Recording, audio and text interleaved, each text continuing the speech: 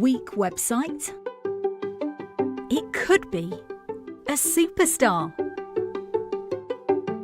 We do A/B testing, personalisation, social proof, product recommendations, baseline analysis to bring your bottom line over the line. Visit webtrends-optimize.com or call 0333 444 5502 today.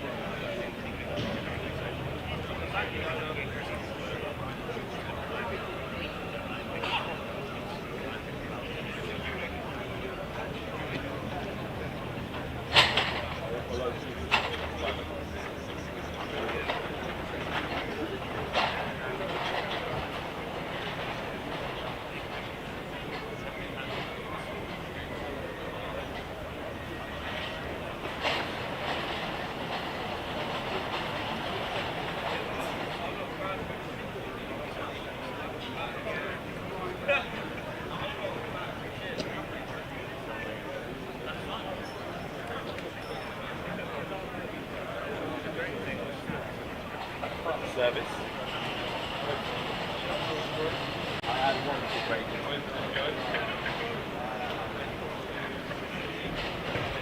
And it was pretty needed. That was yeah, now I'm back now. Right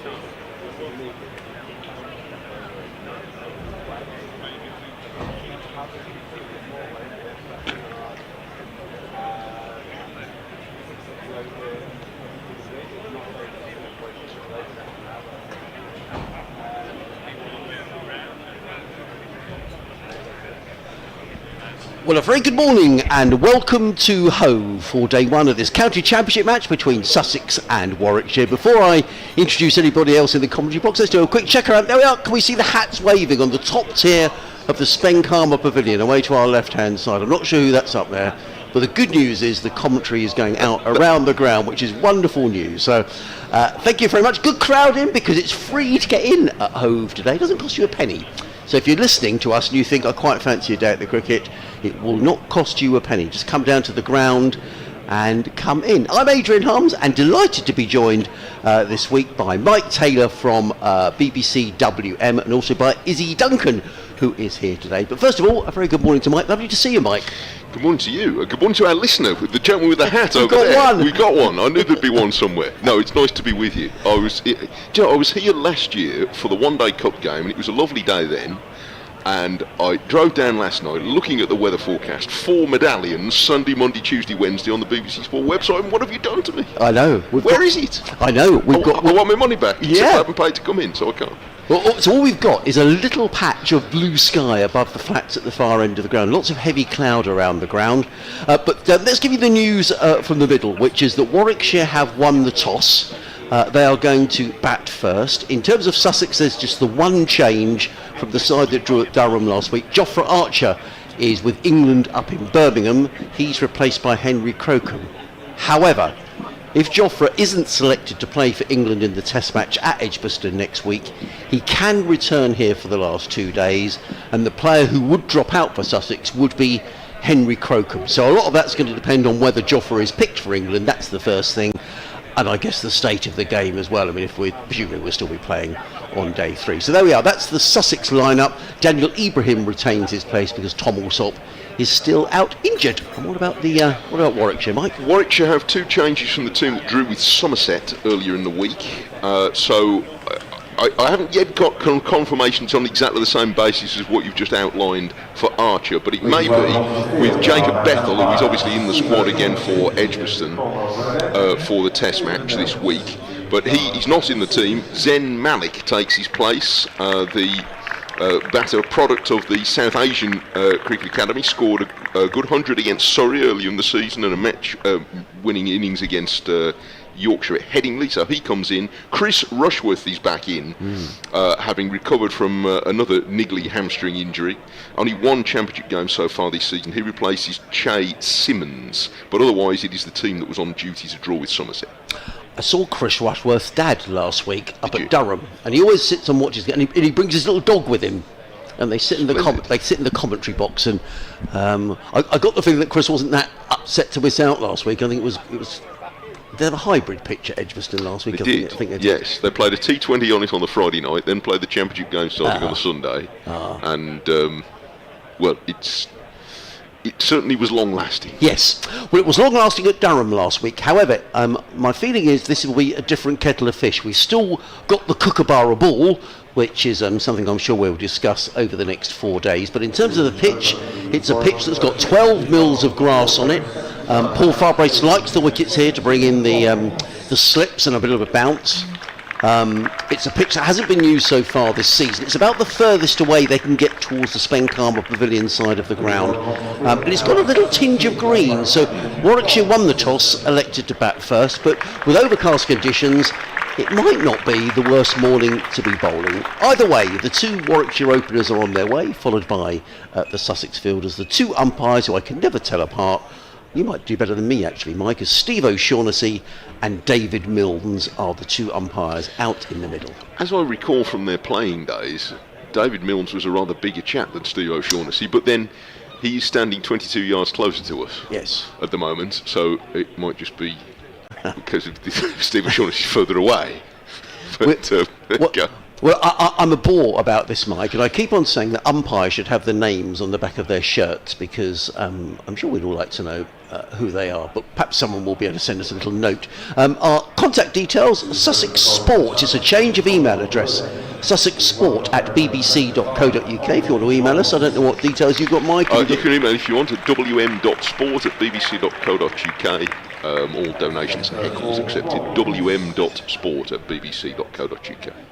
Well, it's going to be Ollie Robinson who's going to get things underway. He's going to be bowling from the Cromwell Road end of the ground on a quite oppressive morning here. There's a lot of cloud around, and it's going to be Robinson who's going to come around the wicket, who's going to be bowling to the right-handed, Crumbs or something, they got it wrong straight away, the left-handed Rob Yates with 3 slips as Robinson is in. Around the wicket bowls to Yates, who lets that go outside the off stump, taken by John Simpson, and there is no run. So there are 3 slips in place. There's a point, cover, mid-off, mid-on, mid-wicket, and a fine leg. And the fine leg is Gurinder Sandhu, who is the Australian who made his debut at Durham last week. He took 5 wickets, and would you believe, Mike, he's never been to the UK before at all. Not just to play cricket. Yeah, amazing, isn't it? For So, someone who's an yeah. international cricketer. And It is a challenge to come halfway in the world and have to perform to a high level straight away. it is. In comes Robinson, bowls to Yates, who's forward to a good ball of good length and plays it back down the track, and there is no run. You'll have to excuse us if we get LBW decisions wrong this week, because the pitch is probably, I'll probably count it, it's about 10 strips away from where Mike, myself and Izzy will be commentating from throughout the match. So we've not got the best of it. We're almost looking over fine leg. In fact, Ollie Robinson has got a leg slip in place now. Jack Carson is standing there as Robinson running in down the slope from the Cromwell Road end. He's in and bowls, and Yates is forward to a ball of good length, plays down the onside of the track, and there is no run. Luckily, Adrian, I have a screen immediately to my right here that's going right over the umpire's head, so I can get it wrong off the telly. I don't have to look out the window and get it wrong that way. Well, a very good morning to all of our listeners, whether you're listening on 5 Sports Extra 3, whether you're listening via BBC Radio Sussex, BBC WM, whether you're watching the live stream supplied by Sussex County Cricket Club, which I'll come back to in a moment, as in comes Robinson around the wicket, bowls, and Yates gets the first runs of the day, clips nicely onto the leg side and picks up a couple of runs down to Gurinder Sandhu, who trots round the boundary edge from fine leg to field. So Warwickshire are on their way to without loss. Mike's got to do an update to the listeners on BBC WM, and he will be back. A word to Jack Williams, whose mum, well, Jack operates the stream here at Hove and does a wonderful job together with Isaac, so well done fellas for providing the stream. But also Jack's mum, Sandra, has produced all sorts of biscuits. She's produced chocolate cookies, she's produced Welsh cakes, she's produced a lovely drizzle cake. As in comes Robinson, bowls, and Yates is forward. A ball of good length, plays it down the offside of the track, and there is no run. Jack was explaining he went back to Wales on Friday for a wedding. He's come back today with all sorts of goodies, and there are enough biscuits to probably last to the end of the season, to be honest. So a big shout out to Sandra, Jack's mum, who's produced all these lovely cakes. And Jack did say, Sandra, that you also produce a mean roast lamb as well, so maybe next time we could have a roast. Anyway, Robinson on his way from the Cromwell Road end down the slope with 3 slips. He's in and bowls, and Yates lets that one go outside of the off stump, and there is no run. So the end of a good, tight, accurate over from Ollie Robinson. Just a couple of runs coming from it. But Warwickshire, having won the toss here this morning, are 2 without loss. Rob Yates is on 2. Alex Davis is yet to face a ball. And it is going to be Gurinder Sandhu who is going to open the bowling from the C end of the ground. For those of you who don't know Hove, Gurinder Sandhu will be running up the hill. The C is about 400 yards behind us. Isabel Duncan, who's our summariser this week, our third voice here, has brought her swimming togs with her, and she's going to be leaping in the sea at the close of play. So no doubt we'll talk about that as well. But a nice round of applause for Gurinder Sandhu, the tall Australian who bowled very well at Durham last week on his debut. His debut was rather eclipsed by the fact that Jofra Archer was playing in the game. Jofra's first red ball game for over 4 years. But Gurinder bowled very nicely, picked up 5 wickets in a game that eventually petered out into a draw, as did so many games last week. But I think this pitch will give a little bit more help to the bowlers than last week. As in comes Sandhu, tall man over the wicket, bowls, and well, in fact that came a little low, and Alex Davis is forward, plays the ball down the onside of the track, and Ollie Robinson ambles in and fields, and there is no run. So there's 4 slips in place. Coles at first, Tom Clark at second, Tom Haynes at third, looks like Jack Carson at fourth, Finn Hudson-Prentice at backward point, Daniel Hughes at mid-off, Ollie Robinson at mid-on. Fine leg way down in the distance. Just break off for a moment as in comes Sandhu over the wicket, bowls, and it's a no ball taken behind the stumps by John Simpson. Never easy at Hove when Gurinder Sandhu would have played some practice, would have practiced here of course, but often bowlers for the first time bowling here with the slope, it can be it's a very different experience. It takes a bit of getting used to. So he's overstepped the mark, and the Warwickshire total should advance by 3. I'm pretty certain that was a no ball, but it hasn't shown on the scoreboard yet as Sandhu is on his way again. The 4 slips go down, he's in and bowls, and Davis lets that one go outside of the off stump, taken by John Simpson, and there is no run. It's quite a graceful mover, isn't he, Sandhu? Because he's a big fella. He is. And pushing up the hill. Ollie Robinson's pulled rank on him already, hasn't he? Already. Yeah, he has. But he played a lot of domestic cricket in Australia, Yes. and I think a little taste of international cricket. Yes, just a little taste. But has never. And when he said they hadn't been over here, I presume not over here playing cricket. But he's a really nice guy. I spoke to him last week, and he's on his way again. Over the wicket bowls, and Davis is forward, and Sandhu's down quickly and prevents a single being taken. And there is no run. But he is a graceful mover, and he bowled for it. As I say, his debut was slightly eclipsed, Mike, by the fact that Jofra Archer was playing last week, because the press were there to see how was Jofra, and I think Gurinder was perhaps quite pleased to make his debut, and he bowled very nicely, picked up 5 wickets. He's part of the reason bringing him in as a kookaburra specialist.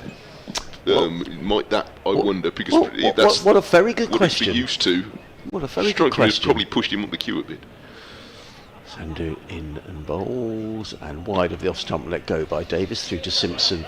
No run. I mean, I think in general terms, interestingly, we spoke to Jofra Archer last week, and we asked him about the kookaburra, and Jofra was saying that, and I don't think it's just him. There was a number of quite a lot of criticism in inverted commas of the kookaburra ball. Yeah. You know, when you're playing on slow pitches, they're not the pitches that would be replicated in Australia. So it's all very well using a kookaburra ball, but if it's on a slow, low pitch, you kind of wonder why.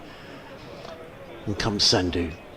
Over the wicket bowls, Davis is forward, plays onto the offside. They think about a quick single, but it isn't there, and there is no run. We were giving a big shout out, Mike, while you were doing your update to Jack's mum, Sandra, who's produced all the cakes which are next door, so we're going to be well catered for here. Yes, I'm slightly concerned she thought the match lasts a fortnight. You've seen how many there It's a timeless game. Yes. Yeah, a timeless game of county championship cricket.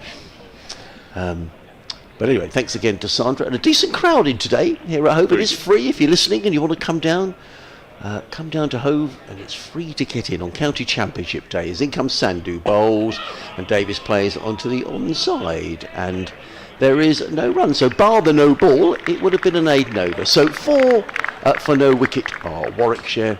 Rob Yates is on 2, Alex Davis yet to score, and over a piece from Sandhu and from Robinson. My hunch would be that if it's going to do anything for the bowlers, then it would be in the next hour or so, because presumably this little veneer of cloud cover that we've got, you'd imagine would burn off if the forecast is I would think so, proved Mike. correct. We're a bit surprised it's still here, to be Yes. honest. Well, you get strange conditions by the coast, don't you, sometimes? You do. Here's Robinson on his way down the hill from the Cromwell Road end, bowling fuller of length to Davis, who's crouching low and guiding this to backward point. From the angle I'm looking at, they're all looking a conga train, one behind the other, but there are 4 slips to try and take advantage if there is any early movement. Not that anything so far has passed the bat. 4 for none, but yeah, a full chorus line there, waiting to see if Robinson can find the edge. Yates is turning the ball full off the line of leg stump and pushing it firmly to mid-on. Sandhu is waving down his... He wants a drink already. He does want a drink already. Oh, He can't be finding it too hot here. that's a funny signal he was making. There's a drink and then something else he wanted as well. Anyway, the message has been conveyed, whatever the message was.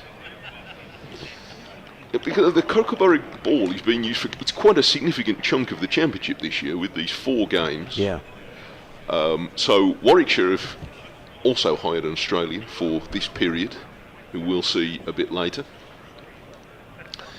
Robinson's on his way to bowl to Yates, who's forward, pushing this up to mid-off, and they change their mind correctly about taking a run to mid-off, because Crocombe is quickly round from there to pick up. They have brought in, so this will be his second game, Corey Rocky Choli. I had several attempts at saying that last week. I'm impressed. On your behalf. And he was the most successful spinner in the Sheffield Shield last year, with 38 wickets, and similar to Sandhu, has quite a lot of Australian domestic experience and quite broken through at international level. Round the wicket comes Robinson, and this is square driven for 4 by Yates. It was maybe a little bit over pitched, and Yates has thumped it away to what is quite a short boundary through backward point for 4. Good shot, wasn't it? And Rob Yates, who made a century in the opening match of the season. I can't believe that was nearly 3 months ago, Mike, up at Edgbaston. 115 and 65 in that game. Only 1 half century since then, though, for Yates. Interesting. Whose form has been a bit patchy. He played in the first of the Blast games and then dropped into the seconds. The umpires are conferring. Oh, about the ball. Already looking at the ball. Oh, no. It's only taken 1 whack off the advertising boards, but already they don't like it. In the third over, dear, oh dear. This would be a record. This is slightly worrying. John Morelli, the Sussex physio, has come round to speak. I thought I saw Gurinder Sandhu pointing to his thigh. Let's just have a little look. We're looking at something down below us. So there's 2 conferences going on at the moment. The umpires and John Simpson are inspecting the ball.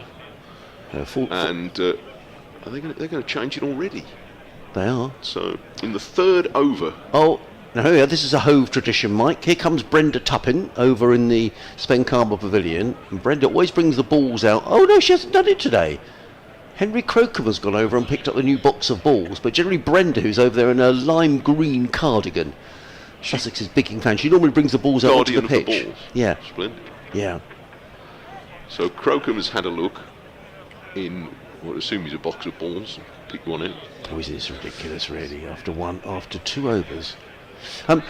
False alarm, I think, with Gurinder Sandhu. He wanted to drink and he pointed to his leg, and I thought, what does he point to his leg for? But anyway, John Morelli, the physio, is down below us as well. He seemed to be collecting jumpers and various things. Gurinder is still chatting away to. He's looking at his hand, isn't he? Yeah, maybe he's just caught something on his finger. Anyway, the umpires are coming back. There is a lovely chatter in the ground at the moment. I hope you're hearing that wherever you're listening to this commentary or picking it up through the stream. But the crowd is building up all the time. There's still plenty of room in the ground, but there are more people coming in. I quite like, actually, where the pitch is on the square, and it's well over towards the pavilion side. So if you're watching from there, you're going to get a very good view today.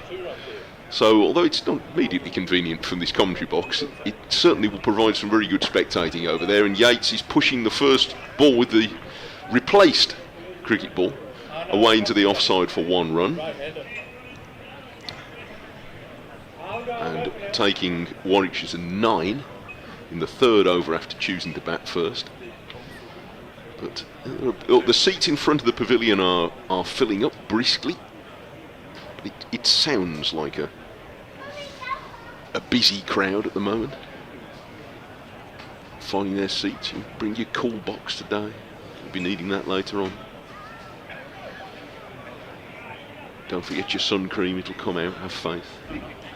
9 for none. Robinson with a sweatband on his left wrist. Comes down the hill and bowls to Davies, who wants a quick single, well judged to mid-on. As Crocombe moving round behind the bowler, making a tumbling stop, and it's the end of the over. 6 runs picked up in that Robinson over, taking Warwickshire to 10 for no wicket after 3, having chosen to bat. Yates is 7 and Davies off the mark with 1. And you're listening to live cricket on the BBC Radio Sussex and WM. Do you call it WM, Mike? I get confused with all the radios. People call us all sorts of things in the West Midlands. Yes, WM, Lovely. as in West Midlands. So we, I'm in the business of plugging things. So we cover the Birmingham and the Black Country. And next you're going to ask me where the Black Country is, and I'm going to refuse to answer.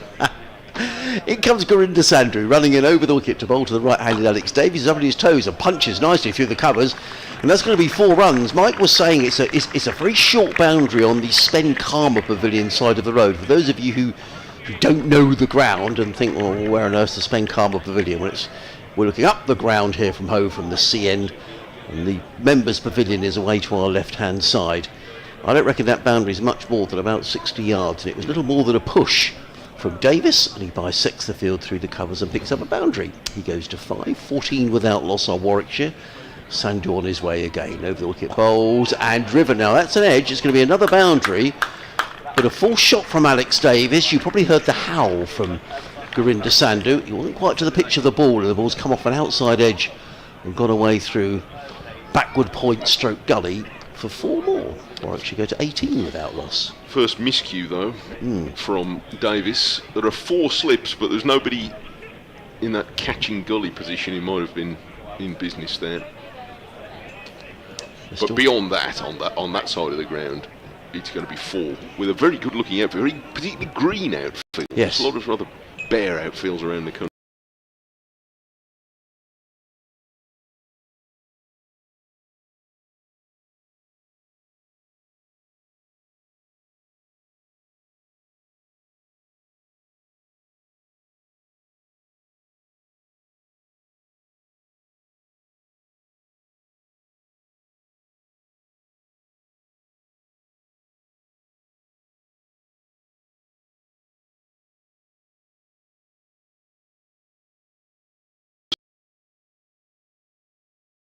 Around the ground, and he's doing that today. He's got his shorts and t-shirt on, bottle of water with him as well as he makes his way around. And in comes Sandhu.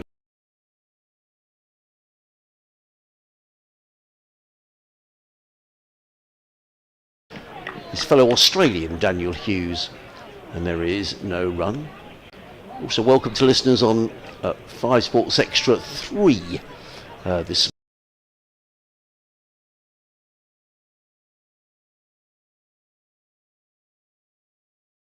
And that is that it's free admission to all today, so if you're listening and fancy a day at the cricket, well, the weather is set fair, even though it is a bit cloudy at the moment.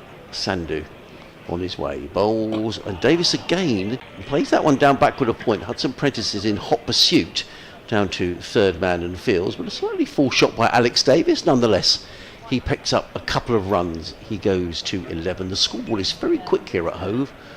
Already those runs are there, and Warwickshire go to 20 without loss in the 4th over of the morning. Warwickshire having won the toss and electing to bat first.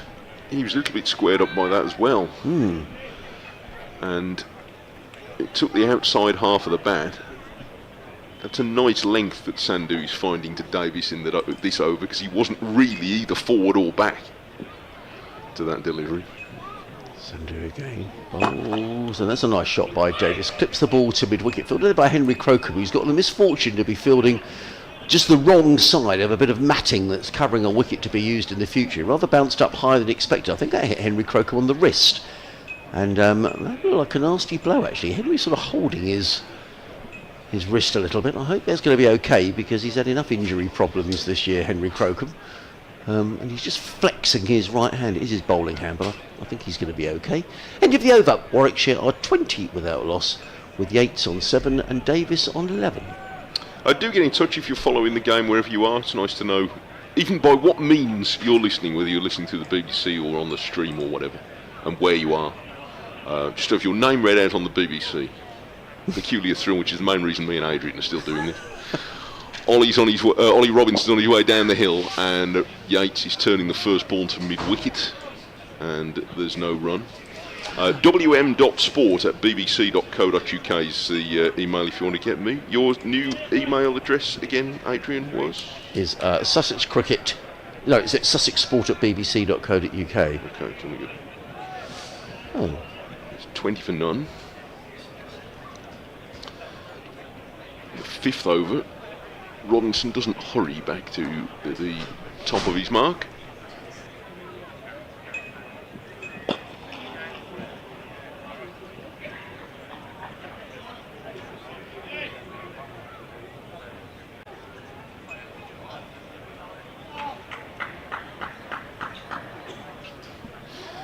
.21 without loss.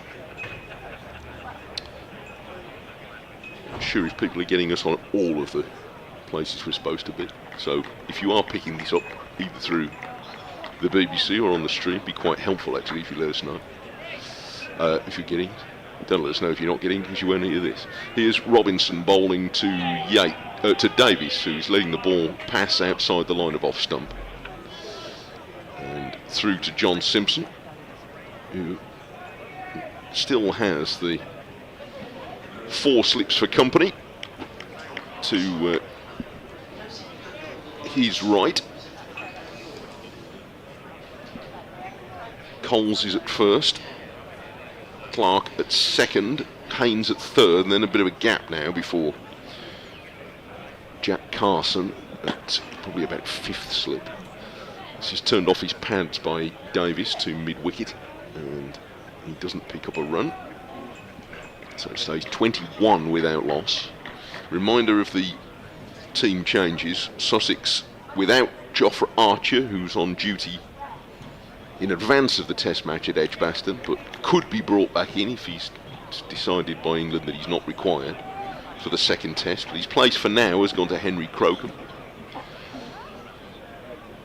In comes Robinson, and Davies is flicking this in the air wide of mid-wicket for 4, but not very far wide of the diving fielder. And he's going to get another boundary, but he had Hudson Prentice interested then for a moment. It was maybe 2 yards straighter than Hudson Prentice was standing fairly close in at mid-wicket. And Davies picks up 4,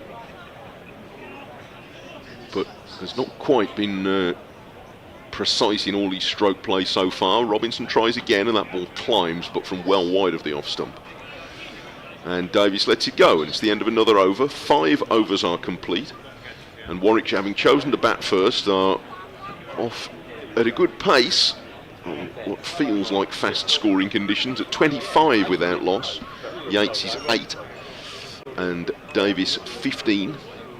So Crocombe for Archer is the Sussex change. For Warwickshire, there are 2 alterations from last time out. Jacob Bethel is also for the moment on England duty, so his place going to Zen Malik. And Chris Rushworth is back to make only his 2nd appearance in the Championship this season, and he has taken over the place of Che Simmons. 25 without loss.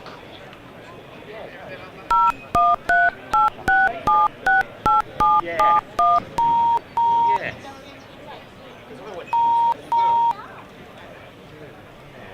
Sandhu is going to have another go up the hill from the sea end, and the first ball's allowed to pass by Yates, keeping the bat high above his head. Right, should be reconnected now. Through to Simpson. There is still Bless this you. layer of cloud over the top Thank you so much. of the I didn't ground here. died down here. I'm slightly worried.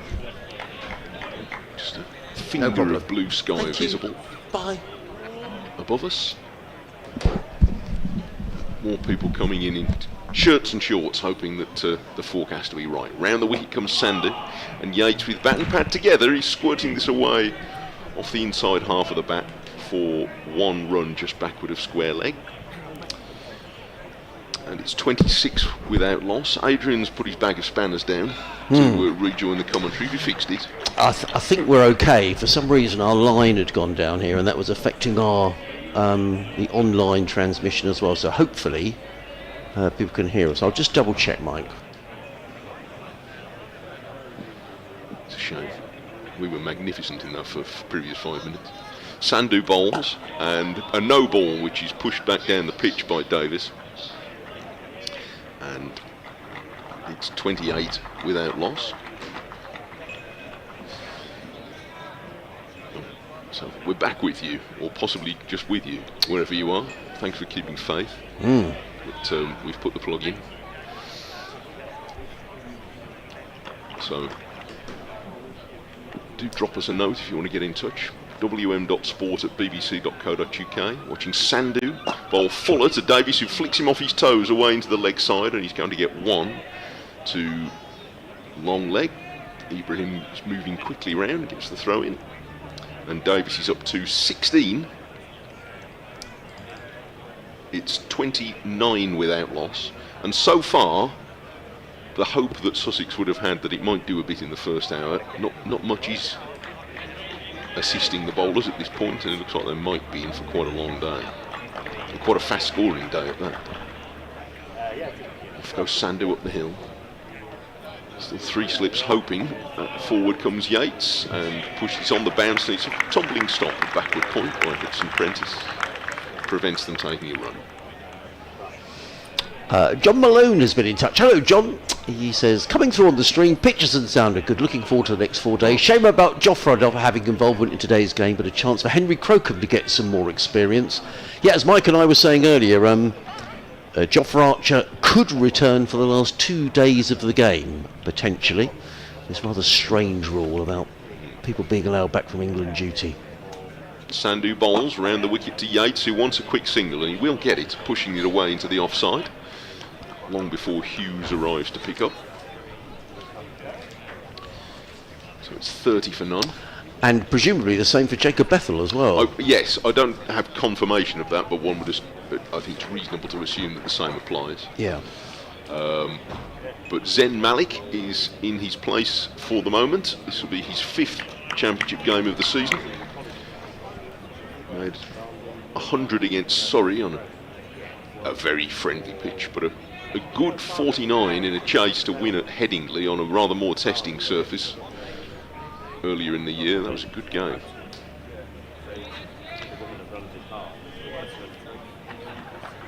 $30 for none. Davis has sent Sandhu back, and he looks a bit cheesed off about it. Be enough work to do in the field without having false starts like that. And off he goes to Davies, who defends this a bit awkwardly with one hand coming off the bat. And back to the bowler, and it's the end of another over. 6 overs complete, and Warwickshire, without too many alarms so far, are 30 without loss. Davies is 16 and Yates 10. And the patch of blue sky is getting a little bit bigger, which I think is better news for the batters than the bowlers. Yeah, definitely. And I would agree with you, Mike. I think, a couple of slightly hesitant shots from Alex Davis early on, where the ball ran down towards third man. But apart from that, the Warwickshire openers have looked largely untroubled as Robinson is on his way from the Cromwell Road end of the ground, running down the hill, around the wicket bowls to Yates, who's solidly forward placed to mid-on. And there is no run. And I slightly cut you off, Mike. I apologise. You were talking about Rob Yates, and he made that very good 163 in the opening game of the season, but things haven't gone quite as well since? Not really, no. He's had only 1/2 century since then, a few starts, but averaging 33 so far in the championship. So not quite finding the consistency that he certainly has the potential to do. It made some very good runs in his first couple of seasons in the team. Zoom played out into the offside by Yates, fielded there at cover by Henry Crocombe. Still, those from the angle I'm watching from here, you can't quite see how many slips there are and where they are. But I think there are certainly 4 slips there. Whether they are slips 1 to 4, or whether it's 1 to 3 and then a gully, I'm not too sure from this angle. Yeah, that's what they've had so far at the other end. So I think we think there's 4 slips in there: Coles, Clark, Haynes, and Carson. As in comes Robinson. Round the wicket bowls, and forward comes Yates, solidly plays back to Robinson, who fields off his own bowling, and there is no run. And the general perception, Mike, is that with these Kookaburra balls, you've got to strike while they are in this hot tier. First 30 overs, absolutely crucial. Yes, I, from the impression again last week was that the ball got just soft and soggy, and not actually necessarily great for batting either. No, or at least batting at any pace. You can bat without much threat against it when it goes softer. Robinson in again bowls. Yates has a good leave outside the off stump taken by Simpson, and there is no run. It's a good point that you make, actually, because I was talking to James Coles, who made a very good 100 last week up at Durham, and James made the point that sometimes it's not easy to bat against the Kookaburra ball either. No. Well, it depends. I mean, you would think you're probably going to be harder to get you out. Yes. But you're not necessarily going to be able to score runs with it. So the suggestion is it seems to, for whatever reason, in English conditions, the ball goes quite soft quite soon. But we'll see. Robinson in bowls and looks to flick that down the leg side as Yates. He's rather annoyed that he missed out. He wanders away towards square leg, well taken by Simpson, and there is no run. The other point that was made as well, Ryan Campbell made the point last week up at Durham, because we did have a little bit of rain, and he was saying the problem with the Kookaburra as well, it's like a sponge. Yes. And the minute it gets damp, yeah, it got soggy and soft. Yes, totally. And that's no good. That's not really much use to anybody. No. Robinson is back to his mark. Makes his way down the hill, down the slope from the Cromwell Road and around the wicket bowls to Yates, who's solidly forward, plays into the onside. And there is no run. It is the end of the over. 30 without loss are Warwickshire. Robbie Yates is on 10. Alex Davis is on 16. A maiden over from Ollie Robinson. 4 overs, 1 maiden, no wicket for 13. Mike's going to take a breather for a moment, and we're going to be joined by Isabel Duncan. If you're just joining us here on BBC WM, BBC Radio Sussex, and 5 Sports Extra, number 3, Sussex. Warwickshire winning the toss are 30 without loss. Just the one change for, so just notice here, someone's getting some treatment on a bit of a leg. Who's that over there? That's Finn Hudson-Prentice. I don't know whether he's perhaps got a graze on the knee or something, just getting a bit of attention from physio John Morelli as Gurinder Sandhu comes in, running in up the slope from the C end of the ground, bowls to Alex Davis, who's forward defensively into the offside. There is no run. I've got an update to come in a couple of moments' time, but I can say hello to Izzy Duncan. Good morning, everybody. What a pleasure it is to be by the seaside during a heat wave. Yes. I had the choice between the Oval and Hove, and I immediately went for Hove. Did you? Of course. Right. For a dip later in the season. Is that because of Mike and I, or because of the sea? Well, I love you boys, even though you hadn't realised I was coming. You'd forgotten that I was That's arriving today, so that's really, that made me feel really good this morning. It's really embarrassing, isn't it? In comes Sandhu and bowls, and Davis is going to get runs here, down to third man. It bounced in front of Jack Carson at full slip. It was a slightly involuntary shot by Alex Davis. It's not the first time that's happened, but he's picked up another boundary and he does a bit of suspicious prodding of the pitch. He goes to 20 and Warwickshire to 34 for 1. There's quite a few streaky runs down there from Davis. I think he's having a bit of trouble with the bounce, because you look at the height of Sandhu, was he 195 centimetres? He's a tall man, he's giraffe-like. He does get a bit of extra bounce. I know it's the Kookaburra, which is not very exciting, but he's still getting that bounce. And Davis is diminutive, isn't he? He's a small man. Oh, here we go for our update. Do you mind if I butt in? Oh no, far ahead. As Sandhu is in again and bowls, and Davis lets that go outside the off stump. I can see actually they've moved the fourth slip to a gully position, so Carson is in the gully. First slip is Coles in his distinctive white. He always wears his sun hat, James Coles, even when it's a horrible day. But he's Tom Clark at second and Tom Haynes at third.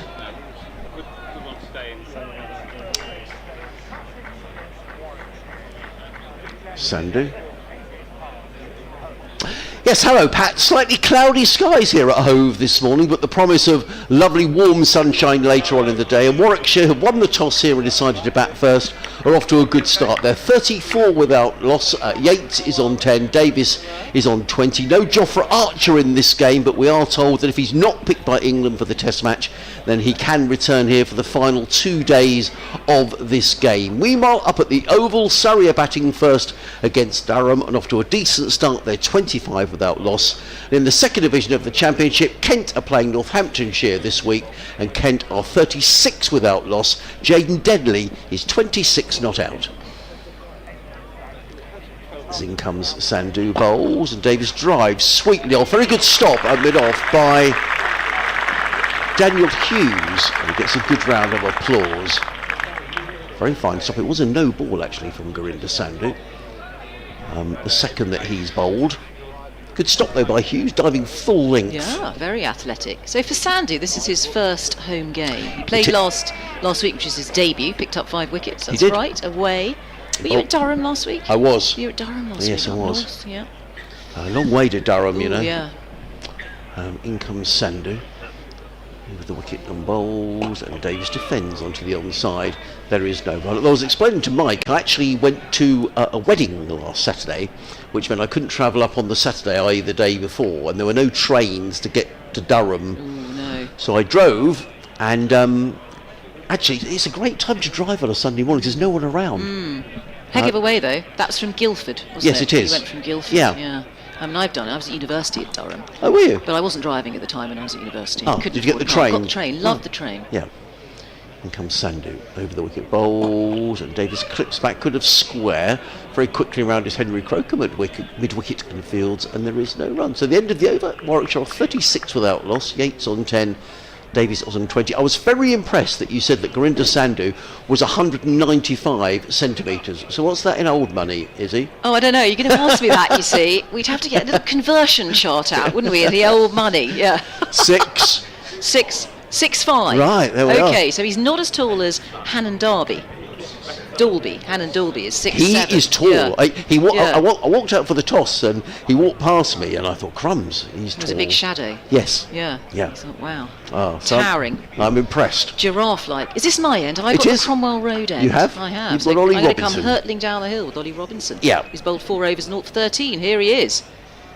Very smooth run up. His right arm around. Oh, pops in the bouncer. Saw it nice and early there, Yates, and just dodges out of the way. But he's played quite a fair bit of cricket, hasn't he, Robinson? He's had the odd niggle. Yes, we're told that he's got 1 or 2 niggles which aren't really stopping. Up at Durham last week, he bowled really well in the second innings. In the first innings, he was bowling off a shorter run for some time, and he didn't play the last game Sussex had in the championship that they won, was down at Southampton. He didn't play in that game at all.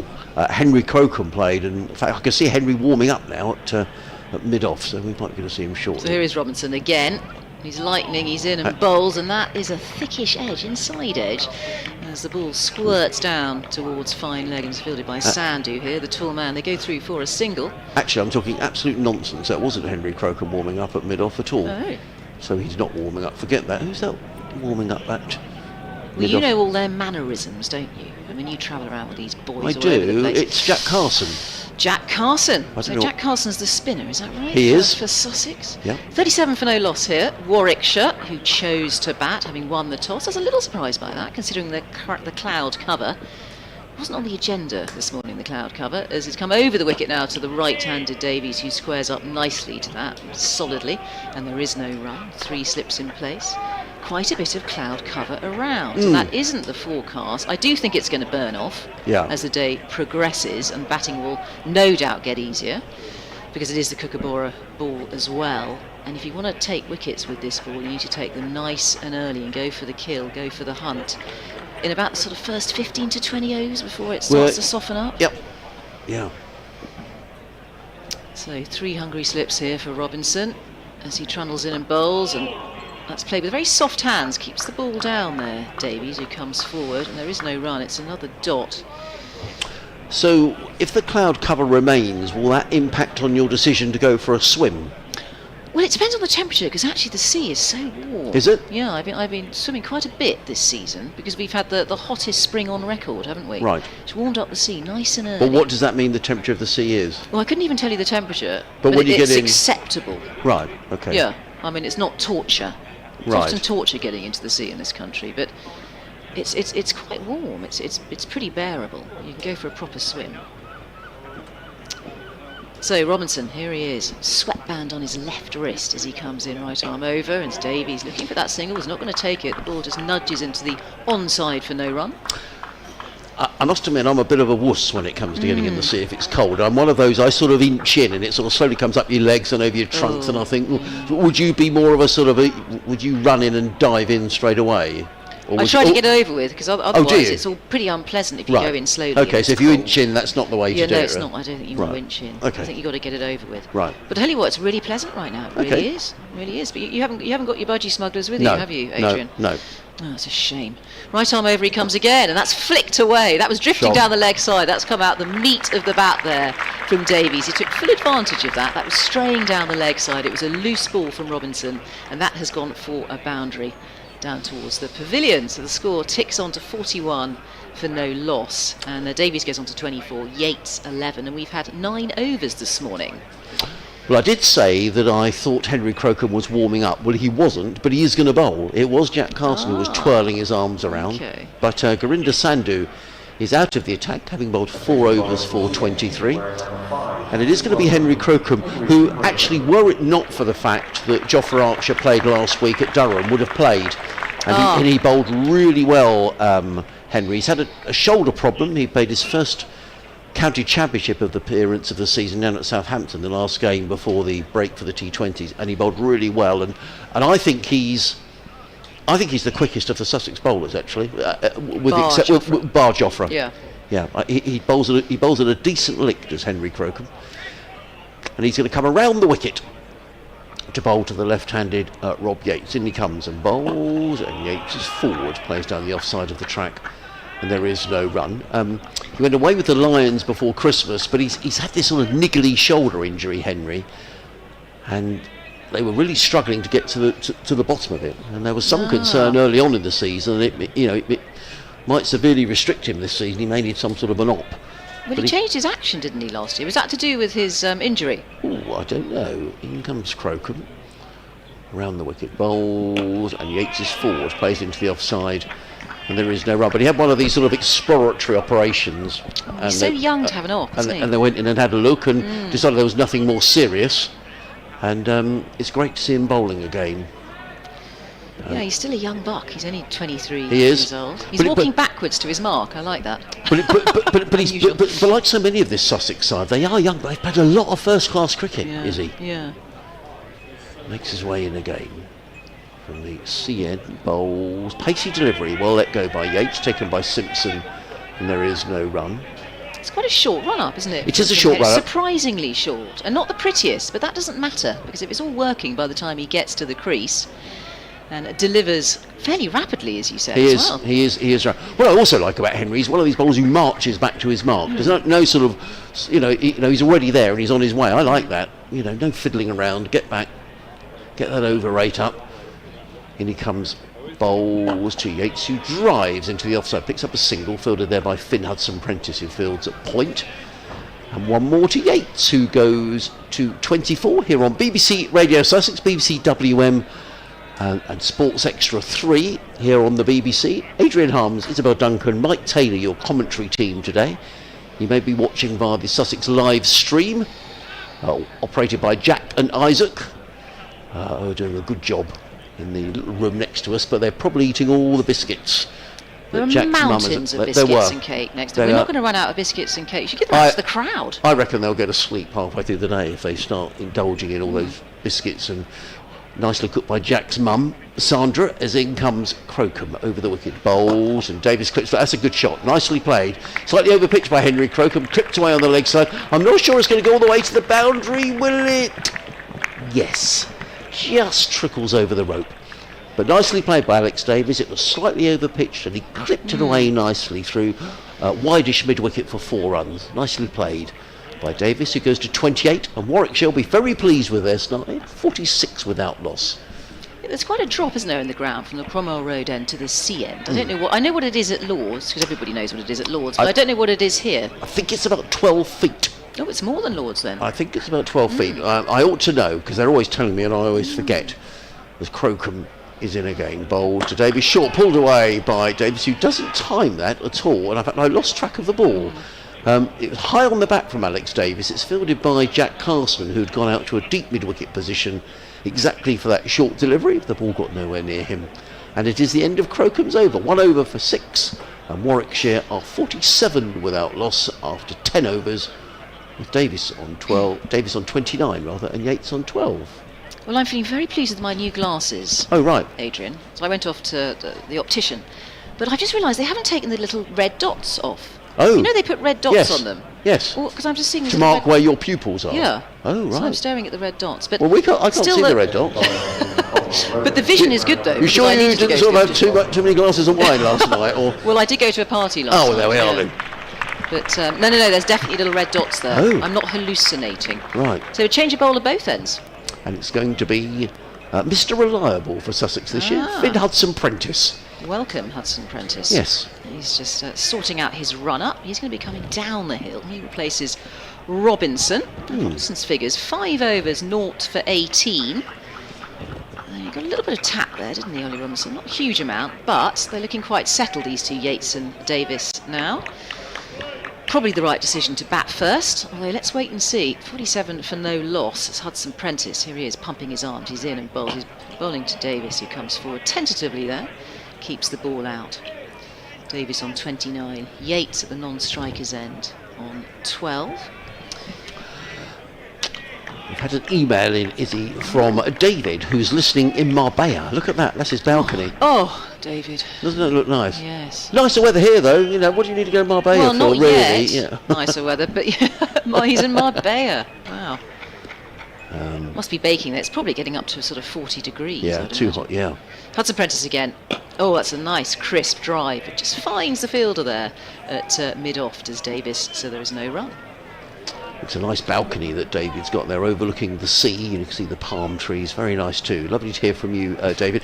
We have changed our email address, which is very confusing and very annoying. Oh, we are you now changed it, have yes, you? we're now sussexsport@bbc.co.uk. We're no longer Sussex Cricket, although I can pick up emails on that, but they want it to be one generic email address. Oh, well, you're still going to get them to the old one. All the faithful, as Hudson Prentice hurtles in, that's gone in the air. Ooh. And it goes over the ring, but only just. Wasn't really in control of that, Davis. They're going to come back for 2. They'll think about the 3rd, as the ball is in hand out there towards a deep extra cover. They do come back for 3. Not really in control, but just about beats the ring. It was in the air, wasn't it, momentarily? I heard a cry of catch when he played the shot. I'm watching the replay now. 50 up as well, is he? Yeah, so 50 for no loss, and it was Davies who gathered those 3 runs. He goes on to 32 as Hudson Prentice stalks back to his mark, bowling his right arm fast medium, 29 years old. He's an MCC young cricketer as well, had a stint at Lords.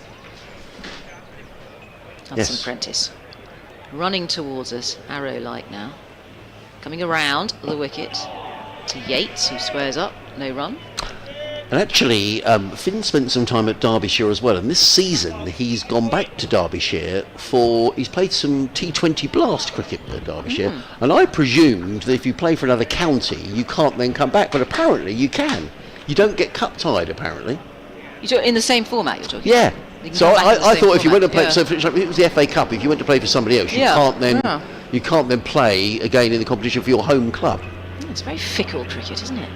As Hudson Prentice comes Shot. in, bends his back there, but that is really over pitched. Takes full advantage of that. That was in the slot there for Yates. That is drilled with an open blade just in front of point, and it's a very short boundary by it's the Spen. What's he called again? That nice Karma. chap? The Spen Karma, who left all of his money to Sussex, did. or quite a bulk of his money Yes. to Sussex. Spen Karma, and they'll be targeting that boundary. Of course they will. The wicket is very far to our left from the commentary box, so we're not behind the bowler's arm, but we're doing our best down here at fine leg. As Finn Hudson again is in, hurtles in, bowls, and that's defended into the onside, no run. So 54 for no loss at Warwickshire, looking relatively comfortable. It's only really Davis who had a few problems against Sandhu early on. I mean, Sandhu swings it both ways and gets a bit of extra bounce and found the outside edge, thick outside edge of Davis early on. But apart from that, these two have played well, methodically, and accumulating runs here. They have. And if you just joined us, a very good morning. Welcome to Live Cricket on the BBC, BBC WM, BBC Radio Sussex, and 5 Sports Extra 3. Adrian Harms, Izzy Duncan, Mike Taylor, your commentary team on an overcast morning in Hove. You'd have thought ideal for bowling, but Warwickshire winning the toss and electing to bat first, and they've made a good start there. 54 without loss, as Izzy was saying. An email's coming from Johnny, which I shall read in a moment. As Henry Crocombe, with just the 2 slips in place now, 2 slips and a gully. I'll give you the rest of the field in a moment, as Crocombe is in, bowls to Davis, who lets that one go. Well taken by Simpson, about waist high, good carry through to the keeper, and there is no run. Johnny says, I'm watching on the stream whilst taking the Manchester to London coach. Getting back to a 34 centigrade heat wave this week. Huge performance required by Tom Clark, who he struggled a bit for runs as Tom Clark, but he brings other things to the team, Johnny. I mean, I know you don't get in the team for your slip catching, but he's a very, very good fielder. Bowls a bit of medium pace as well. But yeah, does need some runs. Crocombe in, bowls to Davis, who defends to mid-off, no run. He goes on to say he's averaged only 15 in the county championship. Kookaburra ball plus hot weather will surely mean another draw, ? Says Johnny. Well, we shall see. Sussex are actually unbeaten here at Hove since Paul Farbrace took over. Right. 2 years ago, so very good record here at the county ground. We touch wood, but that carries on. In comes Crocombe over the wicket, bowls, and Davis swayed, played that well actually, taken by Simpson, virtually in front of his face, which shows there's good bounce in this pitch. Yeah. It's deceptive, isn't it, the way that Crocombe is bowling, because he has that shorter run-up, Yes. and suddenly he unleashes real speed. It's pretty rapid, and that really ballooned over the head of Davis, the diminutive Davis. Nowhere near it. Yeah, as we were saying, 12 millimetres of grass left on the pitch, which encourage a little bit of bounce, bit of help for the bowlers as Crocombe is in bowls. Davies again lets that one go outside the off stump taken by Simpson. No runs. Elsewhere in the county championship today, Worcestershire are 49 for 1 at the Aegeus Bowl against Hampshire. Somerset have lost a couple of early wickets. They're 29 for 2 against Nottinghamshire at Taunton. Dixon and Lammonby, the men out for Somerset. A couple of wickets there for Brett Hutton, who gets oodles of wickets in the county championship. Surrey asked to bat by Durham, which sounds a bit of an odd decision on a lovely day. In comes Crocombe bowls down the leg side. I think that's come off the thigh pad of Alex Davis. Let's just wait and see the umpire's signal. And it is signalled as a leg bye. So the total goes to 55 without loss. Surrey batting first, 42 without loss. Burns on 27, Sibley on 12. And the final game in Division 1 is at Headingley, where Essex, who are having a disappointing season by their standards, are 26 for 1 against Yorkshire. The man out, Paul Walter, for 16. And in the second division, Lancashire 27 for 2 at Derby. Gloucestershire 36 without loss against Glamorgan as Crocombe is in and bowls, and Yates works this one into the offside.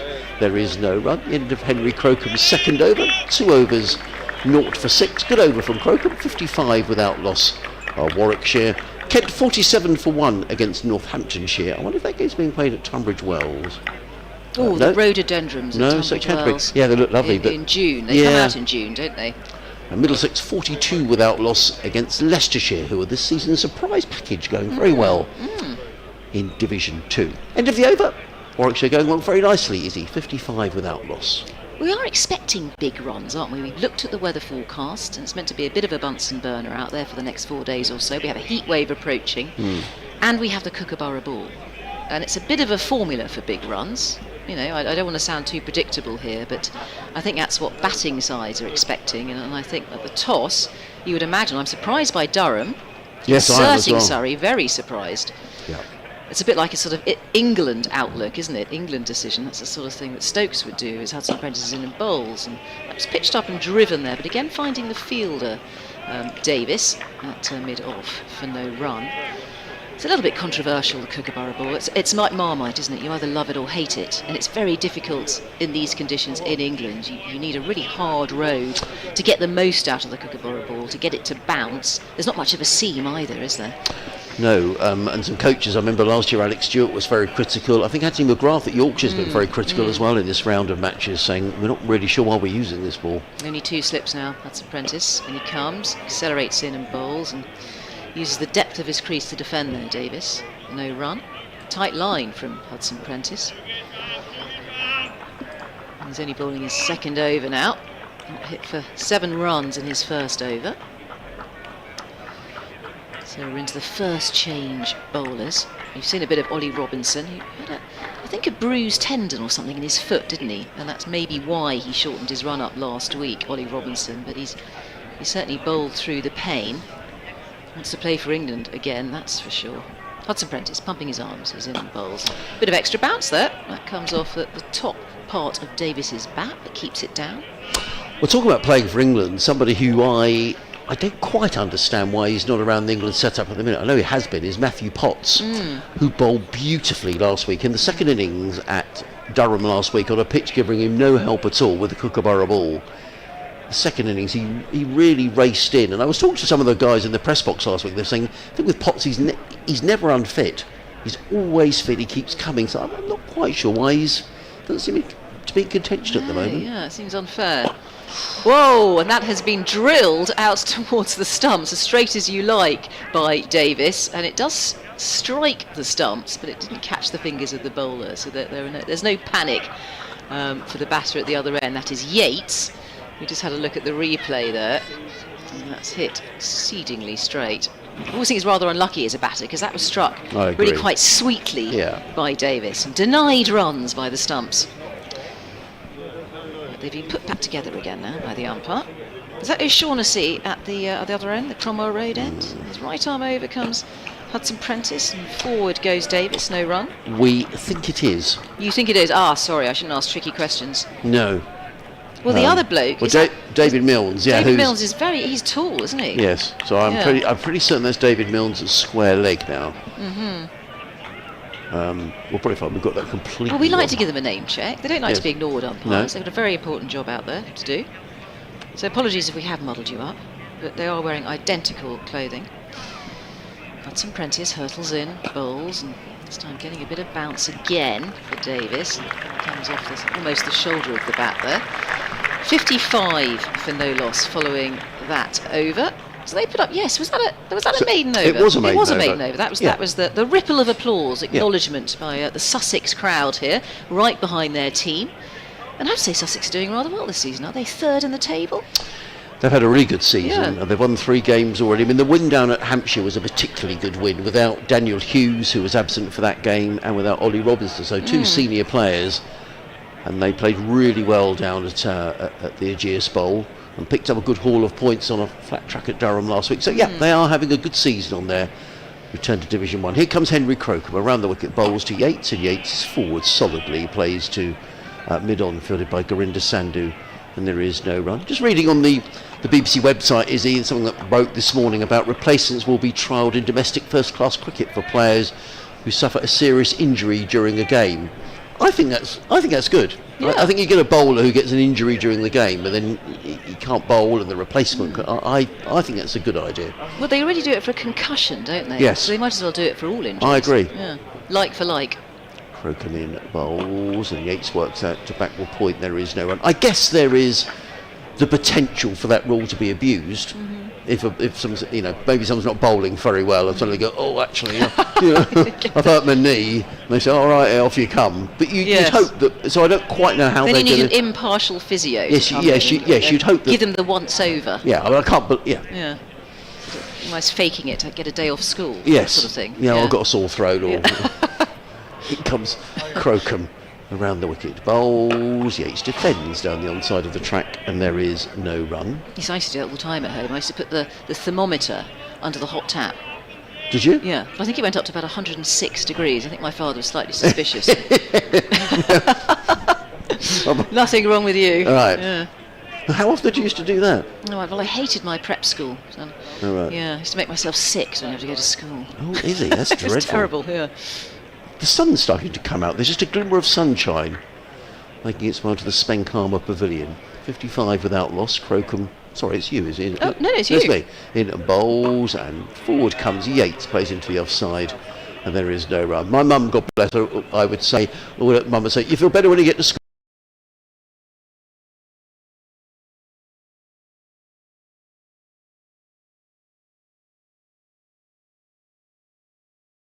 Oh no, don't worry. You go and you'll be all right. Well, with 3 sons. Oh, yes. God, yeah.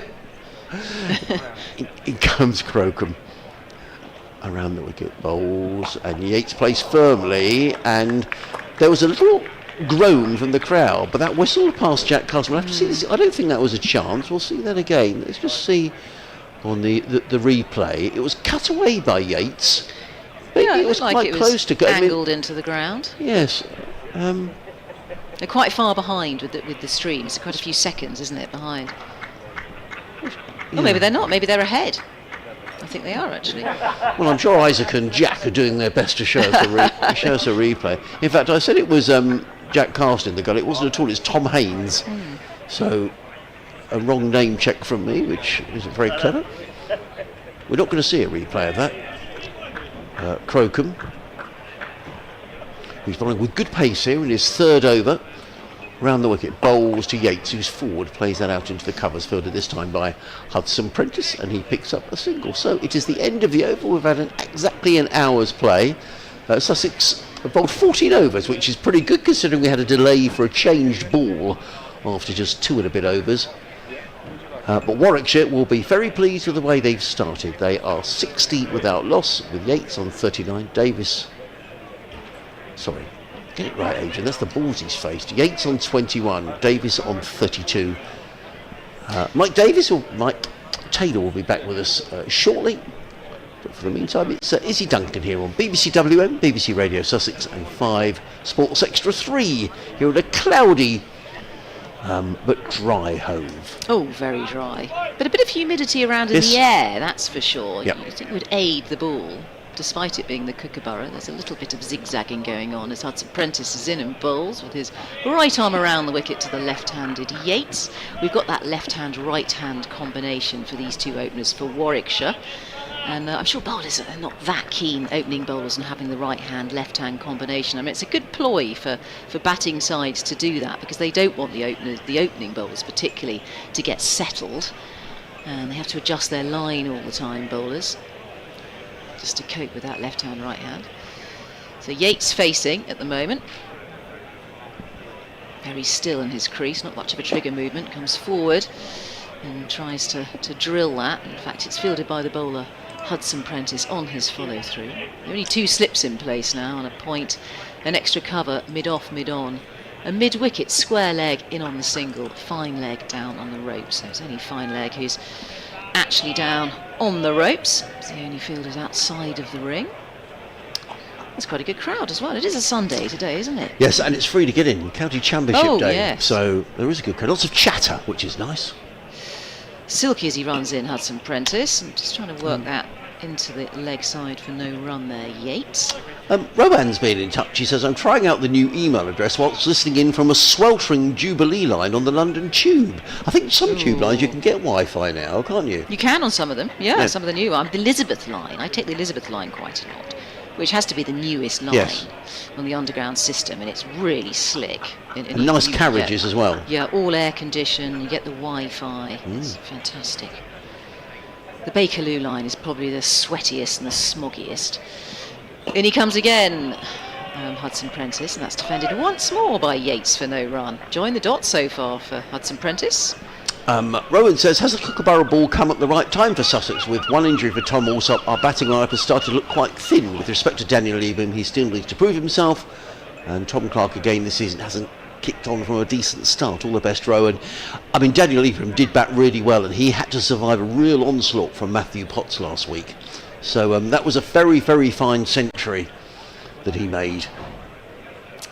Here comes Hudson Prentice floating in.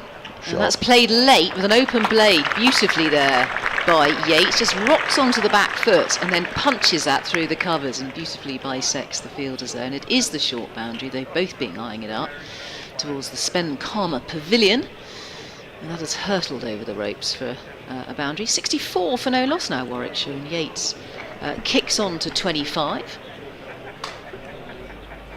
And let's see how Hudson Prentice replies here from the Cromwell Road end. He's pitched it up, and that is drilled again, and it should go for 4 more, because once again, extra cover boundary, short boundary. Easy pickings his last 2 balls for Yates, so he's really cashed in there. 68 for no loss. And I don't know how many off that over. Was it 8 off the over? I just lost it, but I think it is 8 off the over. 68 for no loss. Yates on 29 and Davis on 32. And looking fairly settled out there, the Warwickshire duo. Yes, I think these two have batted very nicely. I think probably the feeling from the Sussex coaching staff may be that they've... I mean, it is a short boundary on that offside, but I wonder if there's been one too many 4 balls, but... John Simpson's now having a natter away to Ollie Robinson and to Henry Crocombe. A long debate about something or another. I think Ollie Robinson suggesting maybe a change in the field for Henry Crocombe. Jack has been in touch. Jack Pickford, he says, hi Adrian, I'd love to get your thoughts on the current crop of youth players Sussex have. Great to see Ibrahim in the side last week. Even better to see him reach 3 figures too. Foreman's outstanding 9 for last week against Lancashire was nothing sort of incredible, and the same to be said for Charlie too, who made 300 for the seconds at Horsham a couple of weeks ago. In comes Crocombe, bowls to Davis, who thrashes that one away down to deep backward point, picks up a single. 68 without loss. Davis goes to 32. Mike Taylor will be back with us at the end of the over from BBC WM. He's just doing his update to the listeners in the Midlands. Now, Ollie Robinson looks like he's always setting the field here, doesn't he? Mid-off. Just the 2 slips in place now. Third man is a cover mid-off, mid-on, mid-wicket, deep mid-wicket and a fine leg. A shout out for the Sussex Cricket Museum. which is over by the Sven Karma Pavilion. It's open for business. I can see the trestle tables are out, all the photographs are out and there'll be books over there as well. In comes Crocombe and bowls, and Yates is forward and plays. It's a single backward of square on the leg side. He goes to 30. There's total to 70 without loss. So the museum is open. And Keith Ridge, who's the curator of the museum, been in touch. He says, "Hello, Adrian. Margaret has a cake for you." So Margaret is one of the volunteers. We're very short of cakes up here, aren't we? So Margaret has got a cake for you and your colleagues. We will drop it across Wow. during the lunch interval. Oh, thank you, Margaret. The last time Margaret made a cake, I was here. right, and the press ate the whole lot. Do you remember? Yeah, they ate the whole lot. Anyway. We did. We're doing well for cakes, aren't we? In comes Crocombe, bowls, and up on his toes is Davis, plays it into the offside, and there is no run. So thank you, Margaret, and thank you, Keith.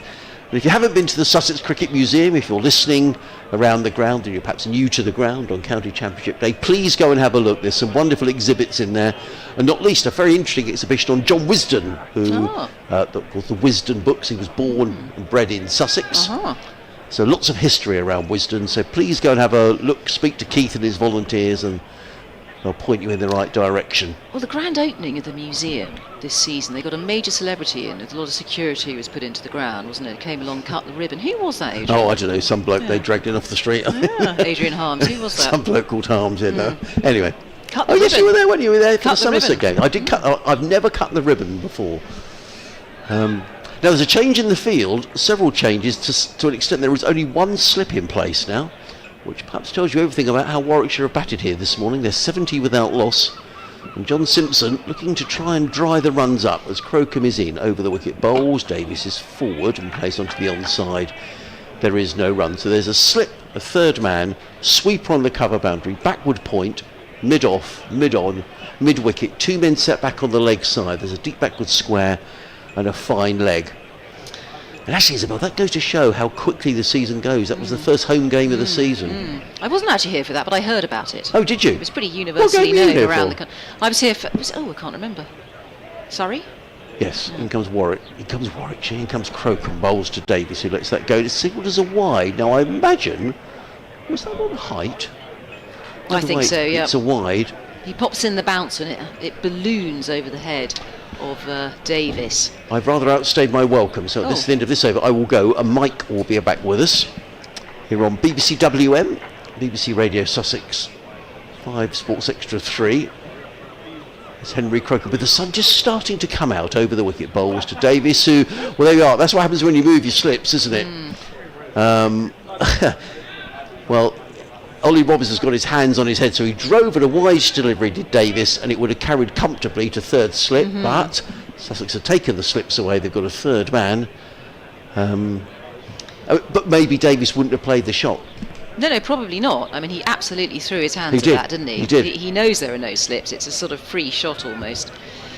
He goes to 34, and Warwickshire to 72 without loss, having won the toss and decided to bat this morning. Crocombe is in, bowls. That's a short delivery. Yates ducks underneath it. That is the end of the over. High time. I went and had a cup of coffee and one of Jack's mum's cookies or Welsh cakes. I'm going to leave you with Izzy Duncan and with Mike Taylor. Yes, bucket loads of cakes, all homemade by Sandra. That's Jack's mum, and Jack is in charge of the stream here. She's been very generous. I think there might have been a wedding. I heard. Was it yesterday there was a wedding and a few cakes were left over, so we'll be grazing on those for the next fortnight, I think. And then Margaret's baking a cake as well, who works in the museum, so it's all excitement on the cake front. It's almost a cake festival here at Sussex I at should Hove. come more often. Mike Taylor, welcome back. Marvellous. Lovely to be here. I can't move for cake. I nearly called you Mark Taylor then. That's all right. It Yeah, all right, depends. mate. That's what I've put my tax for. So you've done your updates, and actually, Mike, we've never worked together before, so we'll see No, if we I can don't make a think bit of so. chemistry on air here. Yes. Yeah. So Cromwell Road End. Change of bowling? Is that Sandu who's I coming think back? Sandu probably fancies to go down the hill. Yeah. Well, a couple of nobles from him coming up the hill, weren't there? But then it is his first home game Yeah. in the county championship here, so he's got to get used to it. He's going to have to pace it out. He's just moved his mark. He's quite languid the way that he runs in.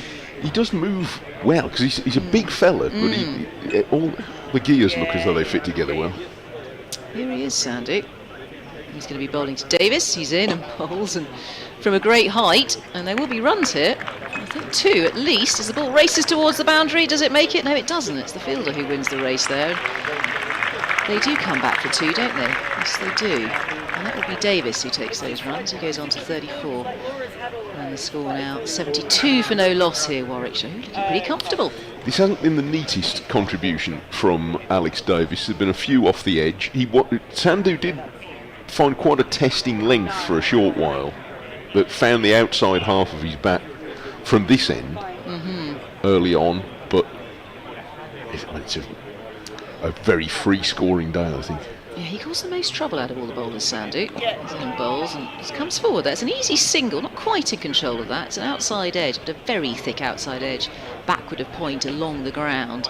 And they just jog through for 1. So a single to Davis, he goes on to 37. And Warwickshire now 75 for no loss. They won the toss, they elected to bat. That was no great surprise, because we know that these clouds are going to burn off. That's the forecast. It's much cooler by the coast though. It's going to be 30 degrees where I live up in Guildford and about 21, 22 down here. Every time I sit into cricket at Guildford, the outfield is always baked to straw. Yeah, it's a very small ground there, isn't it? I spent 4 days getting cooked on the back row of the stand with Mark Church there a few years ago. Yeah, because you have to sit outside. Sandhu sauntering in and bowling around the wicket to the left-handed Yates, who just defends that well. And there is no run. We're seeing more blue sky now, aren't we? Yes. It's just eking its way through. It looks pretty set fair for the whole game, really, and around the country. I imagine it's going to be quite a heavy run-scoring week. Oh gosh, yeah. Certainly going to be a furnace in places like the Oval in London. It's always a good sort of 5 degrees hotter up there in the city. You do feel for the players a bit. I think the overseas players handle it a bit better because they're used to it. Sandhu once again floating in and bowling, and that's played well under the eyes there. That ball is angled down towards third man and just gets on top of the bounce, does Yates, and it's very well steered down towards third man. So take his bottom hand off the bat, cleverly played, and that is a boundary. So the score now 79 for no loss, and Yates on to 34. Yeah, that took some controlling from Rob Yates, because we've mentioned how tall Sandhu is, but he does hit that quite hard length that caused Davis a problem earlier, and that could have quite easily got out of control for Rob Yates. He just sort of tapped it on the head and away down to third man. Sandhu once again is in and bowls. Whoa, there's a genuine play and a miss there. Is just nudges forward there, Yates, in that corridor of uncertainty, and beats the outside edge. Gets a little bit of lift off a length. Very tight line this time, and good reply from Sandhu. It might be about the first one today that's got a genuine passing the outside edge. It doesn't have much of a seam, does it, the kookaburra? You've got to work hard as a bowler, and you've got to use all of your tricks, all the tricks of the trade to try and get some life out of the ball. Because what over are we in? We're in the 17th over now. So in comes Sandhu, Cromwell Road end, around the wicket. Yates comes forward, bottom hand off the bat again, thinks about single but thinks better of it. The ball is pushed into the offside. 79 for no loss, 17 overs have gone. And Warwickshire at the moment looking pretty unflustered. I think it's probably a good toss to win in this weather. And they'll be looking to put up an overwhelming number of runs. These types of conditions with the kookaburra ball, with the sun coming out, burning the pitch. And a pretty short boundary on one side as well. Adrian mentioned that the pitch is quite well over to one side of the square, towards the pavilion side. So it's a super place to watch from over there today. So it is actually a good thing in a way at a game where there's a particular effort to get people inside the ground.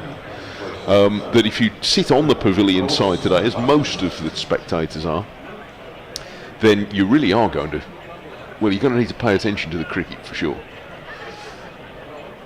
Over there. And doesn't it sound good today? In our headphones we can hear all the chatter being picked up. And it's a busy scene here today, which is good. On County Cricket Day.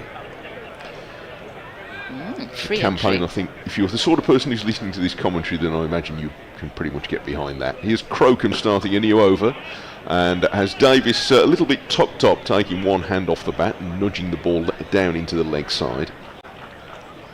And doesn't get a run. He's had quite a few starts this season, Alex Davis, without going on to make a substantial score. He scored a lot of runs in the early weeks of last season, a double century against Durham, but nothing higher than 66, I think, so far this season. Crocombe goes through a couple of circles at the end of his run-up, like he's burning off fuel before he lands. And now he bowls a short delivery, which Davies plays an ungainly swipe, and he's going to be caught on the cover boundary. That was a peculiar shot, Davies trying to cut and couldn't control it, and ending up flailing it away towards the boundary, and the first wicket falls at 79, a wicket for Crocombe, getting reward for banging the ball in short. And Davies played a very peculiar stroke and skied it to Ibrahim on the square point boundary, and falls for 37. Yeah, that was very peculiar, the way that he looked like he was swatting a fly. Yes. It wasn't wide enough to cut, and I think he realised that too late, attempted to roll his wrists over it, hits the top edge, and the ball was in the air quite a long time, but it went towards the short boundary, and it was a good catch. Do we know who took the catch? We'll find out in a moment. Ibrahim, I think. It was Ibrahim. Yeah. Yeah, so Davis out for 37 off 56 deliveries, and that is a good wicket to take early-ish on. These two have already put 79 runs on the board for one, and we know that the batting conditions are going to get easier. We know that ball's going to soften up. It's important for Sussex to take these wickets as early as possible before the sun really bakes that pitch and turns it into straw. Tom Latham is the next man walking in, the New Zealander. He is a batter to be feared, Tom Latham. Yes, made a big 100 on his first appearance at Edgbaston. For Warwickshire, I mean, obviously a very seasoned campaigner all around the world in all forms of the game, and has been batting up the order, batting in the blast as well. I'm not sure had Warwickshire's initial plans for overseas players. They've got a patchwork quilt of overseas players over the season that came apart straight away as soon as international call-ups for Bo Webster, and Latham himself was injured the week before he was going to come, so it all went a bit off plan. And so I'm not sure he would necessarily have played in all the Blast games, but he has done so far. You've taken advantage of him, Latham. Yeah. Another left-hander. He is to face, so two left-handers out there to join Yates, who's made a fairly serene 34 so far. And Crocombe, encouraged by that wicket, no doubt, has Latham pushing confidently up to mid-off and taking quite a short single. And judging by the reaction of Ollie Robinson, having flung the ball at the stumps, he thought he wasn't too far away from catching Latham out. But he gets one straight away, and it's 80 for one. He normally opens in test matches, doesn't he, Tom Latham? Yes, I mean, I think he'd bat anywhere in the top order, but he's pretty versatile, isn't he? But you do see him opening a lot in tests. Yes. So he'd be there at 3, and then Sam Hain and Zen Malik, who gets another opportunity today, with Jacob Bethel retained by England for now. Here comes Yates forward to push it away on the offside, and doesn't get a run. Umpire Milnes has a close look down at the footmarks for a moment. I'm quite sure what he's looking at. He stepped away to one side, he's behind the stumps. He's looking at where Crocombe's back foot is landing. Crocombe's now bouncing on the balls of his feet at the start of his run. Take your encouragement where you can today. The wickets are quite hard to come by. He bowls Fuller, and he squirts off the edge of Yates's bat, all on the ground into the slips. And it's fielded, a stinging one off the fingers for James Coles, diving across at first slip. 80 for no wicket. The clouds are beginning to part at last, so time to give the sun cream bottle a squeeze if you're in the ground. Here's Crocombe, and Yates is pushing forward. They really liked it behind the stumps, even though it defended it out of the middle of the bat to extra cover. And it's the end of the over. Some generous applause for Crocombe, who has made the first incision in that over, removing Davis for 37 And Warwickshire at 80 for 1 with Yates 34 and Latham 1. Yes, Crocombe making that breakthrough. He has got the extra pace, Crocombe. He's quite quick, he's quite rapid, and he's getting a bit of bounce as well. I'm not sure the bounce will last because the ball will soften up, but he's making the most of it, Crocombe.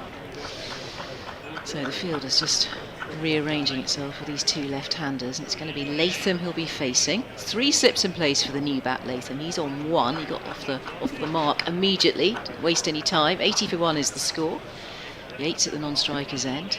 It will be Sandu to continue. He's changed ends, Sandu. This is a new ground, of course, for Sandu. I think I heard Adrian Harm saying it's the first time, or maybe it was you, Mike Taylor, saying it was the first time that Sandu's been to England. Yeah, Full no, stop. so you were saying, yeah. Yeah. Here is Sandu. Languid the way that he runs in with his long legs. 6'5" of him. He's just defended there neatly by Latham for no run. Do you think it's testing for players? I mean, he hasn't been to the country at all, but to fly halfway around the world, then immediately not just be put into the team, but by the very nature of the fact you're the overseas player, everybody expects you to be any good straight away, and that's no matter how experienced you are. And Sandu, he's an experienced cricketer; he's in his early 30s, but it's still quite a challenging thing to do. Yeah, it's high expectations always, isn't it? Sandu, who's in, he pitches that up. He's tempting the drive. It's a mistimed drive from Latham this time, and finds mid-off for no run. It's a very chirpy ground today. There's plenty of people in, and they're all mostly the pavilion side because they're very close to the action there. That's where the short boundary is. And bowling from the Cromwell Road end, and for the left-hander, that's the sort of point extra cover side of the ground. And you get a very close look at the cricket. It's quite far away for us, though, us poor commentators here. We're down at fine leg at the moment. Sandu, once again, trundling in, bowling. Just defends again, Latham. He's quite idiosyncratic, the way he plays that forward defensive. Takes the bottom hand off the bat. And does a circular motion with the bat after he's played the shot. So 80 for 1. And Latham, the Kiwi, the overseas player for Warwickshire, still facing. 2 left-handers out there, 3 slips in place. There's a lovely hum around the ground. Lots more blue sky as well. The sun is burning through. Sandu pumping his arms as in and bowls. That's a little bit shorter, and that comes as an edgy sort of shot. It's turned around the corner there. It's along the ground by Latham. He'll go through for a single. It was safe. It's fielded down here at fine leg. 81 for 1. That's the first run off the over. Do drop us a line if you're listening to the commentary today, or wherever you've been watching cricket lately. Particularly was it a big league cricket day where you were? Presumably, I imagine around Sussex there must be some lovely clubs. So if you've watched any good league cricket lately, let us know where you were yesterday. wm.sport@bbc.co.uk. You can email. Here's the towering Sandu coming around the wicket, continues around the wicket, and that's a little poke into the leg side, and it's quick running. They're safe. Run that first one quickly. Tip and run there from Yates. He goes on to 35, 82 for 1. They just want to keep the scoreboard ticking over. You can always contact us on Twitter as well. I'm Fine Glance, at Fine Glance. That's Isabel Duncan. What do you, Mike Taylor? I don't know if you're on Twitter or not. Or X. Yeah, I don't use it so much, but yes. No, but wm.sport is the best one. You can heckle a greater length there. Sandu, and he comes. It's played with an open blade. They think about there's a slight hesitation in that single, but it was taken. So I think it was it Latham's call? But Warwickshire go on to 83 for 1. I think with 3 singles off that over. And just settling back into building a partnership now with the loss of Davies for 37. They did put 79 on the board for the opening partnership, Davies and Yates, but it was young Crocombe, the 23-year-old. He's fairly rapid, who took the wicket of Davies. He sort of slapped away. He was cramped for style, looking to cut, and it wasn't wide enough, and was caught at deep point by Ibrahim, I think it was, wasn't it? Yes. Fielder. It was in the air a long time. Can't be very far from sailing over that short boundary. But it was a slightly fidgety 37 from Davies.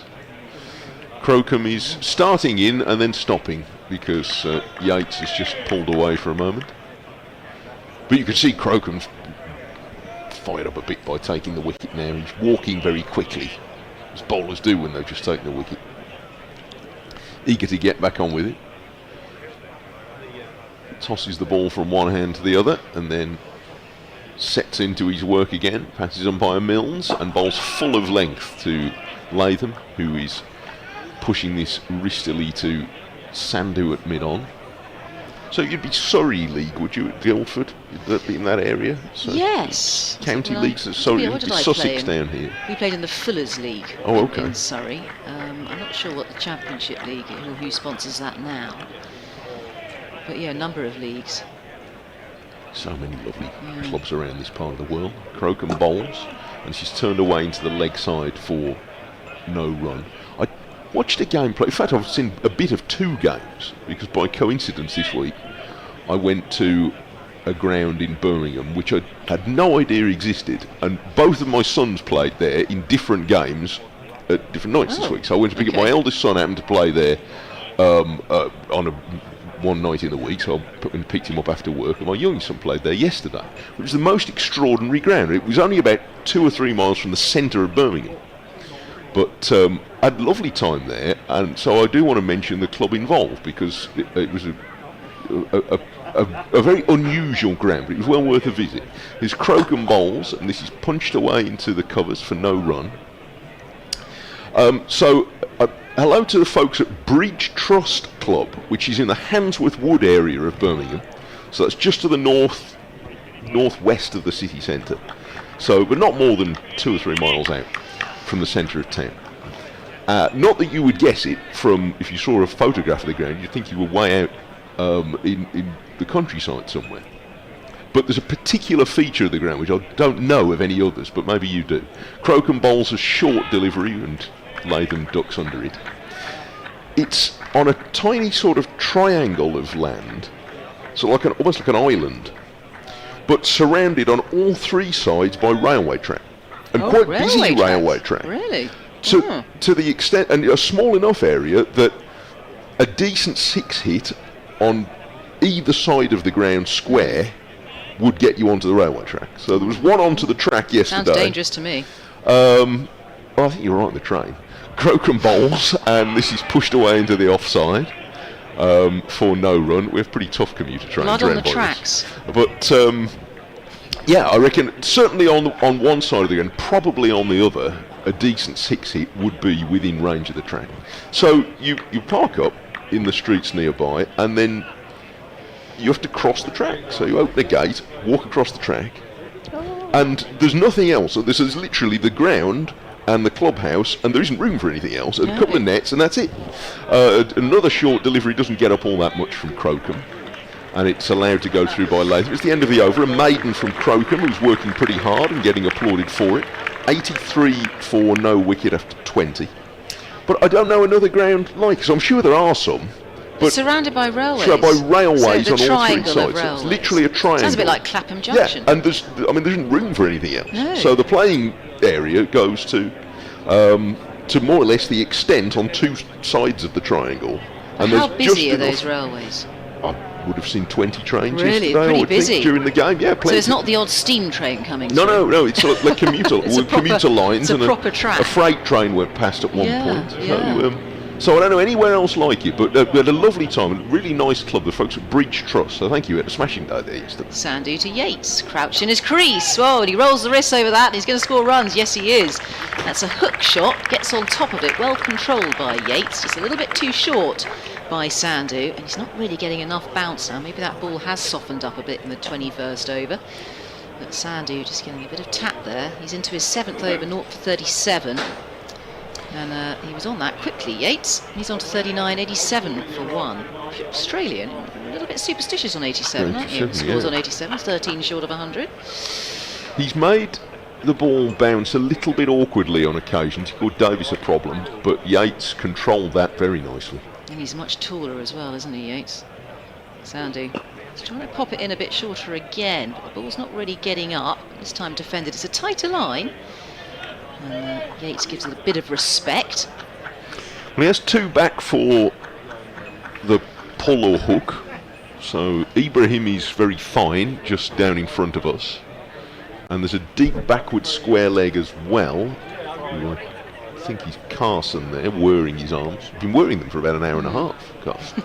He might do quite a lot of bowling if he's not careful. Hint, hint. Coming around the wicket is Sandhu to the left-handed Yates, and that ball buzzes past the outside edge there of Yates. He's looking for that bounce. He's trying to use his height. He does swing it both ways, doesn't he? So there's always an element of doubt in the batter's mind which way the ball's going to swing with Sandhu. He's got good control. He's quite lackadaisical in the way he walks back to his mark at the Cromwell Road end. He's a very tall man. Long-limbed as he runs towards us, humping those arms. He's going to go over the wicket this time. As Yates opens the blade and steers that nicely backward a point. It will be fielded. There's a deep point on the boundary there. The short boundary. Protecting it well now, that short boundary. They've learnt their lesson, Sussex. 88 for 1 now. And Latham on 3. Yates onto 40 off 59 deliveries. He's a very studious chap, Rob Yates. Or at least in appearance. He's very quietly spoken. Tall man with round-framed glasses when he's not batting. He's a local, isn't he? Yes, he is, yeah. He's from Birmingham, or Solihull, I think. Solihull, yeah. Whoa, and that really spat off a length there from Sandhu. That's the ball he's been looking for. He wants that bounce, and he's getting it off a length, and that has beaten the bat of Latham, who does a little bit of nervous gardening following that bounce. Yes, he's found a length just a little bit short of good. I need to Adrian back to quickly do an update. Sorry, that was a bit rapid, wasn't it? Yes. I think it's the travel. I was going to say, I heard the BBC band strike up in my ear, which made me think you should probably be here. That's all right. Here we go.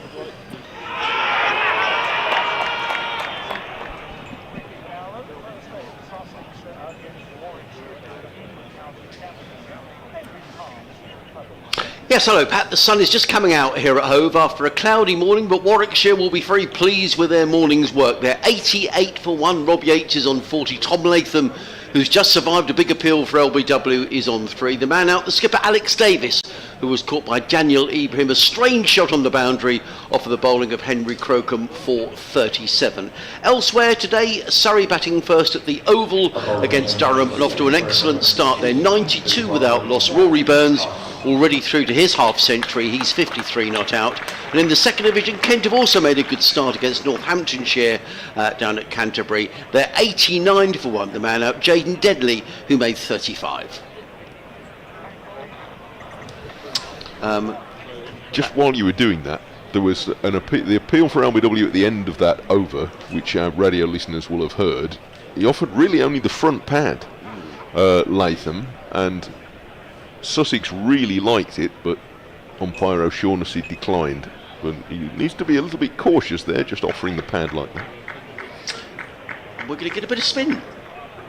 So Jack Carson is coming into the attack from the C end of the ground. Warwick should be very pleased there with their morning's work so far, Mike, having won the toss. Straight shot by Alex Davis, wasn't it? It was. He rather got himself out. Yes, I suspect he changed his mind halfway through. Carson's going to bowl first over of spin from the C end, and he draws Yates forward to push it away into the offside. And it remains 88 for 1, so Warwickshire moving along at 4 and over without too many alarms, at least not for Yates, who's made 40. A slip and a leg slip, the close catches. And Yates goes back and he cuts this hard out to, there's a sweeper right from the off for Carson, who completes the fielding, James Coles, and they get 1. I have an email from Jez here. Hello, Jez. Thank you for your message. He says, listening to you from the Sharks stand. I'll ask you in a minute which one that is. It's over to it's the white one just round by the pavilion. That's great for you today. This always, Carson finds a little bit of bite here as Latham is drawn forward and misses that one on the outside edge. Jess says you're a ball behind, which makes for a multi-dimensional experience. Thank you. Well, if I was better at forecasting the cricket, I'd try and catch up but I'm notoriously wrong. So Carson is going to bowl, and this is down and swept by Latham very gently, paddling it round to fine leg, and he's going to get 2. So he's up to 5, and it's 91 for 1. You see, the advantage of that is, Jez, that if you go for an ice cream and hear a cheer and you wonder what it is, then you can quickly put your headphones back on and find out. So I'd like to think that we're offering a service in that regard. Tough start for Sussex, says Jez, but at least would have made a breakthrough. Now he's going to tell us something really important in a moment. Carson bowls. Oh, and this is a peculiar stroke from Latham. He's down for that paddle sweep again and missed it completely on the offside. Maybe Carson is just finding a little bit of assistance in his first over here. It was an odd shot. 91 for 1. Here's Carson, and he bowls now to the left-handed Latham, who is back and guiding this to backward point, and he doesn't get a run. It's the end of the over. 91 for 1. Jess says he's here with his family, including his son Oscar, who is 13, who made his first 50 in league cricket yesterday. Oh, fantastic. Playing for Kamer, if I pronounced that right, Kamer and Sussex, away at Brighton and Hove 6th.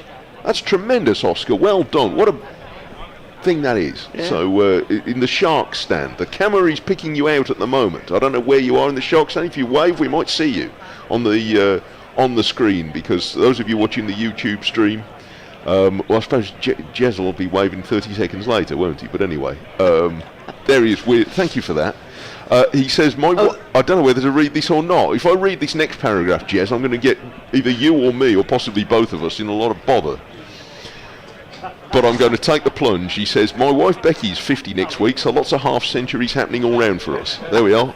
So says Jez, not me. Well, congratulations to all concerned. That's Mark. What a thing to be. How proud you'd be. Yeah, wonderful. Yeah, terrific. Here comes Gurinder Sandhu, bowls to Yates, who's forward, plays into the offside. There is no run. Yates is on 41. Latham had a slightly scratchy 5, just sort of like a big LBW shout in the previous over from Gurinder Sandhu. He's on 5. Warwickshire 91 for 1. The man out, that's skipper Davis, who was well caught by, well, wasn't well caught, it was a straightforward catch really. Daniel Ibrahim, who was at deep backward point, took the catch off the bowling of Henry Crocombe. There's Sandhu back to his mark. The sun is pretty much broken through now. Lots of blue sky around as Sandhu is in bowl. Short pulled away by Yates, fielded by Jack Carson, who comes in very quickly from the deep backward square leg boundary and fields. It's in an arrow-like throw to John Simpson. Just the 1 run to Yates. He goes to 42, 92 for 1. Sandhu has got through quite a bit of work this morning, hasn't he? 4 overs up the hill, and now this is his 4th one down the hill. Yes. He's found quite a nice hard length at times. Caused some trouble for Davis. He's in again with a smooth approach to the wicket. Bowls, and he beats Latham outside the offside. Hasn't really settled here, Tom Latham. No. So that big shout for LBW. Beaten on this occasion outside the off stump, and he also had a bit of trouble against Jack Carson as well in Carson's opening over. He's still there. Sussex would dearly have another wicket here before lunch. Got 2 slips in place, a backward point, cover mid-off, mid-on, mid-wicket, backward, deep backward square, and a fine leg, and pretty much all the cloud has burnt off now. Lots and lots of blue sky around Hove. As Sandhu is in around the wicket. Bowls, Latham lets that one go. That didn't miss the off stump by very much, I don't think. Goes through to keeper Simpson, and again there is no run. Peter emails to say the skipper, as in Alex Davies, can be so frustrating when he gets out like that. Peter, I think you can bank that he'll be even more frustrated than you are, but I think you're right. Must have been a close call between Zen Malik and Dan Mosley for the final batting spot, which is a good point, because Dan Mosley, having been in the team at the start of the season and then gone away to play England Lions, now finds he can't get back in. Interesting. And he would give you an extra bowling option as well. Yeah, he bowled in that opening fixture of the season, as did Rob Yates. Took about three wickets. Did a lot of bowling, yeah. In comes Sandhu again, and this time Latham is solidly forward, but again there's another no ball from Gurinder Sandhu, and we were just making the point earlier on this morning that it can be tricky here when you're not used to the ground at Hove, particularly coming down the hill in terms of overstepping. Fourth call of no ball against Sandhu, Yeah. but the first one since he's coming down the hill. Yes. It's the way the ground slopes, it just catches people out a little. 3 slips in place, John Simpson going on the attack. Quite rightly so. Sandhu in again, bowls, and Latham right in behind this, plays to mid-on. And there is no run. For those of you just joining us, Warwickshire winning the toss, electing to bat here this morning. Well, the pitch has got a bit of grass on it. We understand 12 mils, which is good covering of grass. A new wicket for this season. It's got a tinge of green, Mike, but it's played very well. Good carry through to the keepers. Or keeper, I should say. Here comes Sandhu again, round the wicket. Bowls, he beats Latham. This is a good spell from Gurinder Sandhu, and Latham was indecisively forward. The ball whistled past the outside edge into the gloves of John Simpson. That's a very, very good bit of bowling by Gurinder Sandhu. It is the end of the over. The scoreboard is rather unhelpfully showing that there is places still available for today's match day carvery at 1 o'clock, it says. Well, that's very helpful for somebody. £21.50 if you want to go and avail yourself of that. But at the end of the over, Warwickshire 94 for 1. Yates on 42. Latham is on 5. We've only had 23 overs this morning, and already the over rate on the scoreboard is showing us -1. Sandhu rather unflattering, 8 overs for 41, but he's bowled a bit better than that, I think. Start of a new over from Carson, and forward comes Yates and crunches this into the offside, but it's very well fielded, so they don't get a run. It's Tom Clark in there. He's probably the best fielder in the Sussex. It needs some runs though, Tom Clark. He got up rather creakily, as if to as you would expect him to get up in the third session rather than the first, but I don't blame him. It's a warm day. Now Yates is forward, crouching right over the top of this and inspecting it very carefully as he pushes it away defensively on the offside. He made 100 in the first match of that game up at Edgbaston, actually. His highest first-class score, made 140, but he hasn't really followed up on that as Tom, and he'll be desperate to make some runs in this game. Carson round the wicket, and Yates is in position early for a paddle sweep. There's a man running in from square leg, but they're only going to get one. It hasn't gone very far. So Yates up to 43, and he has looked quite serene so far. Davis and Latham found it a little bit more difficult. I do think it's not a bad pitch. It's expected to be quite a good pitch for batting on, but it does look as though it's got a little bit of pace in it as well, which always makes for better cricket. Carson's on his way again, 4 trotted paces, and now a defensive push from Latham. And there's no run to the offside. It's what, 1:15 nearly, so a quarter of an hour to go until lunch, but already it looks like we're heading towards a fair bit of overtime today. It's going to be a slow over game, I think, if it's going to be hot. Forward comes Latham, squirts this away off the outside of the bat, but they decide not to take a run. Yeah, I think the peak of the heat down here is meant to be tomorrow, Mike. Yes. So I just wonder whether we might have more drinks breaks or... I wouldn't be surprised. The sun cream's coming out now. There's 1 or 2 glistening arms around the ground already. Round the wicket comes Carson, and this is fallen on the pads of Latham, who flicks it away to mid-on. Sandhu fields, and they have 1 run.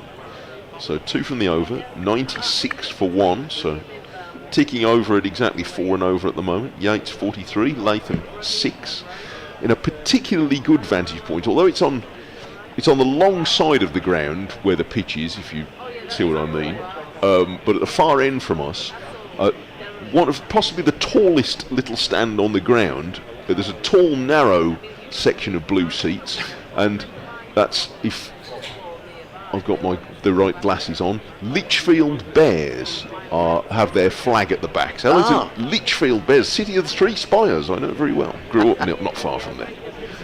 So, but that's Staffordshire being represented here. Corinda Sandu around the wicket comes in and bowls to Latham, lets that go outside the off stump, and there is no run. Yeah, those stands at the far end with the blue seats, so they are up. They're up for T20 matches only. Oh. So they'll be up because T20 resumes next Sunday. Yes. Is it next Saturday or Sunday? Next Saturday. Can At Hove. yes. Can you see the sea from the top of that stand, where the Lichfield Bears are? I'd be surprised if you can. Might be able to. Yeah, it's probably high enough. We ought to go and have a look, Mike. I reckon think you so. probably could. I'm sure this is the day to be climbing up there, but anyway. Here comes Sandy, bowls, and Latham drives down the ground. That's going to be 4 runs. Nicely played by Tom Latham, clips the ball down the ground, and that's 4 runs.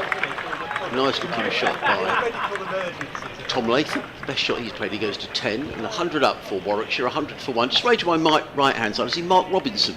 Oh, yes. Former Warwickshire coach is sitting down here with the Warwickshire backroom staff, I think, just having a natter away. Mark Robinson, who's got a new position here at Hove in charge of development of schools cricket. Be good to have a chat to him about that at some stage. In comes Sandu, bowls to Latham, who plays into the offside. There is no run. I was going to ask you actually if he'd yet taken a formal role here, because the whisper at Edgbaston was that he was, inverted commas, helping out. Yeah, and a bit more than that now. Yeah, it was. Yeah, and I certainly think for the first couple of months of the season, spoke to Paul Farbrace about that, and he was saying, well, he lives down here, and it seems to be not to get him involved somehow. But this seems to be a formal position that he's been appointed to. Sandy. Wicket bowls to Latham. Oh, that crept along the floor. Where's that? Because that got. Oh, he's well stopped by James Cole.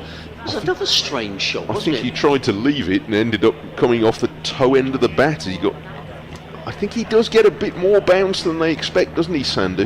Yes, I thought we might see that one again. That was a strange shot by Tom Latham. He might be quite pleased just to sort of get himself through to lunch here. We're just going to see the replay again. Thank you, fellas. Yes, I think he was going to leave it. It did seem to keep it a little low. Nonetheless. Sandu again. Around the wicket in a bowls. Latham defends into the offside. No run. Nice to see as I came round the ground. There was a no ball. That's the 5th no ball that Corinda Sandu has bowled. 2 for 1. Bumped into George Garton this morning. Oh, good. Who's on the ground, ex-Sussex player, who actually came across it and said, oh, hello, Adrian. And I had to do a double take for a minute. I went, oh, realised it was George, who is around for a couple of days. He's in the blast team for the Bears. He's played, I think, all or almost all of those games this year. Sandu again bowls. And Latham works this one into the gully region, fielded there by Haynes, who held the ball at the stumps. And there is no right. Yeah, he still has got a resident down here, George. I was saying he saw some of the Sussex players yesterday and did offer to come and have a natter, actually. So we might get him up for a quick natter as the game goes on. Well, on that topic, if you'll excuse me, put a plug in for my colleague Richard Wilford's weekly podcast on the Bears. George was a very good guest on that a couple of weeks ago. Talked quite a lot about fighting injury and all the rest of it. In comes Sandy bowls and flicked away by Latham through mid-wicket. They've taken one. Jack Carson is eagerly after it. Good bit of fielding by Jack Carson, who's a very, very competitive cricketer. Because they always looked like there was 2 there for Tom Latham, but Carson was back very quickly. He slid, got the throw away, and in the end, Latham and Yates decided not to come back for the second. It was a good decision. Warwickshire to 103 for 1 at the end of the over. Yates on 43.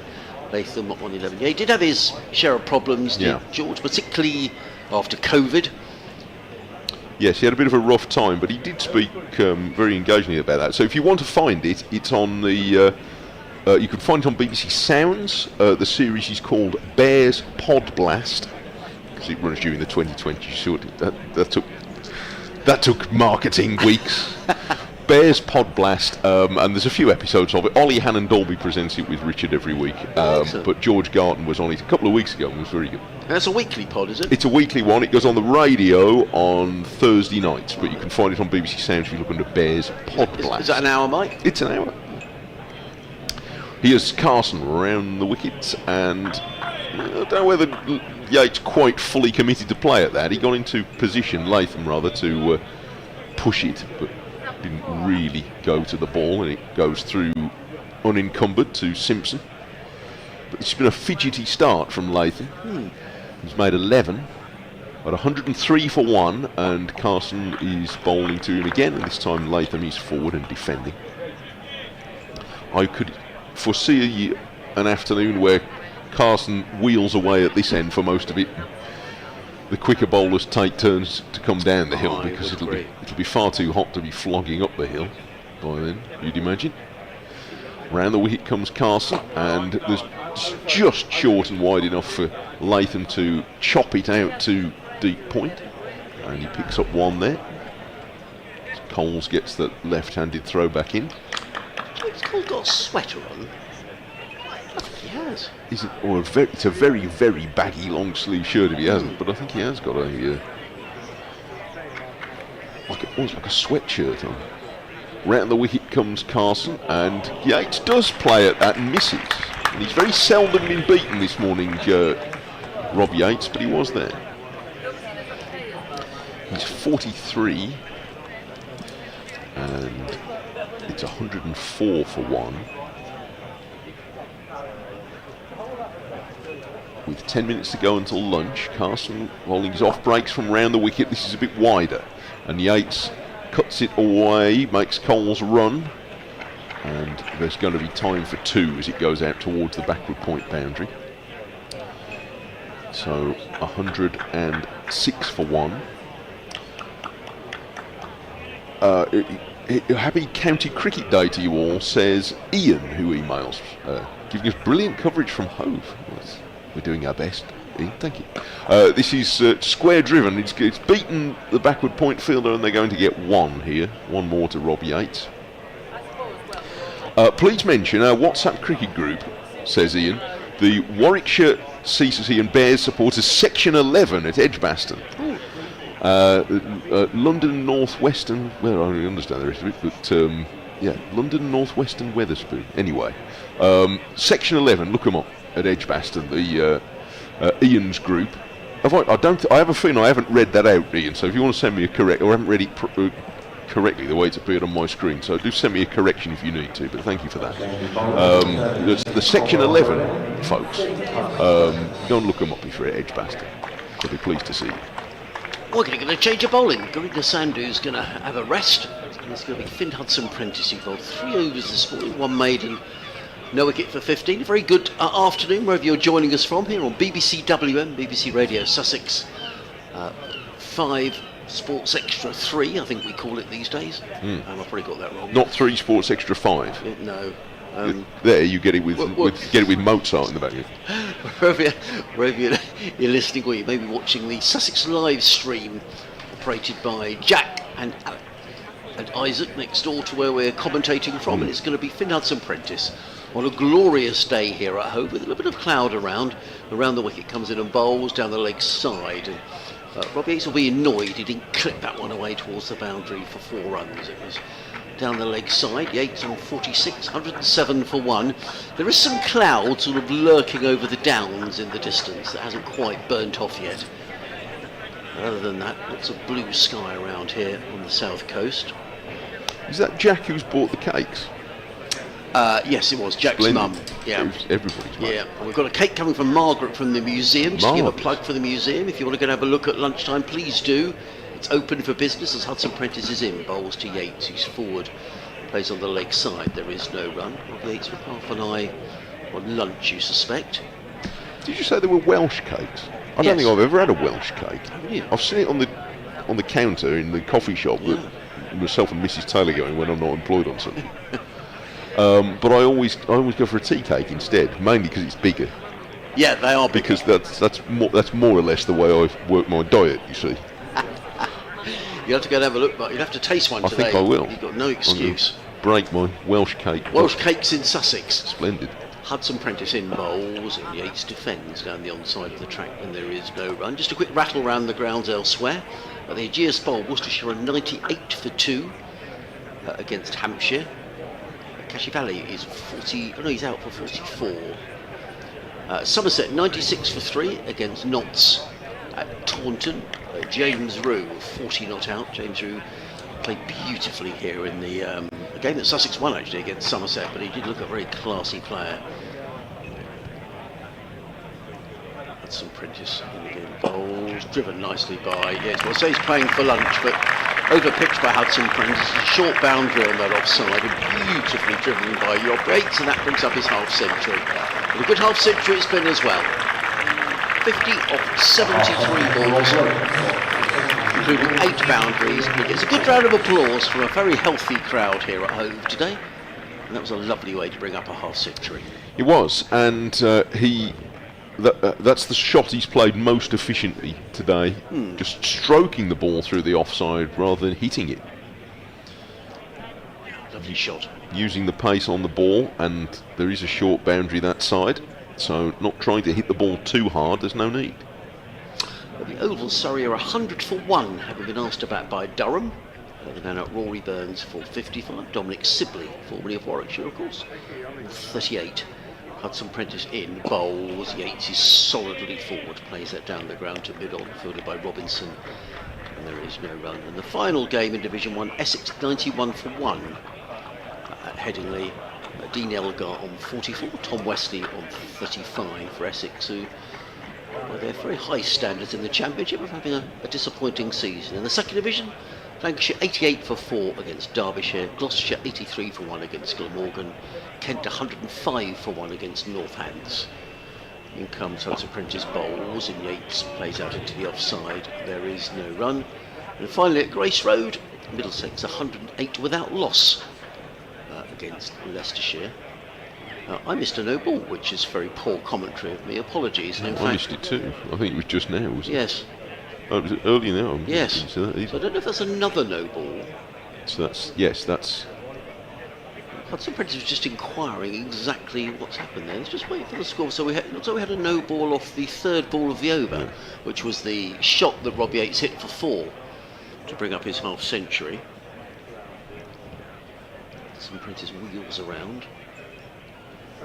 He's on his way down the hill, bowls, Yates again, right in behind this, plays it down the offside of the track. There is no run. That is the end of the over, so there was just the one no ball in the over. 113 for 1 are Warwickshire. Yates on 50, a very good half century as well. Tom Latham is on 12. I suspect we're going to have time for certainly one more over before lunch. It depends how quickly Jack Carson gets through his over, but I suspect, having been out in the sun for a little while, Sussex might be. Oh, the Carvery's now fully booked, Mike. I missed out. You did your bit there. I did, yeah.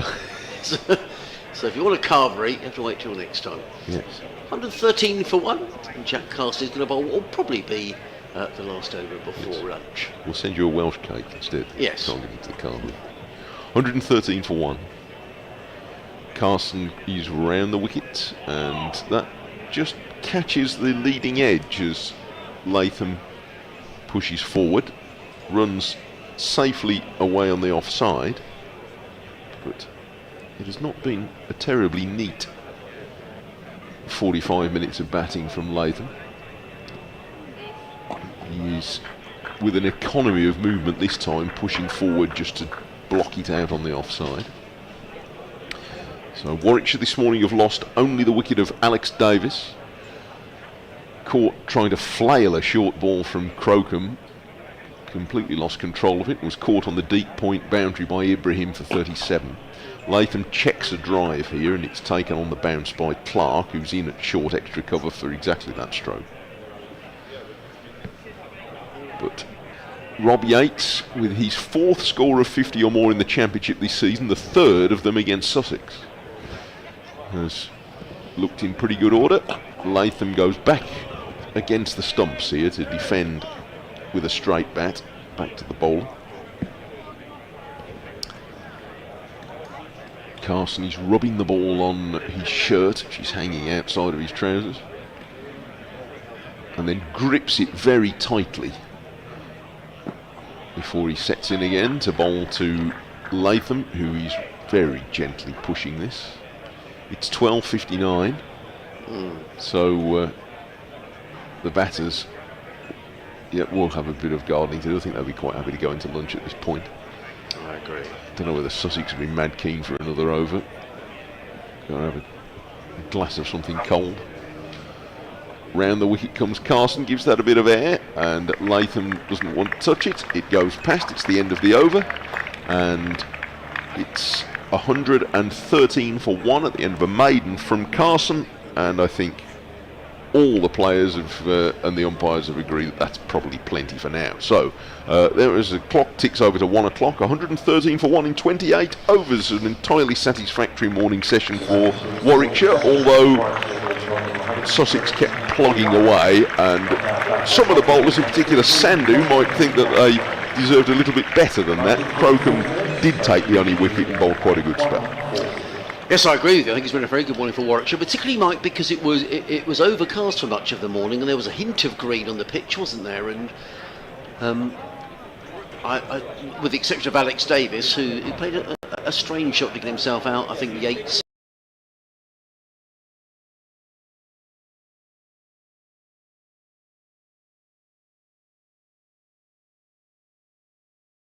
Mike, Isabel and I are going to have a break for some lunch, and we'll speak with you again at about 20 to 2.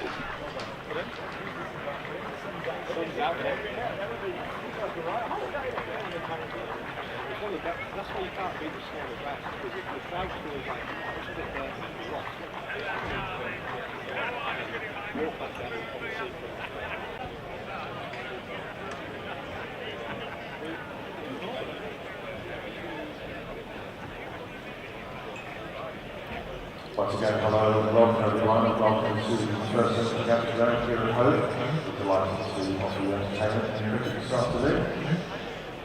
For those who are seeking food and refreshments, we have several options available throughout the day. From the North End of the stadium, we have the North East Corner Bar, serving a wide range of drinks, coffees, teas, as well as higgity pies, sausage rolls and sandwiches. The South End, we have the cricket experience, located just behind the Wickets occupied start stand in the southwest corner of the stadium. Beyond the through of practicing the nets against virtual bowls of your choice, you can also have food and drink within the bar. We have Ricky ice cream zones at the north end and south end of the stadium. So please pop along and see all of those along with food and drink for an afternoon refreshments. Once again, lunch at school, where you recommence at 1:40.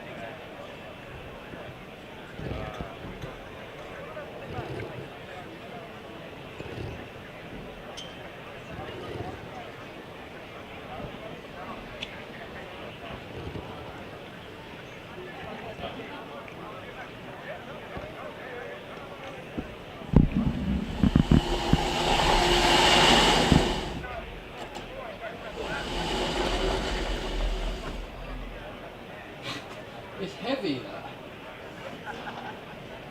I am so weak. I'm the weakest man in the world.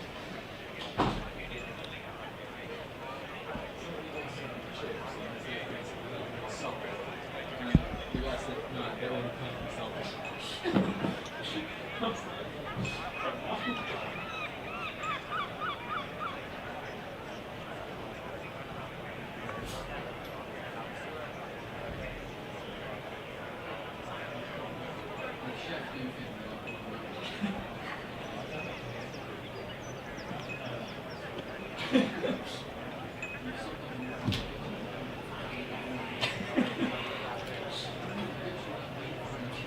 I mean, we needed more of that.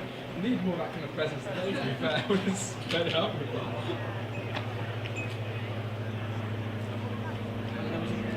There was almost two in it. Two chairs for somebody. We didn't have to exist.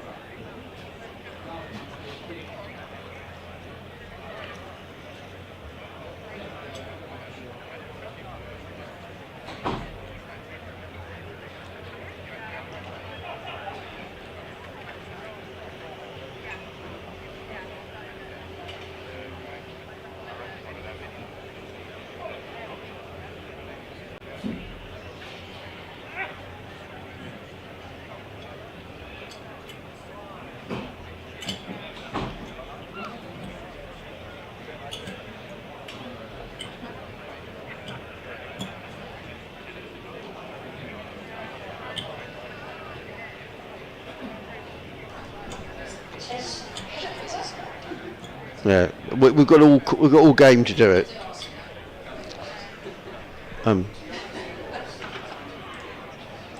Hello, hello.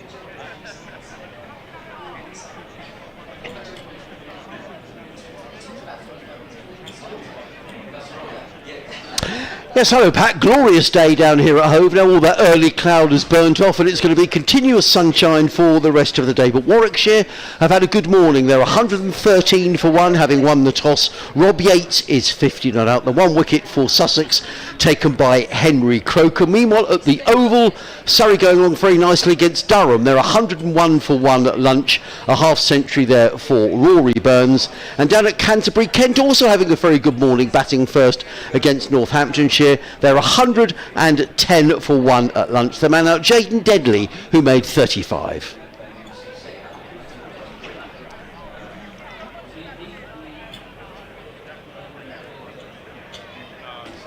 Thank you, Clara.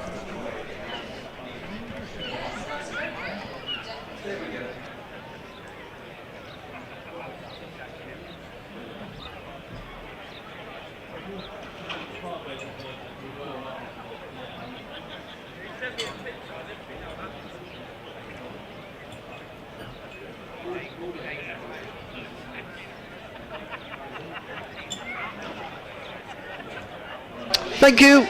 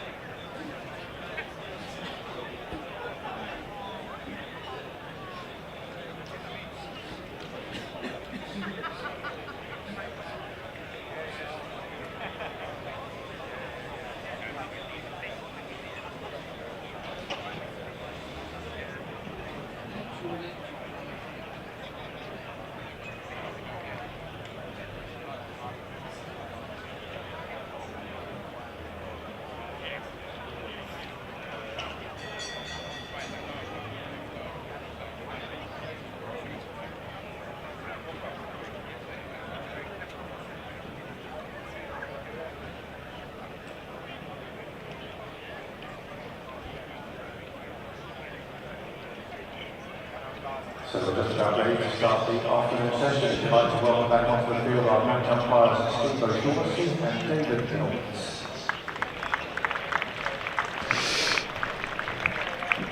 Well, a very good afternoon. Welcome back to Hove, where the umpires are making their way out to middle for the afternoon session. Warwickshire 113 for 1 at the break, for those of you who haven't been following us. Yates on 50, Latham on 12. A very good afternoon to our listeners on BBC WM, BBC Radio Sussex, and 5. Sounds like the sliding window has just been closed. 5 Sports Extra 3. Isabel Duncan, Adrian Harms here on commentary. Mike Taylor back with us at about 10 past 2 for commentary. And I have to say, I think Warwickshire will be very pleased with their morning's work, Izzy, because I think they've batted very nicely. Yeah, they've looked very settled, particularly Yates, who's bang on 50 runs right now. He's got his 50% off 76 balls. The only wicket to have fallen was that of Davies, and he rather gave his wicket away. He was swatting away at a ball that was too close to him. He was trying to play a cut shot and got caught on the boundary by Deep Point. The two batters are making their way out now, the Warwickshire pair. Rob Yates and Tom Latham, the Kiwi. Latham on 12 and Yates on 50. We've seen a bit of Ollie Robinson open the bowling with Sandhu, who's the overseas Australian. Yeah. Henry Crocombe and also Finn Hudson-Prentice have bowled. And Jack Carson. So we have seen a bit of spin before lunch. He was very tidy as well, wasn't he, Carson? Yes, he was. He was very tidy. I thought Tom Latham looked a little unsettled, actually. I mean, I think Latham might have been very pleased to have got to lunch on 12 not out. But the players, as I say, making their way out. This could be a long, hot afternoon. I just wonder, is he with... I mean, there is sort of amber alerts for weather and things, isn't there? I wonder whether we might get some more drinks breaks than maybe would usually happen. But it looks like it's going to be Ollie Robinson who's going to get things underway after lunch from the Cromwell Road end of the ground. County Championship Day today. Lots of initiatives around the country, and the initiative here is free entry to the ground. So if you are listening and you think, oh, it's a nice day, I think I might pop down to Hove, or bring the sun cream, bring a hat, and it's a lovely day. And in fact, at Hove, every day after tea, you can get in for nothing anyway, so you might think I'll wait till after tea. Anyway, it is going to be Robinson who's going to open up after lunch with 2 slips in place, a backward point cover, extra cover, mid-off, mid-on, mid-wicket, and a fine leg is coming around the wicket to bowl to Rob Yates, who's right in behind. A shortish delivery, the first ball after lunch plays into the offside, and there is no run. We shouldn't complain really about the weather, is it? Because actually it's been really good this summer, hasn't it? Glorious weather. You've been lucky, and it's always cooler down here. I reckon it's about 23 degrees here. Do you? I mean, compared to, I sat outside at lunchtime. I don't want to talk about lunch too much, poor Adrian Harms, who hasn't had his lunch. No. And it didn't feel too hot. I sat on the direct side. It's much hotter inland. You've got a bit of a breeze here. Yes. Robinson around the wicket bowls. Yates is forward to ball, a good length, plays into the offside. There is no run. Now, what we should say is that we always like to talk about the Sussex Cricket Museum, which is open today. To go and have a look around. Some excellent exhibits inside the museum. We were talking about the exhibition about John Wisden, and also there's an exhibition there about Sheffield Park, which is just down the road from Haywards Heath and its connection to cricket. But Keith Ridge, the curator of the museum, came round at lunchtime. Always good to see Keith. As in comes Robinson bowls, Yates defends on the onside, there is no run. But whilst we like seeing Keith, we like seeing Margaret even more. We do, Margaret. And Margaret has brought us a cake, which we have got here, which looks like a jam sponge. Look at that, Izzy. Do you think it's a Victorian sponge? I don't know. It looks extremely tasty. Does Victorian sponge have cream in as well? Oh, I think it might do. There isn't any cream. Well, this looks like a jam sponge, and it's got... but it's beautifully made. And Margaret, thank you so much, and I mean that sincerely, because Margaret comes pretty much every game with a cake. So it's very kind of her. As in comes Robinson, around the wicket bowls, and forward comes Yates. Plays to mid-off, and there is no run. So that's why we were chatting, to be honest. We were chatting far too much over lunch, getting very distracted, weren't we, by the museum and by cake, and their wonderful distractions. And then Keith produced a quiz, which is a Sussex v Warwickshire quiz, the answers to which are going to be announced at the end of the match. So over the next 4 days we can talk about Sussex and Warwickshire and quiz questions about the two counties. In comes Robinson, round the wicket, bowls to Yates, who plays a lovely shot. That's beautifully played. Bit too much width from Ollie Robinson, and Yates clipped the ball away between cover and backward point for 4 runs. That was a beautifully played shot. He goes to 54, 117 for 1. Short boundary on that offside for Yates. But if you have one of those graphs, Izzy, that shows where the ball has gone for most of his 4s, most of them have gone over there, I think. Well, you can't blame him. Both of them are definitely targeting the short boundary. They've been licking their lips in glee looking at that short boundary over there. Robinson in bowls. And Yates, that was a curious shot, wasn't it? We might see a replay of that, actually. Didn't he take the bat out of the way? He did. Well, it was a late Let's just withdrawal. see. Yes, he's very late. In fact, did he hit the back of the bat? Because it sort of bounced into the hands of second slip. That was very curious. Let's just see this again. Yes, bounced up, didn't it, into second slip. Thank you, Jack and Isaac, who are right on the ball, operating the camera for Sussex today. And Jack Carson's going to open the bowling after lunch from the sea end of the ground. Jack Carson, the Irishman. Yes. So 0 for 9 off his 4 overs before lunch. We always like to see a bit of spin on day We do. 1 before lunch. It's sort of part and parcel of county championship cricket. So here is the Irishman, and he's been very tidy with those figures, going at 2.25 and over. He's coming right arm around, he bowls, and he's shown a deep respect by Latham, who comes forward and almost sniffs the ball with that forward defensive. 117 for 1.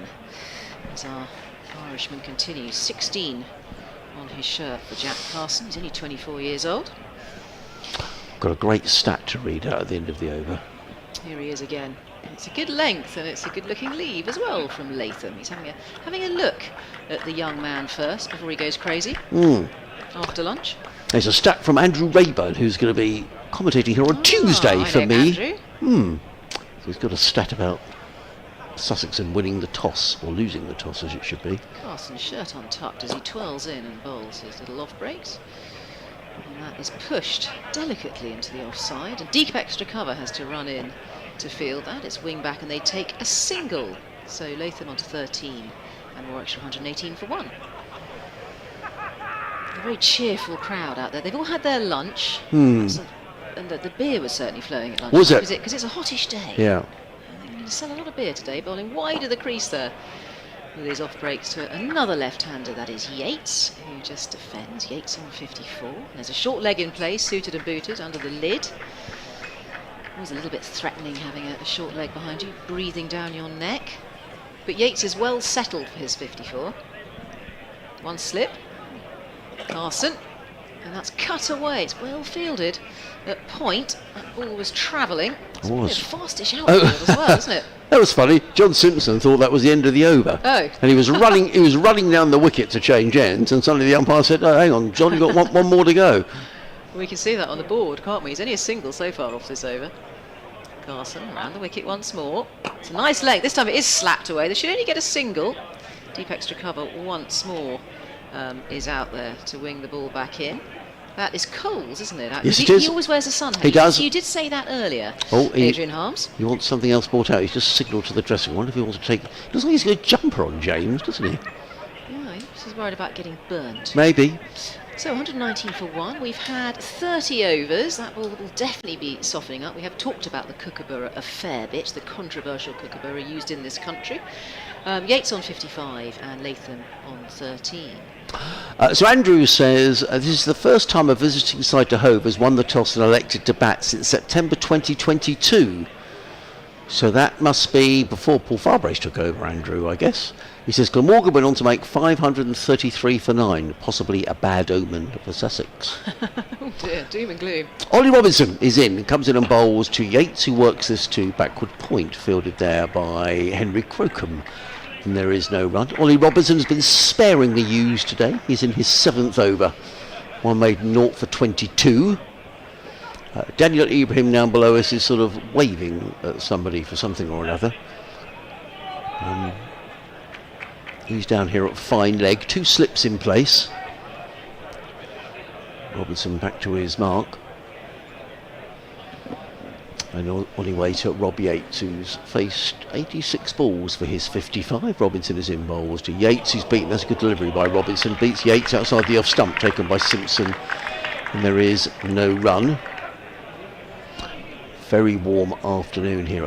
You've got a dog, haven't you, Izzy? Yeah, you've got to be so careful. Not good weather for dogs. With dogs. I was out really early this morning. So I thought about you, and I was on my dog walk about 7:30, and I thought, I wonder if Adrian Harms is on his dog walk. I was. Probably even earlier than me. Yes, I did. I was on at 6:30 this morning. Were you? Well, just because I thought I'd better get done and get back and then get... Cause the first day, trying to set things up. Exactly. Yeah. Well, you work much harder than me, because you have to set all the equipment up. And Robinson in and bowls, Yates forward. Good over this from Ollie Robinson, pitching the ball up, giving it every help that he can. So...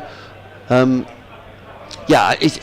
actually it was really pleasant. It was quite cool at that time. 18 degrees this morning, earlier on. Yeah. You've got to be so careful with dogs. There's plenty of dogs here today I've seen, and I just think you've got to be careful on the concrete, because the concrete heats up so quickly. That's their paws, isn't It's it? for their paws. Yeah. Because if you took your shoes and socks off and trod on the concrete and realised how hot it was, and Yes. how hot it was for dogs, and stay out of the sun with them, and plenty of water. I mean, leave them at home, really. I think when it's hot weather like this, just leave them at home. They don't really want to go out in it, do No, they? it's not good for them. It's too much.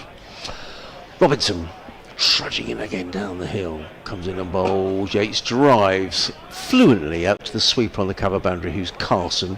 I love the way Jack Carson throws the ball in. He sort of whips the ball in to the keeper's gloves, but not before Yates has gone through for another single. Has he had a shoulder injury or anything? Because often Jack- players do throw like that. They've got something wrong with their shoulders. No, I think Jack's he's just very quick across the ground, Jack, and his throws comes in like sort of arrows. The camera was just on Jack. I think he was maybe being bought a drink there by the 12th man, who I think is Ollie Carter today. Ah. A few people thought Ollie Carter might play today. He's very patiently waiting for his opportunity. But Sussex going with the same side, with the exception of Jofra Archer. Robinson in, bowls to Latham, who lets that one go outside the off stump, taken by Simpson. And there is no run. Jofra Archer, who's away with England for the next 2 days at the risk of repeating myself. Well, there we are. That is Ollie Carter making his way around the outfield with John Morelli, who's the Sussex physio. It's hard for him to get into the side because he is a wicket-keeper primarily, isn't he? But Yes. he can certainly bat. Yes, so he can. He could get into the side Yes, he purely could. for his batting. Yeah, there's one or two in the top order who probably need some runs in this game. Yeah. And if they don't, I think Carter could well be in for when the championship resumes after this game. Robinson in, bowls, Latham again watches that one go by outside of the off stump. There is no run. 120 for one. Yates on 56, Latham on 13. Here on 5 Sports Extra, BBC WM, BBC Radio Sussex. Adrian Harms, Isabel Duncan and Mike Taylor, your commentary team. For those of you just joining us, Warwickshire winning the toss here this morning, electing to bat, which looks a good decision. They're 120 for one. Yates on 56, Latham on 13. The only man out, Alex Davis, who was caught by Daniel Ibrahim off the bowling of Henry Crocombe for 37 when the score was 79. A rather odd shot. He was caught at deep backward point. Oh, there's the Bright Nile. What do they call it? The eye? The big tower in the background. Oh, right. Here's Carson. He's swirling in and bowling, and there's a good piece of fielding there by Carson. Yeah. He dives on top of the ball to cut it off. You certainly do field well off your own bowling. Yes, I say there it is. That it's showing on the live stream. The I360. That's what Oh, is that what it's called? Yes. It's got a kind of bubble, hasn't it? A half bubble at the top. There you get a view out to sea right on the beach. As Carson again is in and bowls and twirls, and that's found the gap. No, it hasn't. It's been fielded well. So a big Hollywood roll on top of that one to cut it off. But they do go through 4-1. That was just right of mid-off. Left-handers galore today. Both left-handers in at the moment. Another single. 120 for one. Carson hops, skipping a jump. He's in and bowls, and that's floated up but defended there by Yates. He's on 56, and the conditions now look very different to this morning. There was a lot of humidity around this morning. It was very overcast. It was a cloak of cloud over us. I was very surprised by the weather this morning, but we knew it would burn off because the sun is very powerful. We've got a heat wave coming up, and now it's glorious sunshine. That's nicely played. Good use of the feet there by Latham, and just goes forward and plays out into the leg side with a flick of the wrists. And one more to the score. 1-2-2 for one now. Warwickshire get through these overs quickly with the spinner on with Carson. Yes, that's good, isn't it? Because the Sussex over 8 is now -2, is he? Carson again. It's a little bit quicker and flatter there from Carlton. It was more like a sort of T20 delivery. He was quickly onto that, Yates, to block it. And there is no run. Nice variations here from the Irishman. From Warringston, is that right? Warringstown in Northern Ireland. Here he is again. Using his crease, the depth of the crease there, Yates, to keep that out. That was darted in once again by Carson. A very tidy over from him. Only 2 off that over. So he keeps those tidy figures that he had before lunch. Does Jack Carson? 6 overs, 0 for 13, I think. Yeah. It's a good day for drying washing, and away behind the clock tower scoreboard there is a balcony with, I reckon they're towels on there, Izzy. There's a lime green towel, an orange towel, Oh yes. and then above that looks like there might be some bed sheets or something on the balcony above. There's nothing embarrassing up there, because I think the people over there probably know that we talk about their I reckon washing. they probably do. So you're not going to put your G-strings up there, No. are you? No. No. Very So respectable Yeah. washing out there on it the is. line. It is respectable washing. But I reckon it's all drying over there in the sunshine as Robinson makes his way in down the hill. Bowls to Latham, who plays to mid-off, fielded by Gurinder Sandhu, who was on his toes and made sure there wasn't a single and there is no room. The umpire is not very happy. I think there's some movement behind the bowler's arm, and he's saying to 1 or 2 people, do you mind not walking behind the sight screen? There's a bit of a gap between the sight screen there, and people are walking, but the steward there needs to stop people walking behind. Oh, the steward is Yeah, having thank a you. word There, with yeah, I mean, somebody. yeah, he shouldn't have to. Yeah, he shouldn't have to be told by the umpire, really. The steward. Oh, yes, there is the steward on the camera as well. Yeah, ooh, I'll probably get into trouble for saying he should know what. Someone immediately walks there. In comes Robinson, bowls. Latham lets it go. Due to the keeper, there is no run. Now people are still walking behind. He needs to stop people. What on earth is he doing? Just stop people until the over's finished. No, he hasn't got the message, has he? No, No. Or just push the sight screens together if at all possible. maybe that's what it is. If it's going to hold the game up. Yeah, it Because is. as you say, the over I don't know why. -2. I don't know why there's a gap between the sides. I think it's more the fact that probably Latham at the corner of his eye. Let's see, there's someone walking towards the sight screen now. Let's see what happens now, because the steward must stop them. He should be saying now, you can't go any further. Yeah. He has. In comes Robinson. Bowls at Latham. With good judgment, lets that go by outside the off-stump. Right, that's absolutely right now. So you shouldn't. It's like for example, at Wimbledon or for example, you can't come in between games, can you? That you have to wait until the 2 games are over, that's right. and then you're allowed in, which I think is, nothing more infuriating. It's a real bugbear of mine when you go to events, concerts or sporting events, and people are constantly in and out their seats to go to the loo or go and get a beer. I think you should have to wait to half time or whatever. Well, the etiquette in cricket is you wait till the end of the over Totally. to leave your seat, which is generally what happens here in the stands. Yep.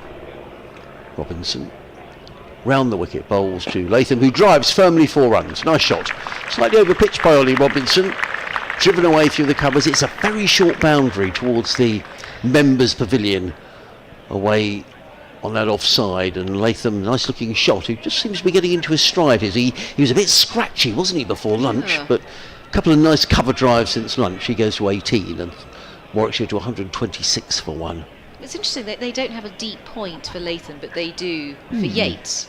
They put the protection out there for Yates, and obviously Yates has been in there for longer, but he's starting to see the ball well now. Yeah, Latham. he is. Robinson in bowls. Oh, is he caught behind? No, he's not. Good delivery by Ollie Robinson. Robinson didn't go up, did he? He was the one player who didn't go up. Let's just see this again. Good delivery. That's a cracking delivery. Look, Cole. Now look at Robinson. He just turns around and walks back to his mark. He knew it wasn't out. That's a cracking delivery by Ollie Robinson. He's got a good angle coming around He the has. wicket to the left-hander. Yeah. Cramping up the left-hander. That's a really good line. That was a smidgen away from off stump as well. So, moral victory for the bowler. Can he follow it up? 1 ball to go in the over. Robinson in, round the wicket bowled, short, and it rather balloons over the head of Tom Latham. And there is no run. End of the over. 126 for 1. Yates on 57. Latham is on 18. Here on BBC Radio Sussex, BBC WM, and BBC 5 Live Sports Extra. Adrian Harms, Isabel Duncan, Mike Taylor, your commentary team on what is now a very hot afternoon here at Hove. People are really decked out in the sun, aren't they? We've got the blue temporary stands, which are here for T20 cricket, And people are really decked out in the sun up there, aren't they? Yeah, they're quite brave, but it does Yeah, show they- it's not scorching heat. No. I think if it's been scorching heat, say at the Oval, for example, in London today, it's probably going to be around 29, 30 degrees.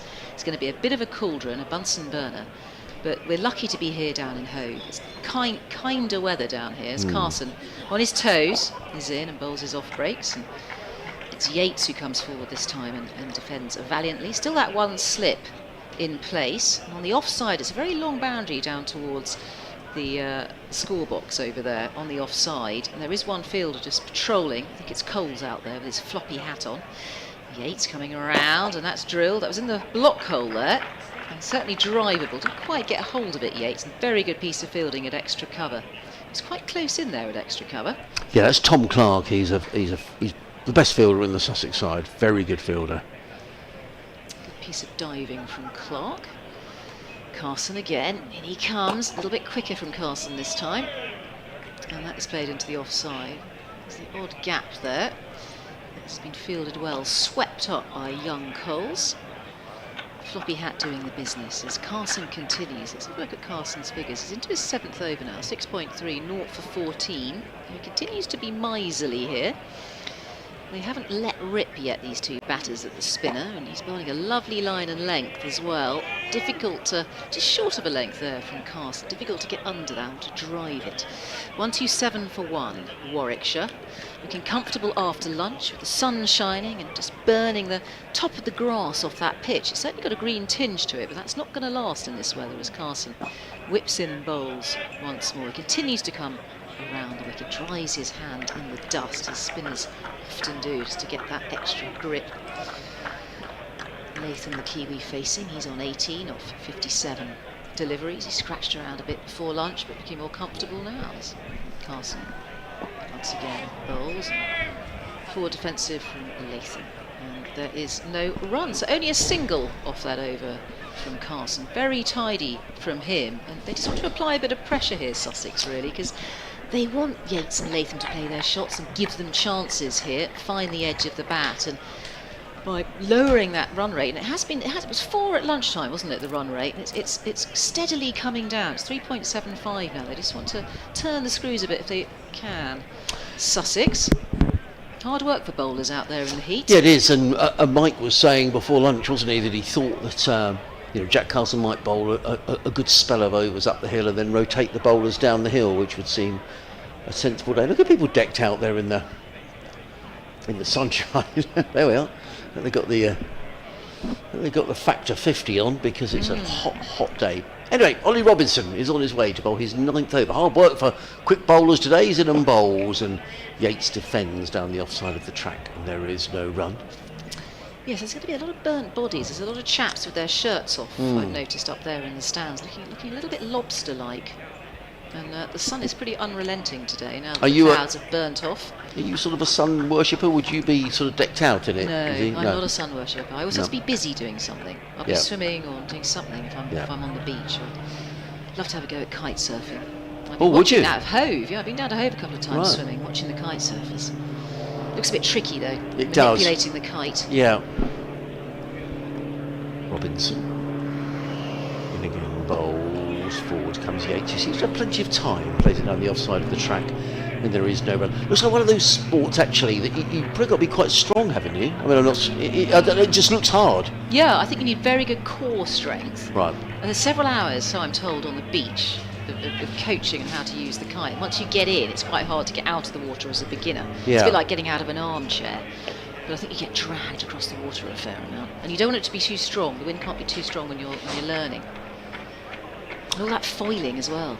You just cut through the water. It's extra speed. But when people can do it, they make it look ridiculously easy, don't they? Robinson is in, bowls. Yates drives. A little uncertainly. I think he checked his shot there, Rob Yates, actually. I think he was looking to play that firmly through the covers, and then just decided to play a more cautious shot, played into the offside, fitted by Haynes. There is no run.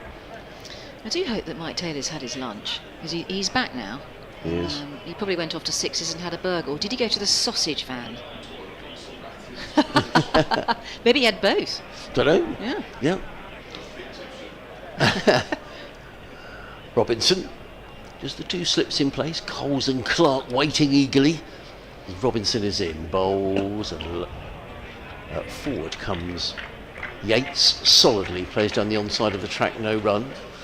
Mike was saying that Rob Yates hasn't been in the greatest of form since the opening match of the season. He made a 160 odd in the second innings against 100 in the first innings, 60 odd in the second innings in that first game at Edgbaston, but he's looked very good here. Oh, there's that sign that says the Lichfield Bears showing on the live stream.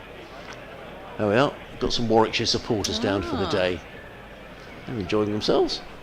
Perhaps they've come down for a few days of the sunshine. In comes Robinson, bowls, and again Yates is not to be tempted and plays down the offside of the track. There is no run. I think a lot of travelling supporters, actually, if they're looking, I mean, we love coming here because we love the ground and it is by the sea, and Hove is very nice when it's sunny. But I think a lot of supporters do look at various fixtures and think, yeah, I'm going to go there. I mean, I think Worcester is on that list. The cathedral, the yeah, river. I think Scarborough's on there because people kind of like going to Scarborough. Barbados. Yes. Comes Robinson again, bowls and played into the offside by Yates. Good accurate bowling from Ollie Robinson, maiden over, and it's tough going out there for quick bowlers today, but there's a good over from Robinson, a maiden over, 9 overs, 2 maidens, no wicket for 27. Warwickshire 127 for 1, and we shouldn't say there's nothing wrong with going to Edgbaston and Birmingham either. I like Birmingham as a city. There's plenty to do. And very cheap train tickets from Marylebone Station to Birmingham. Are they? That's the kind of hidden line. I don't know how much they are these days, but I remember going for something like £8 all the way to Birmingham. It's probably gone up a bit since then. It's gone up since then. But I couldn't believe how cheap it was. If you want to have a nice day out in Birmingham, watch cricket up there. There's plenty of cricket to come. We'll wait for Mike Taylor to tell us all about it. I've got a senior citizens rail card. No, Adrian. Yes, they are. Yeah, You've barely got any grey in it. You don't dye your hair. Gives you no, I don't. No. Gives you a third off. Carson. He's in and bowls and twirls. A little bit of bat on that, I think, into the depth of the crease, using the depth of the crease once more. Latham, which he tends to do, giving himself a bit of room. Yeah, gives you good money off. Do you have to be 60 for that then? Yeah. No, you're doing well, Adrian Hunt. Oh, thank you. Good mileage. Right arm around. He does use the feet there. Very positive. Couple of steps up the pitch. Is there going to be a shot at the stumps? No, there isn't. It was a safe single. Didn't hit it hard enough. Hit it softly on purpose so he could get that single out towards mid-on. It was Sandu there, and it's a long way down for Sandu. He's about 6'5", 6'6". 128 for 1 is the score. Latham goes on to 19. We're in the 36 over here. Warwickshire batting, won the toss. Coming around the wicket again, Carson, and slashes that one away outside the off-stump Yates. They'll come back for the second. They ran the first one hard. And there's Coles out there, James Coles, who drops his sunglasses. He's got his floppy hat on, who sweeps up at the deep extra cover boundary. That was hit hard there by Yates. He's a strong man. He's tall and strong, big-chested Yates, 130 for 1. Carson again. Oh, he's having a go, and this time it is aerial, and it does beat the man. I think it's Ollie Robinson there. It is. Mid-off, and it's gone way over Ollie Robinson's head. It's not catchable. It was a well-controlled shot. Got underneath it. Having a look, good foot movement. It's the Harlem shuffle up the pitch there from Yates. He looks like he's really motoring now, Yates.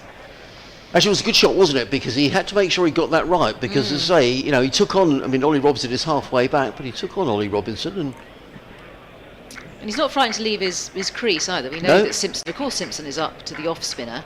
But we know how good Simpson is with the gloves and the number of victims he's had. I think he got 40 odd victims last season, didn't he, Simpson? So Yates still facing Carson in bowls. That's left alone this time outside the off stump. An extravagant leave there from Yates. So 134 for 1 is the score. Yates on 64. And it's looking ominous here. Yates looking to get on with it. He's somewhat opened up after lunch. Carson. And that's drilled off the back foot by Yates into the offside. Finds the gap, threads through. And is once again cleaned up by Coles, James Coles, who comes in. It's only a single that's taken. It does mean that Yates steals the strike. He gets on to 65, 135 for 1 now. Warwickshire after lunch in the sunshine. yes, indeed, it looks like Ollie Robinson is going to carry on. John Simpson just having a quick word with Ollie Robinson. I wonder whether that might have been... I'm not sure that Robinson is going to carry on. Yes, he is. He's taking off his cap. So Robinson is going to bowl his 10th over. I'll do this over, then I'll hand over to Mike Taylor from BBC WM. here on BBC Radio Sussex, BBC WM 5 Sports Extra. Adrian Hums, Izzy Duncan, Mike Taylor, your commentary.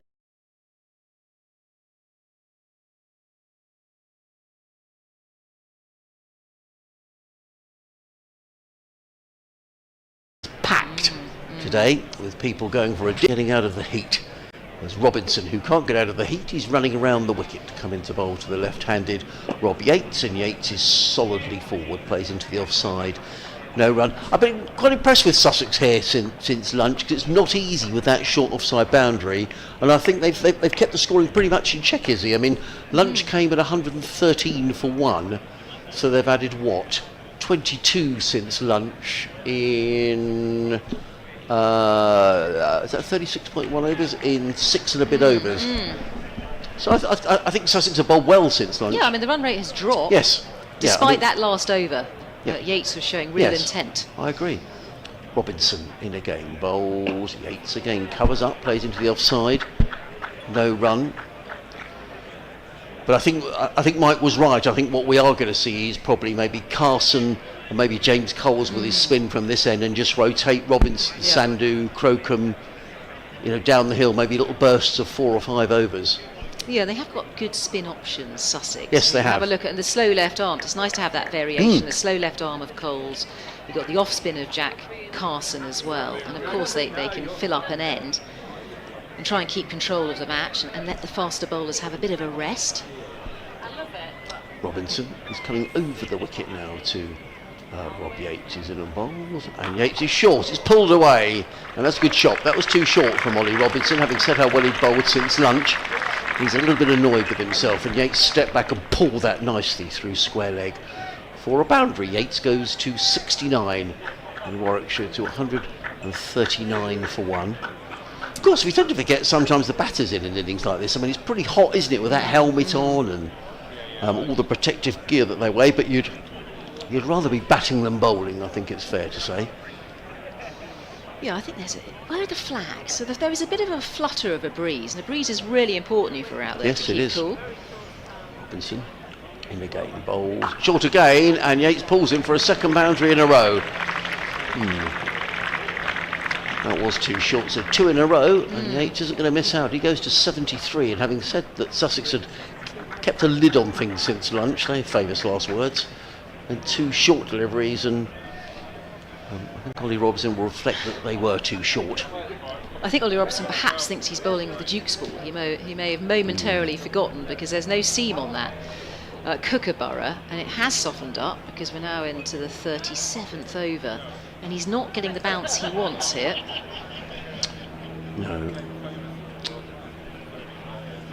He's in again. Bowls. Yates defends into the offside. There is no run. So very briefly around the grounds, Worcestershire 139 for 2 down at the Ageas Bowl against Hampshire. Jake Libby 44 not out. Adam Hose on 46. I like Jake Libby. I think he's a very fine player. Somerset 112 for 3 against Nottinghamshire at Taunton. James Rue 45 not out. Tom Abel on 23. Change in the field as the slip comes out. Now John Simpson's going to stand up to the stumps, and Ollie Robinson, is he going to bowl spin here? I think Robinson's last ball of the over here is going to be an off spinner. Wow. Here he is. There we go. He's going to come off 3 places. He's going to bowl spin. In he comes around the wicket and down the leg side. And I wonder whether that might mean Ollie Robinson's going off for a little bit of a break. End of the over, 143 for 1. Yates 73, Latham on 19. Just to rattle through those scores, Surrey 126 for 2. Burns making 55, Dom Sibley 47 not out. In the final game, Division 1, Essex 115 for 1 against Yorkshire. I'm going to leave you with Izzy, and Mike Taylor will be back with us. It's interesting there that Robinson bowled an off break down the leg side for his last ball, but it may be something to do with the niggles that he's had, and he's had a bruised tendon in his foot and probably doesn't fancy running in. I would imagine it's giving him a bit of jip, because he did go for 2 boundaries in that previous over and lost a bit of control.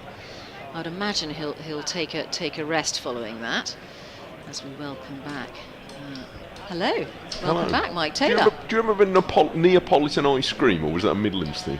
No, I do remember that. You Good. mean the I'll tell you three... what, it came to mind at lunch. I'll tell you what in a minute. Carson. Twirls in and bowls, and it's going to be a quick single here for Latham. He just pushes that into the leg side. There's a terrific crowd in here today, and having a little wander around at lunchtime to go and have a chat to somebody. There's lots of people in and everybody's busy. But the crowd divides into three at the moment, I would suggest. So if you're in the crowd, you can look around and see which of these categories you are currently in. That reflects a Neapolitan ice cream. I think so. Which is the Italian flag, isn't it? Is that right? Well, sort of. Well, anyway. So we're looking for green, red and we white. had different supermarkets to you. Twirls in, does Carson. Really squares up to that one, Yates. That was a tricky ball. He darted it in, Carson. Neapolitan ice cream, at least in the supermarkets that we went to, was a third of vanilla, a third of strawberry, and a third of chocolate. The chocolate. Okey-dokey. I know what you mean. He's bowling wide of the crease here, Carson. That's been drilled, but straight to the fielder at point. He's certainly got his shin pads on. He's in close-ish. That is very well fielded there. The ball was cracking at that fielder. 1-4-4 for 1. And he's pretty close there, Ibrahim. He's only 4 pitches away, square of the wicket. It's a fast field as well. That is a reverse. That's a reverse sweep. A lovely looking shot there from Yates. Well manipulated. And going with the spin as well, down towards third man, down to that big stand, that big T20 stand. I enjoyed that, where the ball is retrieved and very much premeditated and in control. It shows that Yates is seeing it well. It's a bit of a worry for Sussex because he's looking comfortable and he's playing with intent now as well after lunch. And there's no need to, there's no need to rush, is there? Because he's just found the pitch quite easy paced when he's tried to play his strokes. What's Carson going to do this time? Goes onto the back foot and just defends this time. Yates. But he's certainly going through the gears a bit here, Yates. Well, he's picked up 5 boundaries since lunch without really looking as though he's played with any risk. Oh, Carson, 16 on his shirt from that C end, and that's well played into the leg.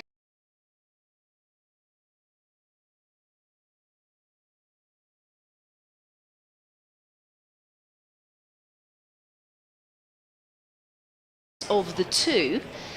So Yates on 17. He's getting at a good canter for County Championship cricket, Yates, for his 78. 149 for 1. And Warwickshire looking comfortable and unflustered out there. They are batting conditions. We knew that the sun would burn through the clouds and the batting would get easier, the ball would soften up. It is the Kookaburra. And of course Warwickshire knew that as well. If they could sort of survive the morning, keep the scoreboard ticking over, perhaps open up a little bit after lunch. I think that's the general plan. We're going to see now a change of bowling, and Henry Croker, who bowled 6 quite busy overs coming up the hill before lunch, he's going to have a go down the hill from the Cromwell Road end.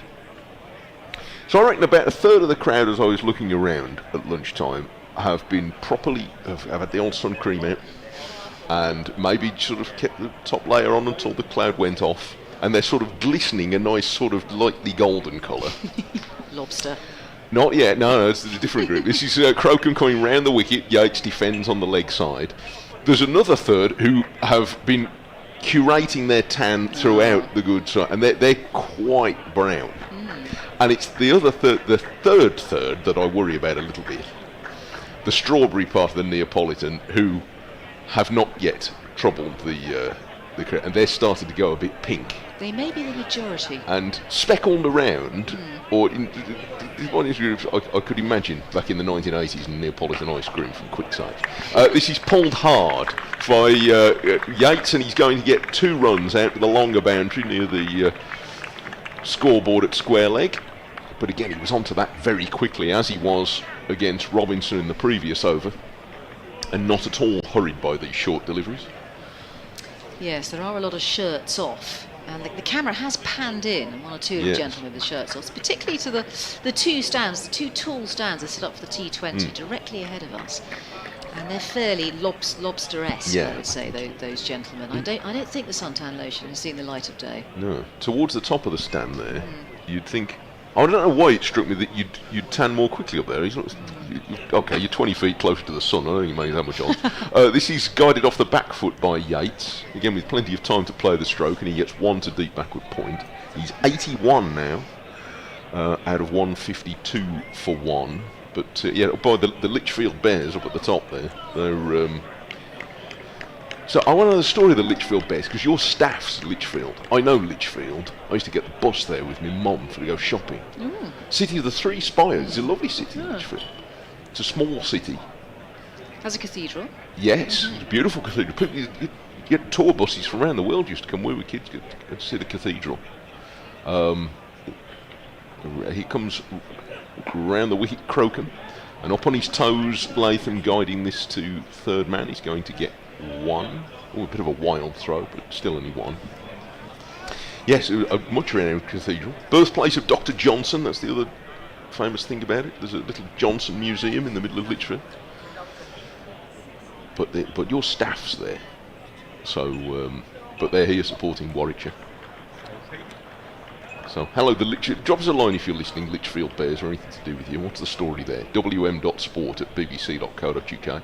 I've also had an email from a spy in the camp. Crocombe is coming in, right arm over the wicket to Yates, who chops this into the offside and gets a run backward at point. Nigel, the Bexhill Bear. Now, that's definitely Sussex, isn't it? Bexhill. Oh, yeah. Says, it looks a lovely day at Hove. I hope to be there tomorrow. You're under enemy lines there, Nigel, aren't you? The Bexhill Bear. Good for you. Yeah. You better come incognito. I say it's a pretty friendly crowd, Nigel. You'll be all right. 154 for 1. Just don't speak. His Crocombe bowls. It's turned off his pads by Latham. He's going to get 1 to deep backward square leg, and they're starting to now pick off runs wherever they feel like it. So 6 in that over from Crocombe, and this is going to be a problem, isn't it, for Sussex today and for Warwickshire probably later in the game, in that you can chug along at 4 and over without really playing any shots here. I do feel that the bowlers must have mentally prepared themselves for this. They knew there was a heat wave coming up. They know they're playing with the Kookaburra. They've really got to bend their back. They've got to have all the tricks of the trade up their sleeve with the Kookaburra as it gets older. And they're likely to be in the field a long time. So you do have to mentally prepare for that, and in the heat. However, it's not as hot here as it is elsewhere in the country, but you just get the feeling, the score is 155 for 1 now, that it's the long haul for the bowlers, particularly the seam bowlers. Good to have spinners in your side, just to give some relief to the seam bowlers. And here's Carson, he will continue. So he's by 9 overs, 0 for 28. Here he is, C-end, in he twirls, and that's whipped away off the toes there of Latham, and they'll come back 4-2. Doesn't quite get to the boundary. There are 2 fielders hunting in pairs as the ball is dragged in. Good piece of fielding. And the score goes on to 24 for Latham, 157 for 1. The crowd enjoyed that. There's a little bit of after you, Claude, going on there, I thought, for a moment, between Crocombe and Sandhu. Yeah. To be fair, you wouldn't want to run into Sandhu by accident, because you'd probably finish second in that battle. Carson floats it up there, just above the eye line of Latham. We know how dangerous Latham is, the Kiwi. He has 24 off 65. He scratched around a little bit before lunch, didn't he? He took his time getting in, but he's definitely looking more comfortable. He's laid the foundations now. Carson comes in. Not much foot movement there from Latham. That plays off the back foot. And they do come back for 2. It's a good piece of running. It's Coles who's fielding out there. He's got quite a lot of hard work to do with long sleeve, floppy hat Coles. He's still got the big top with the big jumper on, hasn't He has, I know. Maybe he's worried about getting burnt. We were talking about that earlier. He looks well wrapped up for a hot summer's day. 159 for 1, Warwickshire. Won the toss, elected to bat. 1 slip in place. Oh, he hasn't let go of the ball there, Carson. I think there was a bit of a mix-up. It's communication from Simpson, still adjusting the field. He's adjusting his soldiers. Points just in front and close-ish. As Mike Taylor remarked, about 4 pitches away. Right arm around comes Carson. Just uses the depth of the crease again there, Latham. There is no run. The left-hander opens the batting in Test cricket a fair amount.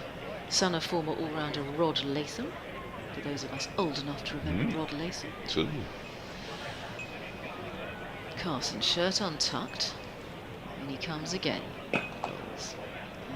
He's pushed into the offside and finding the gaps well here. Yates. It's gone out to Coles again. Busy man, Coles. It's a very long boundary out towards the scoreboard on the offside. The ball is going out there repeatedly, despite the fact we've got 1, 2, 3, 4 fielders on that offside.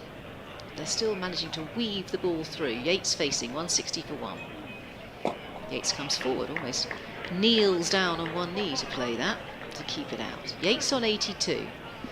That'll be the end of another over. They're playing catch up a little bit here, Sussex. They've got plenty of time to do it because their over rate is -2, but there have been a fair bit of interruption. We've even had a ball change, haven't we? Yeah. That was, I'd almost forgotten about that. That was very early on in the third over. After 2.4 overs, they changed the Kookaburra, which is quite unusual. You see it, there was a season about 3 or 4 years ago where the Duke's ball was changed all the time.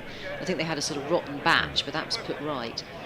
But with the Kookaburra, it changed very early on. Yeah, I do feel a bit for Kookaburra's marketing department because at some level, I'm not enough of an expert to know, but the Kookaburra must be quite a good cricket ball because half the world uses it. You know, they're a well-known cricket manufacturer, and yet whenever their product is used in England, nobody's got a kind word to say about them. But I mean, everybody else seems to think it's all right. But I'm not knowledgeable enough on that to know. His Crocombe starts a new over with a bouncer which doesn't hurry Latham at all. He flexes his knees and gets underneath it.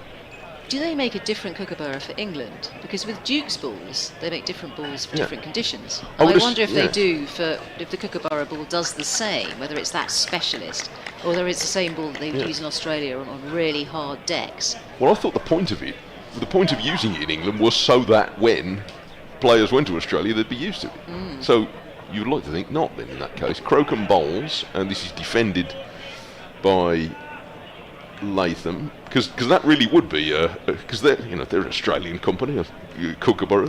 There's a clue there. So if they've sent us some balls that aren't like the ones in Australia, then they've won that particular contest. But I think we have assumed that they haven't done that. So I presume it's the same. But for whatever reason, you can't find anybody with a good word to say about this. Crocombe bowls, and this is punched away with economical movement by Latham out to deep point for 1. But the irony slightly is that the players using the Kookaburra ball in the county championships are not necessarily the players who are going anywhere near Australia. In fact, Jofra Archer would have used it last week. Yeah. But I can't think of too many other players. I mean, Potts has got a very good shout of going to Australia. There's a few other seam bowlers around who are not at the moment playing against India, but very few. So it's mostly players who won't really benefit from using the Kookaburra. And at a time where players who were playing Test cricket for England are not only playing less Championship cricket than probably has ever been the case before, but in some cases are being drafted in before they've hardly played any Championship cricket at all. And that's no criticism of someone like Bashir, for example, or that Hull who was brought in, but they've hardly got experience of any of it. They're not being picked because they're good with any particular ball or anything else. This is defended by Yates away into the offside for no run.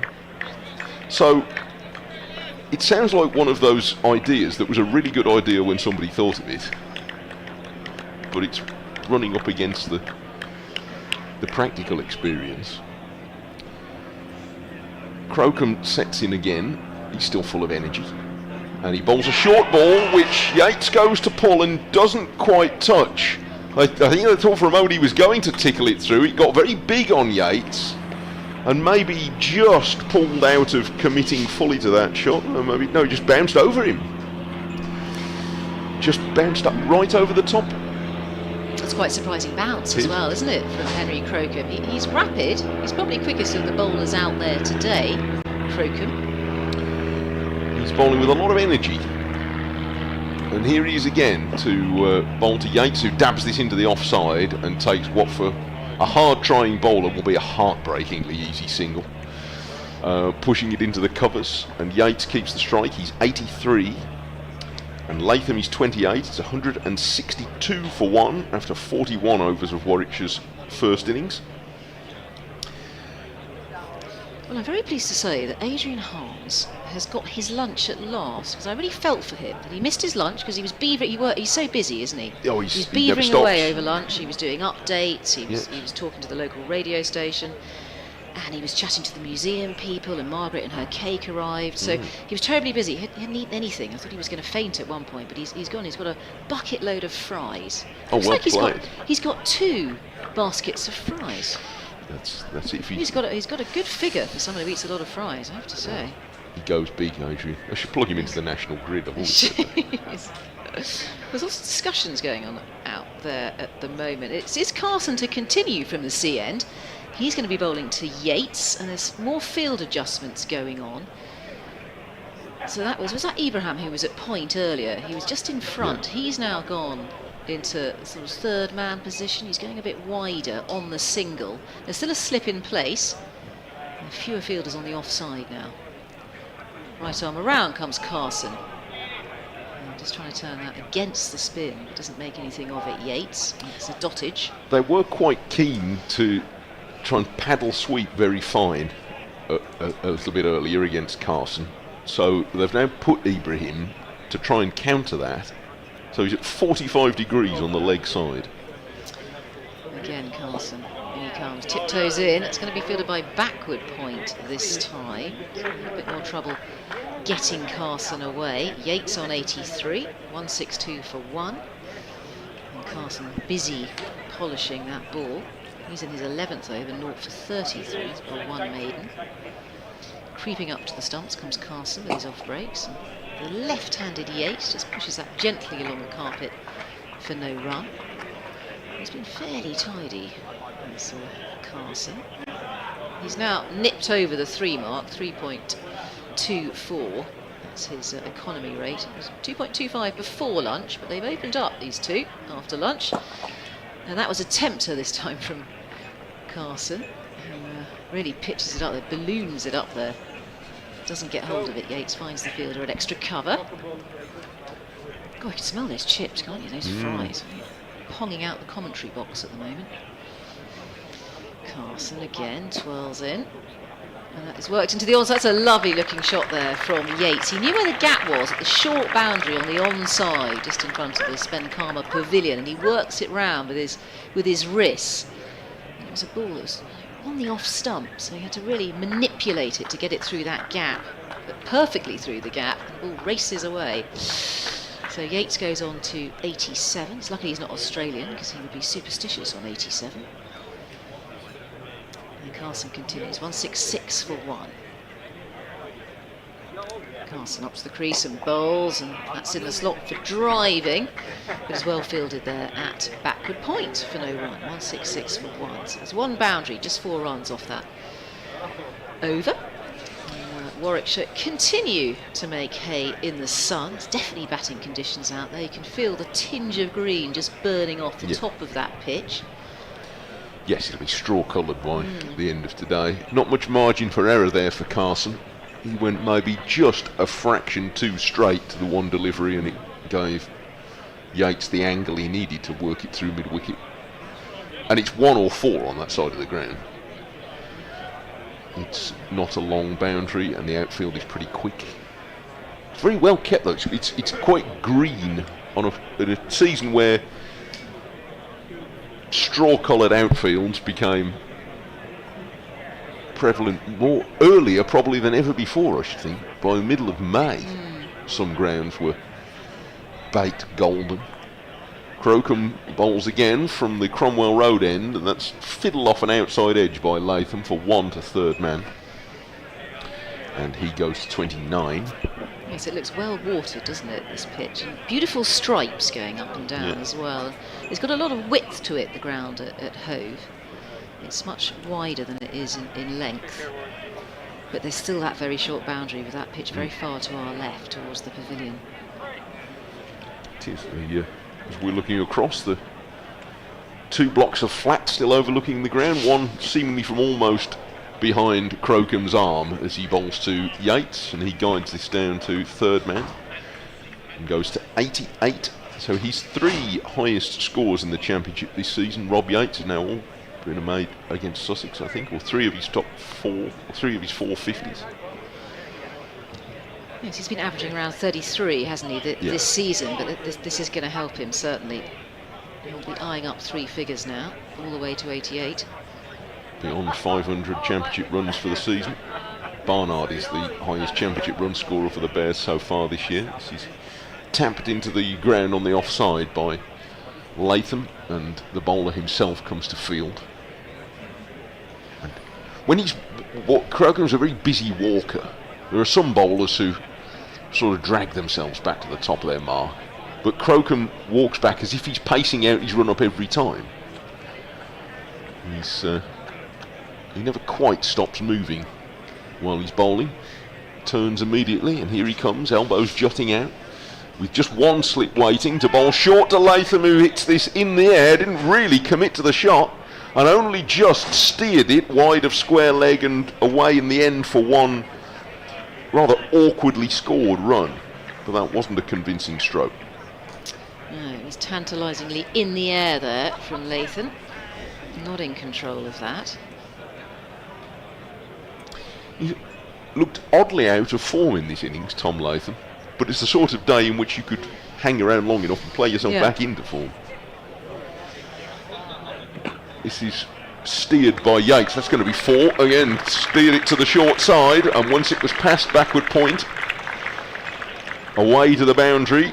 His 15th boundary, Rob Yates, to take him to 92, and like most of the others, hasn't tried to hit the ball hard, just steered it into the gap with good control. Yeah, playing with ease, and it's a lightning outfield as well. You'd expect that because we haven't had a lot of rain around. Everything's pretty dry. 3 back at various positions for the short ball, if in case he decides to pull again, but he ducks underneath. This one from Crocombe, and it's the end of another over. 43 overs into Warwickshire's first innings, and they are bowling along to 173 for 3. Yates is 92, Latham 30. Somewhere in the pavilion, Alex Davies will be sitting there wondering why everybody else is scoring all these runs, because he chose to bat and made a slightly awkward 37 before caught on the deep point boundary. But you'd be cross, wouldn't you, if you got out today before lunch? Absolutely, that's exactly what I was thinking when he was out. He will be ruining it. This is the day to score runs. If you're a batter and you want to look after that average in your figures, it's the time to do it when the weather is fantastic batting conditions. And it's a Kookaburra. Batters know they can score runs with a Kookaburra. Carson still has the ball in hand. He's in his 12th over now. Hop, skip and a jump. He's up to the crease and bowls, and that's pushed gently out towards Ollie Robinson there, who's at mid-off. I don't think the bowling has been bad so far today, is it? It's been steady. Sandhu's figures, 9 overs for 48, don't flatter him much at all. He's a very awkward length a few times. Again comes Coles. Rather Carson, who's in and dries his hand in the dust, and that's just defended there by Latham. I was just thinking about Coles, that we haven't actually seen anything of Coles' slow left arm orthodox yet. And you've really got to juggle your bowlers well. To get wickets here, you've got to be inventive, because it's hard work with the Kookaburra, it really is.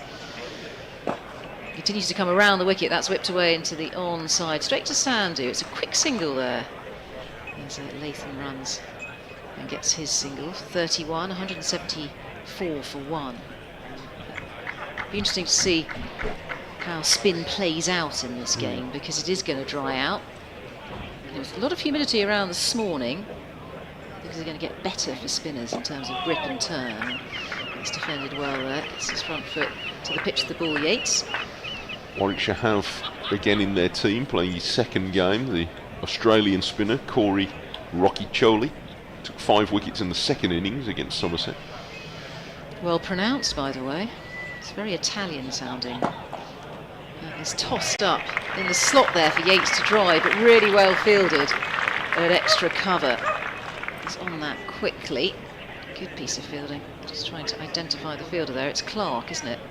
He's at extra cover with the cap on. Carson continues from the C end. Just using the depth of the crease there, Yates, to keep the ball out. And there is no run, so 174 for 1. And Simpson here needs to scratch his head a little bit and get the bowlers to change ends. I mean, he's already done that. The bowlers have played around with the ends, apart from Robinson, because I think he owns the Cromwell Road end. I think he'd be deeply insulted, or probably throw all his toys out of the pram if he was asked to bowl up the hill. And I do feel that he's got his niggle in his foot seems to be more pronounced, because that last ball that he bowled was off break, wasn't it? Yes. He didn't. I think the running in with the bruised tendon in the foot has caused him a bit of trouble. So, as far as Sussex are concerned, they'll be a bit concerned about that. But you get to see some of Coles at some point. Yeah, I mean, Carson could wheel away from this end all day, but you might want to just vary it a bit now and then. But I don't think there's too much future in having the seamers pounding up the hill in the heat. Some warming up going on from Hudson Prentice, who's bowled only 4 overs so far, down in front of us, so it might be his turn in a minute. While Crocombe tries again and bowls another short ball to Latham, who once more folds up like a clothes horse underneath it and allows it to pass. There is a deep mid-wicket, and this is on the longer boundary side, so the angle we're at, it's hard to tell what the difference is. Well, I think it is a longer boundary. It's not necessarily an enormous difference, but there is a man in front of square at mid-wicket. There's a man standing next to the umpire at an orthodox square leg, and then there's a long leg and a deep fine leg, if you can make a distinction between those. He's down the leg side, and they're claiming a catch, and Latham is so cross.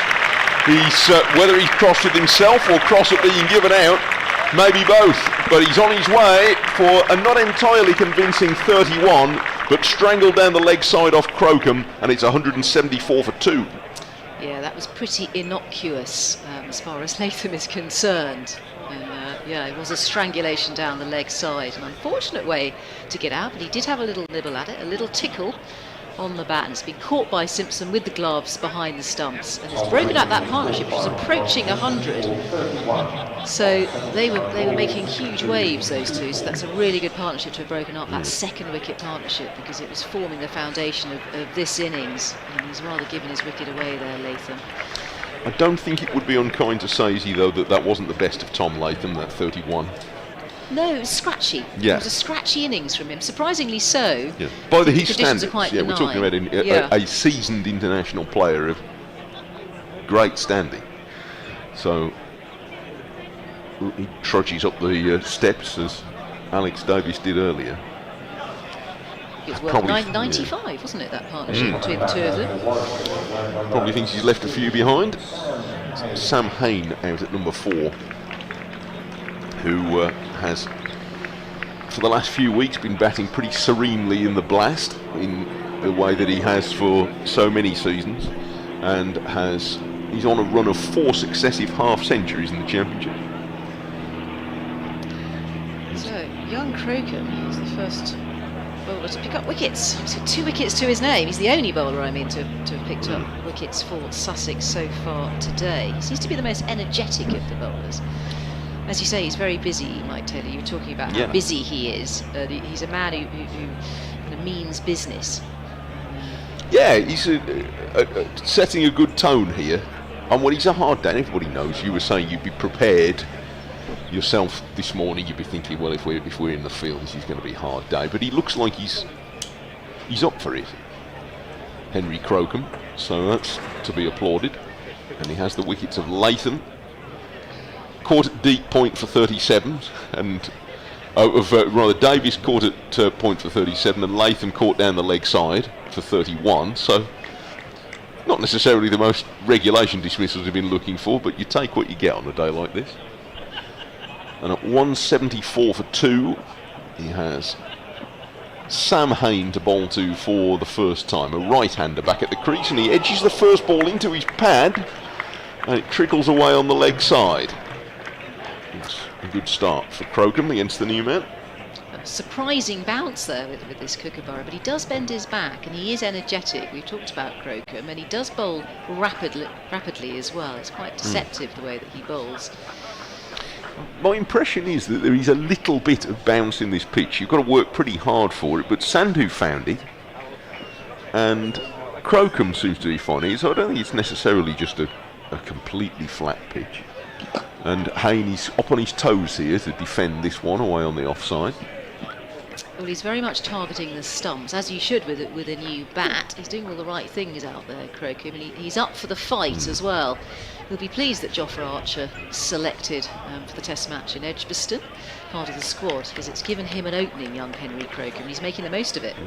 Only his second appearance in the Championship this season. And here he is, rumbling down the hill again to bowl to Hayne, who gets another ball that bounces a bit more than he might have expected. He was trying to turn it to the leg side, and it takes him on the thigh pad.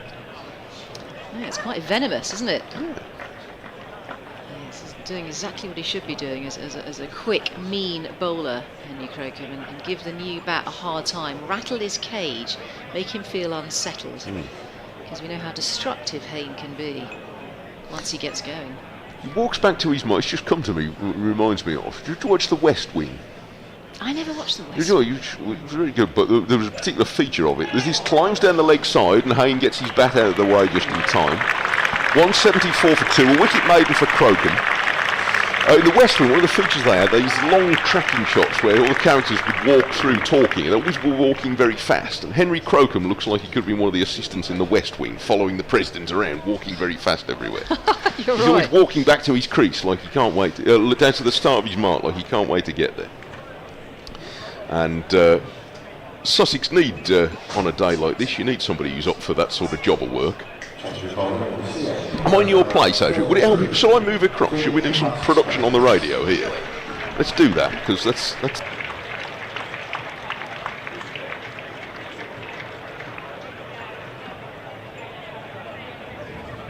Jonathan Agnew does that, you know, swaps headphones in between when he catches his breath. You don't see him do it.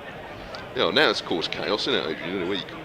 There we are. Adrian's back. You know, he's back in his right place now. His rightful place, no I was chatting away to a good friend you know very well, Brian Holford. Yes. Brian just popped in and said hello. Did he bring you his... I didn't see him there, but did he bring you his complaint?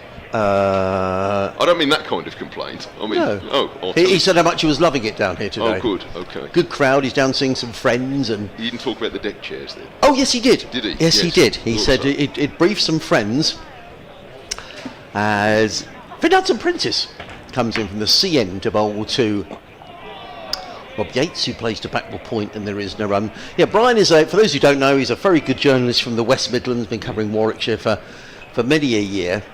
Always love seeing Brian. He came in to see hello. He's not working here today. He's visiting some friends who'd never been to Hove before and are absolutely loving it. So that's nice. Yes. But Brian had said to them about the deck chairs at the far end of the ground, which they normally are here at Hove.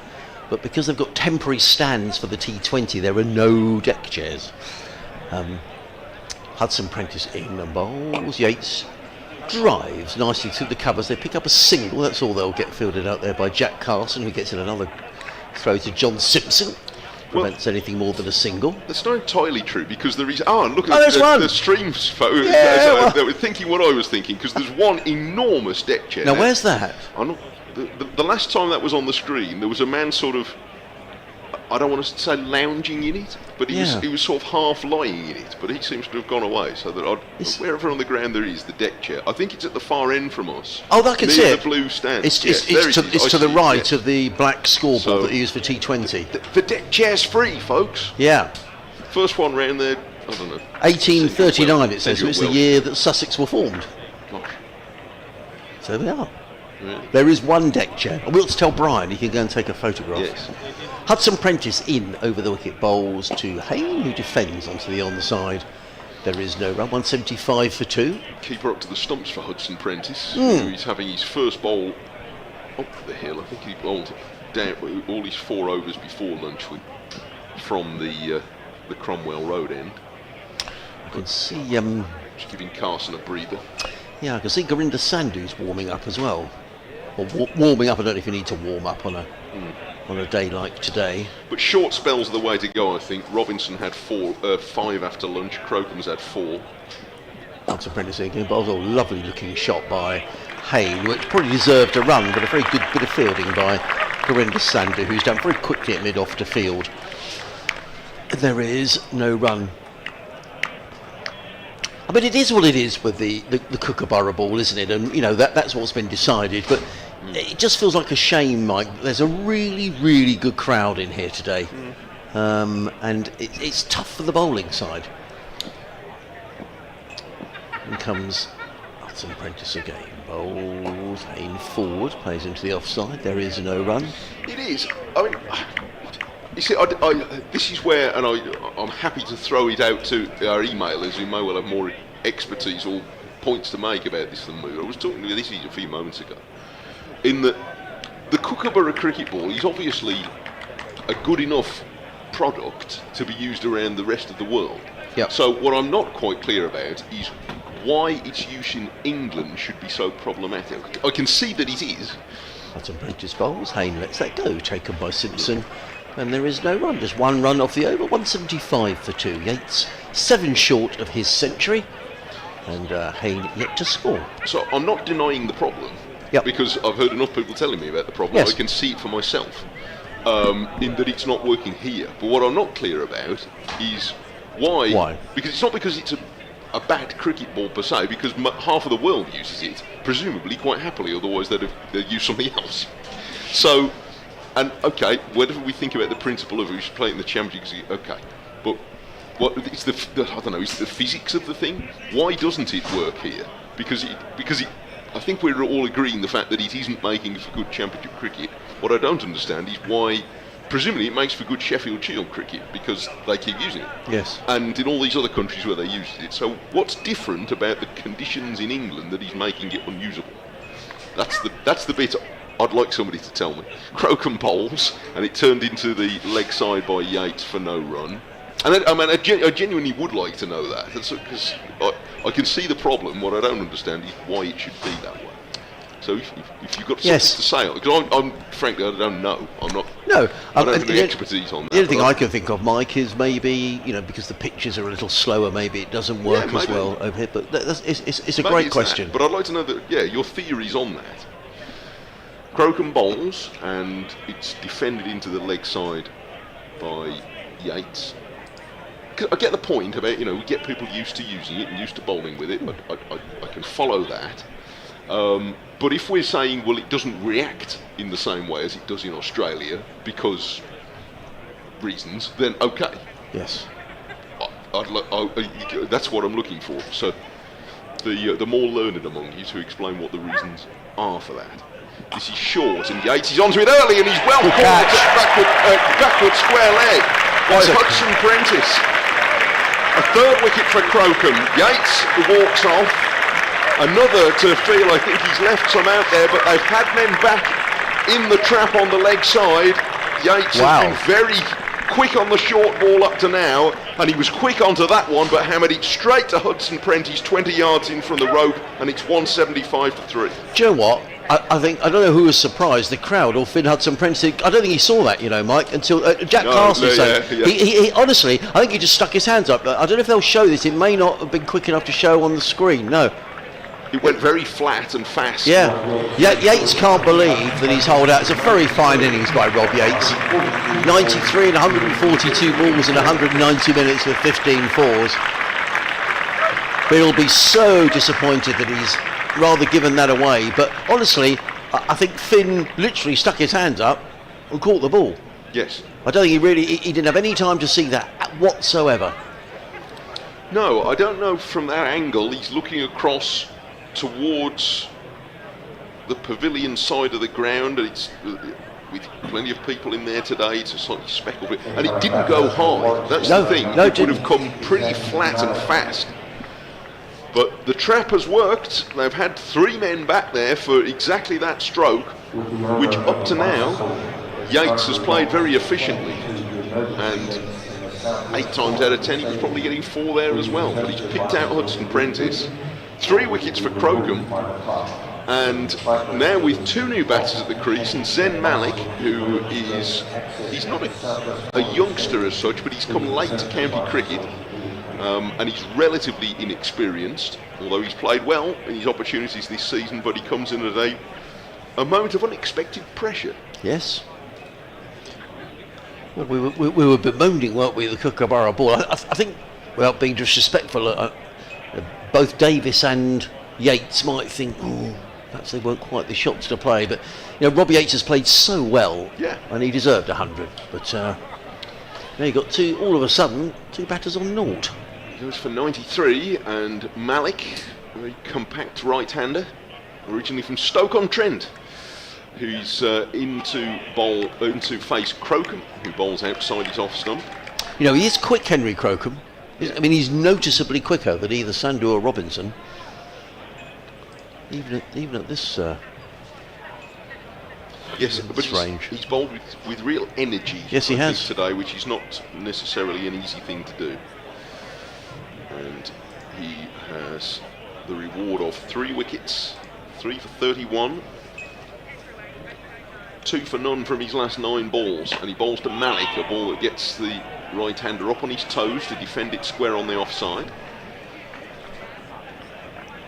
175 for 3, so a moment of hazard for Warwickshire, who were looking good to take full advantage of the conditions, and you want to, because it's going to be hotter and harder tomorrow. 2 slips and a leg slip are in position. Crocombe bowls, and Malik flicks it just past the leg slips, handed off very way for 4. They've got the man there, perhaps expecting, they'll have researched Malik, no doubt, that he might play it there, and it wasn't too far away from the hand of the diving fieldsman. They get 4. Generous applause for Crocombe, who has 3 wickets and was close to a 4th. 179 for 3 at the end of the over. You might, they, you know, as you say, they do the research these days on players and where they like to play. They had the leg slip in. Didn't quite care, but I think Sussex have done pretty well here since lunch. They have done well. I think that's one way in which the game has changed quite recently, in that, you know, you get to know players around the counties and you'll have seen them. But now you can know them in much more detail. So you can, a few clicks of the coaches, and you can see every time Malik's played a shot from off the middle stump against the quick bowler from right arm over the wicket, and study them all. And in that regard, in that scientific way, the game is changing. And we might have seen it there. Hudson Prentice is on his way. Comes in and bowls to Hayne, who is on his way with a single down to fine leg. 180 for 3. Warwickshire here on BBC W, BBC Radio Sussex. 5 Sports Extra. I can see Gurinder Sandhu is warming up at mid-off. I'd be surprised if they take Henry Crocombe out the attack, having just picked up another wicket. But maybe John Simpson is just wanting to rotate these by what we've seen it all day. I'm sure in this heat that's what he's wanting to do. He's had 5 in this spell, Crocombe. Well, you're going to need him again later. Yeah. Hudson Prentice in and rolls and defends. There's Malik down the offside of the track, and there is no run. Interesting actually, Mike. I remember Luke Wright tweeting 2 or 3 years ago about one of the things with the live streams in the old days. You could say, I got one that yes. Pitched outside off stump, swung late, but he said there's no excuse now. Everyone can tell it was a straight one that you played all around or whatever. Well, even the website that's connected to the scorers and the analysis cameras that I now click on, and Robbie 80's out, and I can already click on a compilation of all these boundaries. Hudson Prentice in bowls, and Malik is very stoutly forward, plays to mid-off, and there is no run. Which is a wonderful addition to the game. Yes. That, but it means all that he's there. So, and they have now analysis teams and people who spend the time studying. They do. Yes, and the analysts are a huge part of the game. Backroom staff. Hudson Prentice again. In and bowls, I think defends down the onside, looks very organised. Hudson Prentice stops the ball with his foot and passes it to Tom Clark, Daniel Hughes, who cleans the ball in his trousers. There is no run. Interesting stories in Malik for people who maybe haven't seen him play before. This is his 5th championship game, but he is one of now a growing number of products around the county game of the South Asian Cricket Academy. Some Prentice in bowls. Malik drives beautifully through the offside. That's a lovely shot. Just goes backward a point for 4 runs, but a beautifully controlled shot from Malik. He goes to 8, and Warwickshire to 184 for 3. And perhaps a lot of our listeners will have heard quite a bit about Saka, as it's now known already, but giving opportunities to players who maybe have missed the system or come through different routes into the system, and giving them chances. Zen Malik had been on the fringe of one or two counties, had trials in second 11 games, but prospered at Saka and getting an opportunity with Warwickshire. Comes to Prentice bowls to Malik, plays onto the onside, there is no run, and Salek stands for Mike. And Saka.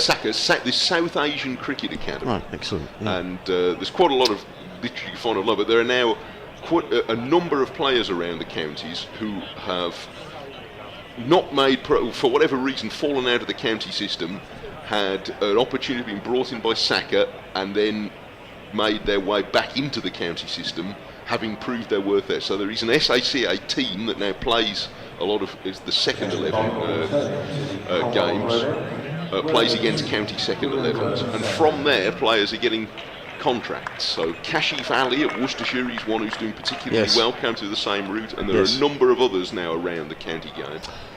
Well, I saw Kashif get a very good 100 in a one-day game a couple of years ago down at New Road. He made it look effortless, to be honest. Yeah, but isn't that good? Because it's, I think there has been a perception, and rightly so, that that a lot of cricketers come through the private school system. That's right. Yeah. And it's giving others an opportunity. And in some parts of the country, the communities with the South Asian heritage are a big part of the, and around the West Midlands particularly. Yes. So. Well, I imagine the leagues are very strong, aren't they? Very, very strong. Yeah, huge, thriving communities, but maybe not the traditional routes for getting into the professional county game. Change of bowling at the Cromwell Road end. Sandhu is back. 9 overs for 48 didn't really do him justice for his efforts before lunch, but he starts this spell with a ball that is left by Hayne outside off stump. David has been in touch. He says, "Hi Adrian, I don't know if you've already mentioned it, but have you noticed that Sussex have a new flag by the clock? It's about time. The old bomber's getting very tatty. So I'm enjoying the cricket in the sun, but the bats seem to do it comfortably today.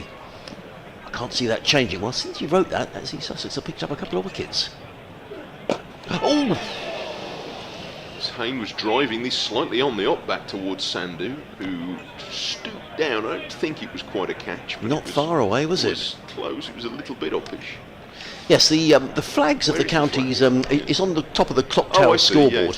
Yes. Hanging pretty limp at the moment. Yes, I hadn't noticed it was a new flag. I don't know who's responsible for putting the Warwickshire flag, but perhaps they've forgotten. Yes, they're a bit lax on that.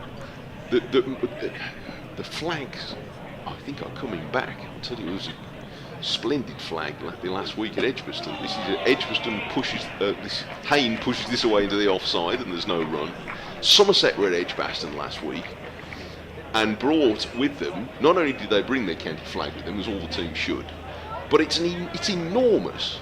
The Somerset flag? Yes, the Somerset flag, and apparently it's a new one being made by, and I've forgotten the lady's name, but a Somerset member was sufficiently moved to write just to say, no, admire our new flag, and it stood out on top of the old press box stand at Edgbaston, but it was enormous, like a duvet. It was huge. Sandhu bowls, and Hayne is pushing this back to the bowler pretty firmly. So it dwarfed the Warwickshire flag, frankly. And it was resplendent, sort of deep red colours. It was a marvellous, eye-catching flag. So, because when you look out from the press box or the commentary box at Edgbaston, you're looking right towards it. So it caught the eye all day. It was quite windy. But it was so big that in a strong wind, it was flexing the pole quite alarmingly. So, but it's been specially made this season. So flags are coming back. Warwickshire need to get a new flag sorted. This is turned by Hayne into the leg side, and there's no run. So, needlecraft folk of Warwickshire, this could be your moment, because the standard is being, well, literally the standard is being raised here. There's Sussex one over there. Yeah, so I must admit, I hadn't noticed. Always sort of almost as if it's on cue now, Mike. It's good. I should think so too. There's a fella pulling the string at the bottom. Yeah, in the wind. But yes, so if you're playing Somerset, it'll be Battle of the Flags. Sandhu bowls, and Hayne is defending back up the pitch, not distracted by the flag. It's the end of the over, and it's a good maiden from Sandhu, 184 for 3. I mentioned earlier, I was on with Izzy. When I watched a club game yesterday, a league game, at a most unusual but really lovely ground in Handsworth Wood in Birmingham, where a club called Bridge Trust now play. I saw a super game there yesterday, lovely people, and it's a ground in this tiny little island of grass surrounded by railways on 3 sides. I have an email about it from Dave, which I'll try and work through in between you describing this over, Adrian. It's very good. Thank you, Dave. Hudson Prentice is going to come into Malik. Now, there's a good, interesting field because there's a slip. John Simpson standing up to the stumps. There's a silly mid-on. Daniel Hughes virtually on the cut strip. As in comes Hudson Prentice bowls, and Malik works it into the offside. No run. Dave says it's in the middle of the Perry Bar Triangle, apparently it's called. He says, I played many times on that ground for Wednesbury CC. I was also a train driver and passed there in all directions with my trains. On one occasion I was fielding, a train passed loudly blowing its horn, and a fellow fielder asked me if I knew the driver, and I had to admit that it was my mate. He was working my shift so I could play in the game. Nice one, Dave. Well played, That's Dave. a great story. Hudson Prentice motors in, bowls to Malik, who drives down the ground. Nicely played. He's going to get a single. I think Hudson Prentice took some, in fact, might have been Daniel Hughes took some of the pace off of that, fielding in there at closest mid-on. 1-2, Malik, who goes down. You never know who's listening, Mike. No, well, in fact, as it happens, another email drops in. This is from Neil. Hello, Neil. Who is watching us on YouTube from the Space Coast of Florida. Who says, you made reference to a unique Bridge Trust Cricket Club ground, the triangle with train tracks on the 3 sides. Come to that. Hudson Prentice in again, bowls, and Payne defends down the track. There is no run. Neil says, I knew right away you were referring to. I spent many enjoyable weekends playing cricket there in the early 70s as a Handsworth Grammar School old boy, as it was called at the time. Yes, it's in that area. I'm an avid cricket fan. I appreciate you and the BBC and YouTube bringing Warwickshire cricket to me all these miles away. It's our pleasure, Neil, and good to be with you. So thank you. Yes, but if you haven't been to that cricket ground, you're in that area of Birmingham, Handsworth Wood. Go and look them up because they're lovely people. We had a great day there yesterday. Hudson Prentice in again, who just limps away from the crease. As Hayne is forward, plays it down the track, there is no run. I just saw the umpire's arm move. I don't think he called in no ball. But Hudson Prentice just slightly limp. Now and again, I think he might have a slight injury there, Hudson Prentice, because now and again he just pull up and you think, well, that doesn't look good, but he did walk quite heavily back after that. Yes, he did. Yeah, so just one to watch. But he seems to be running in freely now. Comes in and bowls to Hayne. Hayne defends. Well, in fact, he doesn't defend. He plays it through backward point and picks up at least one, and possibly a couple as Daniel Ibrahim chases back towards the players' pavilion. 2 more to the total. Hayne goes to 5, and Warwickshire to 189 for 3. Interesting, really. I mean, it's great to get those emails. Just thinking about Henry Crocombe in this match. He's picked up 3 wickets. Now, my understanding, if Jofra Archer was to return on Tuesday, that Sussex have had to say who he would replace. If you've got Crocombe who's already got 3 wickets, Yeah, well, that's a good point. you may not want him to replace him. In comes Hudson Prentice, bowls to Hayne, who plays to mid-off, and there is no run. Nice and tidy from Hudson Prentice. 7 overs, 1 maiden, no wicket for 30.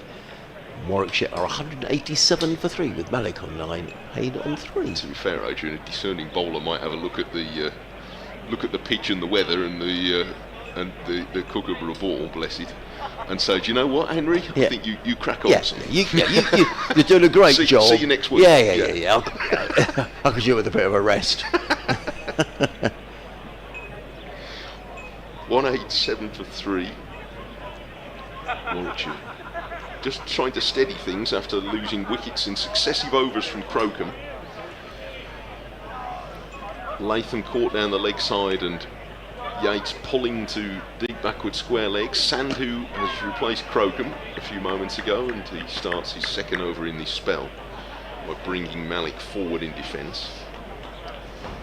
So I would say, if there are any other grounds of similar nature to that, With are railway on some lines. sort of little railway or some other little island, but there must be others similar. I was talking to somebody at lunchtime about it, and they said that there are sports pitches popping up in certain areas of London, near Clapham, in that nature, but it's more football pitches. But if you've got any other examples, I'd love to know.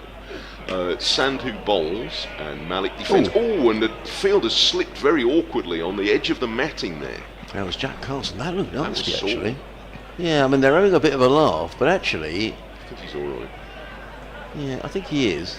There's a pitch covered by matting that one looks more or less right in the centre of the ground, and just seemed to lose his footing on the edge. Anyway, no great harm done, I think, and they didn't take a run. Sandhu's coming in the bowl, and this is down the leg side, and Malik waves at it, but doesn't make any contact. He's just making sure, Jack Carson, that he's on the turf, and so by the time he walks in, he's actually crossed that bit of matting, which I would imagine is for a T20. A couple of televised games down here coming up. The game against Hampshire and Kent in the next batch of T20 games. Yes, they're big days and big occasions for the county as well. This is full, and Malik turns this a little loosely into the leg side, and Sandhu is sufficiently exercised by that to walk back with his hands on his head. He hasn't had too much go his way so far, Gurinder Sandhu. Just slightly in there. Well, the game has got a different feel all of a sudden, Mike, hasn't it? I guess when a couple of wickets go down, and Warwickshire now in a real rebuilding phase. It has. 187 for 3. And here comes Sandhu. Calling to Malik, who's playing this very correctly up on his toes. And straight back to the bowler. So since lunch, 13, what have they scored? 74 since lunch in... It's the 23rd over since lunch. Okay, so yeah, it's about 3 and over. Yeah. I guess they've picked up those couple of wickets, Sussex. Yeah, Carson bowled quite a tidy spell from the C end, our commentary end. Here's Sandhu moving in again to bowl to Malik, and he defends square on the offside. That's the end of the over. A maiden from Sandhu, who's opened this spell with 2 maidens. He's now 11 overs, 2 maidens, no wicket for 48. And Warwickshire are 187 for 3 with Malik 9 and Hayne 3. And I remember this from last year, Mike, when you came down for the 50 over games. It was a while since we'd worked together. Yeah. And I remember you were, I suddenly thought, Mike's scoring here as if he was scoring, and you do every ball. Not very neatly. Well, you do every ball, though. I do. Well, I try to. At least I've got something to refer to then. Well, I'm very impressed that you... if I was better with a computer, then I'd probably do that. No, I wouldn't. I was always the kid with the schoolbook, Adrian. Were you? Yeah, always. Yeah. I can't get out of the habit. Yeah. I was 8 then, I'm 48 now. I think I'll... I used to lose my concentration, Mike, when I'd get to the end of the day and think, well, I've only got 5 balls down here, and too busy talking or not paying attention. I can't believe that. Anyway, in comes Hudson Prentice running away from us. Comes in and bowls to Hayne, yes, who clips that backward square on the leg side. They're going to come back for a second, though. He's going to move on here. In fact, in the end, it was a comfortable 2, but there was just a moment's hesitation. And Jack Carson is probably not someone who you want to hesitate too much to. He was quickly round from deep backward square leg to field. But 2 more to Hayne. He goes to 5. He's faced 20 deliveries for Sam Hayne, but not that that matters a jot. It's about playing himself in, and Warwickshire will be desperate not to lose another wicket. Hudson Prentice with this smooth approach bowls, and forward comes Hayne. Back to Hudson Prentice, who fields off his own bowling. There is no run. Yeah, they really will be at the moment keen not to lose any more wickets, because I think 400 is the least you would want, having won the toss and batted first in these conditions, and the boundary that side being fairly short. And it is not the deepest batting order Warwickshire have ever fielded. Although, Kai Smith at 7 is a pretty good player, as we saw in that game here last year. Hudson Prentice bowls. Haynes stretches forward, plays into the offside, no run. I would note, incidentally, that he's listed as the wicket-keeper again in this game. He and Alex Davies have at various times this season divided the wicket-keeping, but so Kai Smith at 7, But then the 4 bowlers afterwards, Bamber, Rocky Choli, Hannon Dolby and Rushworth. I mean, Bamber and Rocky Choli, I think, have some batting chops, but it's not the deepest order they've ever had. Hudson Prentice bowls, nice looking shot by Hayne, placed him mid off, fielded there by Sandhu, and there is no run. But I think we've seen nothing so far that would make you think that 400 is necessarily a very big score in this game. I think that's what you'd be looking for as a starting point. Yeah, because Ethan Bamber, the game at Edgbaston, he came out as a night watchman. Yeah. That was his first appearance, and he made 17. Hudson Prentice glides in and bowls, and Hayne plays out into the offside. Again, there is no run. Yes, look, he's not a bad player, but he's certainly a lower order player, and Rocky Choli the same. Yes. But Warwickshire supporters, I think, for many years have been used to them having a very deep back, because for a while they were always packed with all-rounders. I mean, if you remember a few years ago, they were a team that fielded quite often Ricky Clark, Darren Maddy, Chris Wokes and others in the same team, so sort of batted almost all the way down. Hudson Prentice bowls, Hayne plays back and across, played into the offside, just 2 runs off the over, nice and tidy from Hudson Prentice, 8 overs, 1 made, no wicket for 32.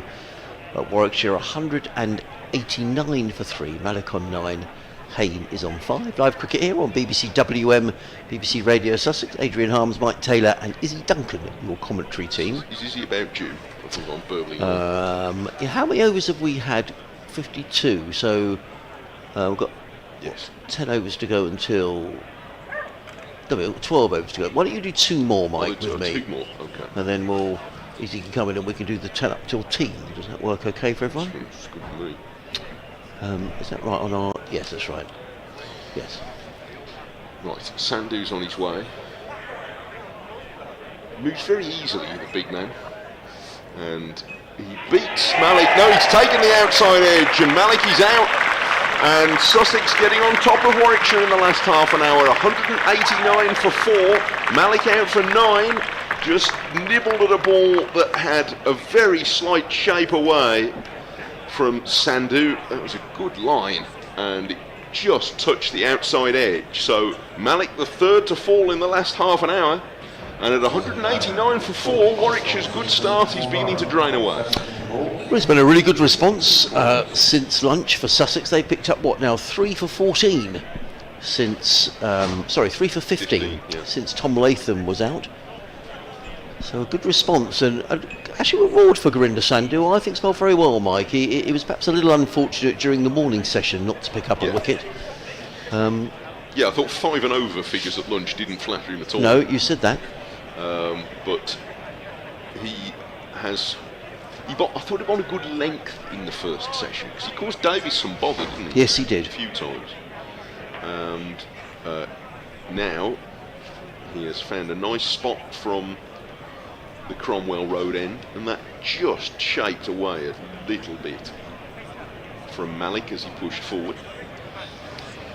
Well, I think probably at this stage, it's funny how games can change. I think probably at this stage, Sussex will probably be slightly the happier of the 2 sides, Mike, having picked up those 3. One of my favourite county cricketers makes his way out now, Ed Barnard. He's a player who always seems to score runs and takes wickets against Sussex, but I just think he's a very fine all-round cricketer. He has certainly proved himself to be an extremely important member of the team in all forms of the game. He is the leading run scorer in the Championship this season for Warwickshire so far, 602 runs at 54. He has picked up plenty of wickets as well, and you'll remember in the One Day Cup for the last 2 seasons, I think he's won that most valuable player prize by a mile. Yes. Because he's opened the batting and the bowling and scored loads of runs and taken loads of wickets. But this season, 19 Championship wickets and 600 runs. Well, he'd take that one, yes. So he's doing a pretty good job, as well as vice-captaincy duties. He hasn't really played much 2020 cricket since he's been at Warwickshire. This is his 3rd season with them. But now he's back in the Blast team and a key part of that. And just lately, you must feel that whenever he comes in, there seems to be a job of work to be done. And so there is now. 2 slips and a golly, the close catches, and the man closing at mid-wicket, and he's hit on the pad. How's that for LBW, says Sandhu and quite a few others. But a leg by signalled by umpire O'Shaughnessy, and that was probably, I think, heading leg side. But Sandhu's right in the game at the moment. Yes, he is. Certainly the way that Barnard played that suggested, I don't know whether the lads might be able to show that again, but just came on quickly, it did look leg side-ish. Just the way that Barnard went to play the shot. 190 for 4. I always thought he was a very fine player when he was at Worcestershire. Did very well. Did a very good job. He's sort of no nonsense, gets on with it. I would have thought he's very low maintenance sort of cricketer. Yes, a fine county cricketer. Sandhu bowls, and Hayne with a very late adjustment flicks a full delivery off his toes to mid-wicket for 1 run. Smart piece of fielding, he's warmly applauded. Crowd are right into it now in front of the pavilion, they're enjoying it. Yeah, Henry Crocombe fielding over there. I mean, generally speaking, as the sun works its way around the ground, Mike, you sometimes find the pavilion empties and people start to make their way so they can sit in the sun in the latter part of the day. But I think people today might decide to stay in the shade, especially on the top deck. Yes, and you've also got with the pitch on that side, you've got an exceptionally good view. Yeah, really good view. Well, you need to be paying attention over there, that's for sure. Sandhu bowls, and Barnard is chopping this through a gap at extra cover, and he's going to get runs. For Hudson Prentice, he's winning the race to get there. And they have 2. So Barnard's quickly up to... Oh, those are his first runs. He was leg by before. And it's 193 for 4. Warwickshire losing Davis for 37 before lunch, and in the last half an hour, Latham 31 caught down the leg side. Yates 93, pulling to deep backward square leg. So the only one who's been got out in sort of regulation fashion, if you like, is Malik with a standard outside edge to the cordon. Sandhu is just a little bit wider of off stump here, and that allows Barnard to let it go. Batters are starting to prod the pitch a little more suspiciously, not that I think there's anything up there. He has had this knack, Paul Farbrace, of bringing in players who've done a good job for the county. And Nathan McAndrew, someone who Warwickshire will know well from his just the one season I think he spent at Edgbaston, but has done a really good job for Sussex in the Championship and T20 cricket. Here's Sandhu rolling in again, and forward comes Barnard, defending very correctly back up the pitch, and it's the end of the over. Successful one for Sandhu. He's now 1 for 51 from 12 hard-working overs, and Warwickshire 193 for 4 with Haynes 6 and Barnard 2. I have it on very good authority now that if, and sorry to keep on about Jofra Archer, I don't mean to, but you know, there was a lot of speculation, will he play in this game? The only player he can replace in this game is Henry Crocombe. Okay. So they cannot change that decision. Yeah. So if Crocombe took 8 for 102 here, and they decided to change things, well, I guess that's Sussex's call, isn't it? Of course it is. You know, Paul Farbrace goes, well, hang on a minute, Crocombe's got a load of wickets, so and it would seem a bit harsh, wouldn't it? You know, I'm not saying Crocombe's a better bowler than Archer, clearly he's not, but Sussex might have liked the variation. Anyway, that's for another day. Here comes Hudson Prentice over the wicket, bowls to Hayne, who clips to mid-wicket, and there is no run. 193 for 4. The washing continues to dry on the block of flats away to our right hand, so it must be dry by now. It's a 3 loads day today. Yeah, I reckon you're right, 3 mate. loads on today. Well, that's the load that was on this morning. Is it? Yeah, those orange, green and red towels. They'll be like crisp bread by now. They're particularly You'll end up having to take them and put them in the dryer to soften them up. In comes Hudson Prentice, in and bowls, and clips nicely by Hayne, but straight to mid-wicket, fielded there by Clark. I'm fully domesticated these days. I'm impressed, Mike. Yeah, true. I am impressed. I believe. Who says I'm not a modern man? There's a rather foreboding-looking seagull standing on, appearing, because I've got at the end of the box. It's got quite a big screen here, so when I look round at the corner of my eye there, it looked like about a enormous great seagull. Where on the ground is it at the far end? Perched on a sight screen, I think. Yes he is, I think.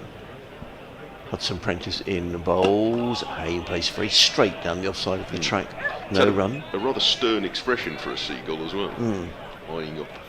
Because you bought them chips in. Yes, I know, which I still haven't eaten. They'll do for my tea. No, that seagull might be the other end of the ground, but you've got to watch. I know we've got tinted windows on here. Don't trust the seagulls. Just wants a change in the field, I think, Hudson Prentice. Daniel Hughes was fielding at that very straight, sort of silly mid-on position. They've just changed things slightly, and Hughes is now going to a more orthodox mid-wicket position. They've always got a square leg and a mid-wicket within almost arm's length of each other. Then Ollie Robinson at mid-on, so clearly something maybe Hudson Prentice has spotted, or maybe Daniel Hughes has spotted. And it's causing Sam Hain just to retake his guard. John Simpson standing up to the stumps. Hudson Prentice into the wicket. Bowls. Hain defends down the onside of the track. There is no run. I do like Hudson Prentice's approach to the wicket. He sort of glides in. It's a nice approach. Looks on casters. Yes. It rolls in. Yeah. Worked very hard on his. James Kirtley was telling me how hard Finn has worked throughout the winter. Oh, that seagull has now gone and bothered some spectators over by the Players Club. Well, I did try to warn you. He's now sitting on the advertising hoardings over there. It's fluttering away. Hudson Prentice in again. Bowls. Hain defends. Ball of good length. Plays it out into the covers. And there is no run. This is good tight cricket from Sussex. Yeah, they've done very well in the last half an hour. Yeah. Before I leave you in a moment, I have one more on the triangular cricket ground from Peter, who says, I also attended Handsworth Grammar School. And the playing fields to the left of the triangle were the playing fields for the school. It was half an hour's walk from the school.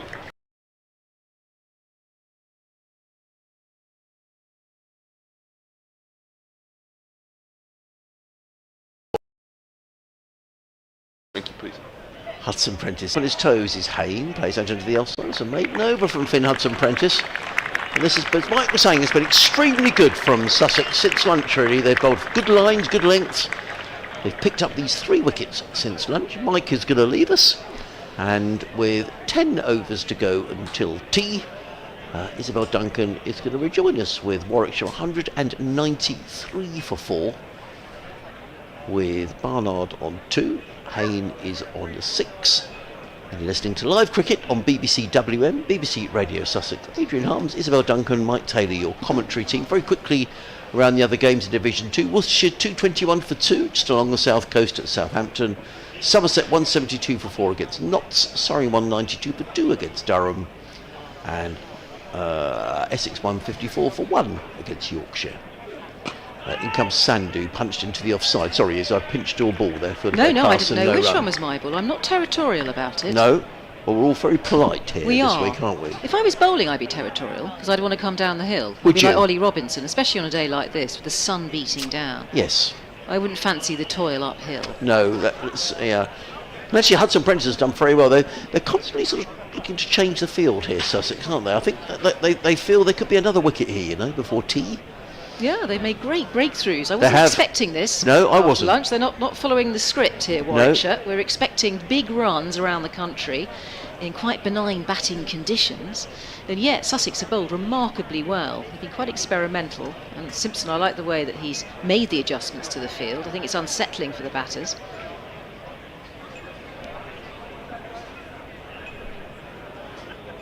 Sandhu is in, bowls, and Barnard plays to Clark in the gully, and there is no run. Yes, it's 54 overs, so it was 28 at lunch, so we've had, 26 overs since lunch. I mean Warwickshire haven't been crawling along by any manner of means. They've scored 80 runs since lunch, but it's just those 3 wickets have made all the difference, really, and Barnard and Hain having to be quite circumspect, and interesting what Mike was saying, that Warwickshire perhaps don't bat as deep as some might think. Sandhu again. Bowls. Barnard lets that go outside the off stump, and Sandhu's reaction was that didn't miss the off stump by very much. We'll see again. We may get a bit of a replay. There we go. Thank you, fellas. Ooh, crumbs! That didn't miss the off stump by. That was. We have to say it was probably a good leave, but that seemed to shake back to Ed Barnard. That's They it to sit from see. behind the stumps. Ooh, yeah, that's not.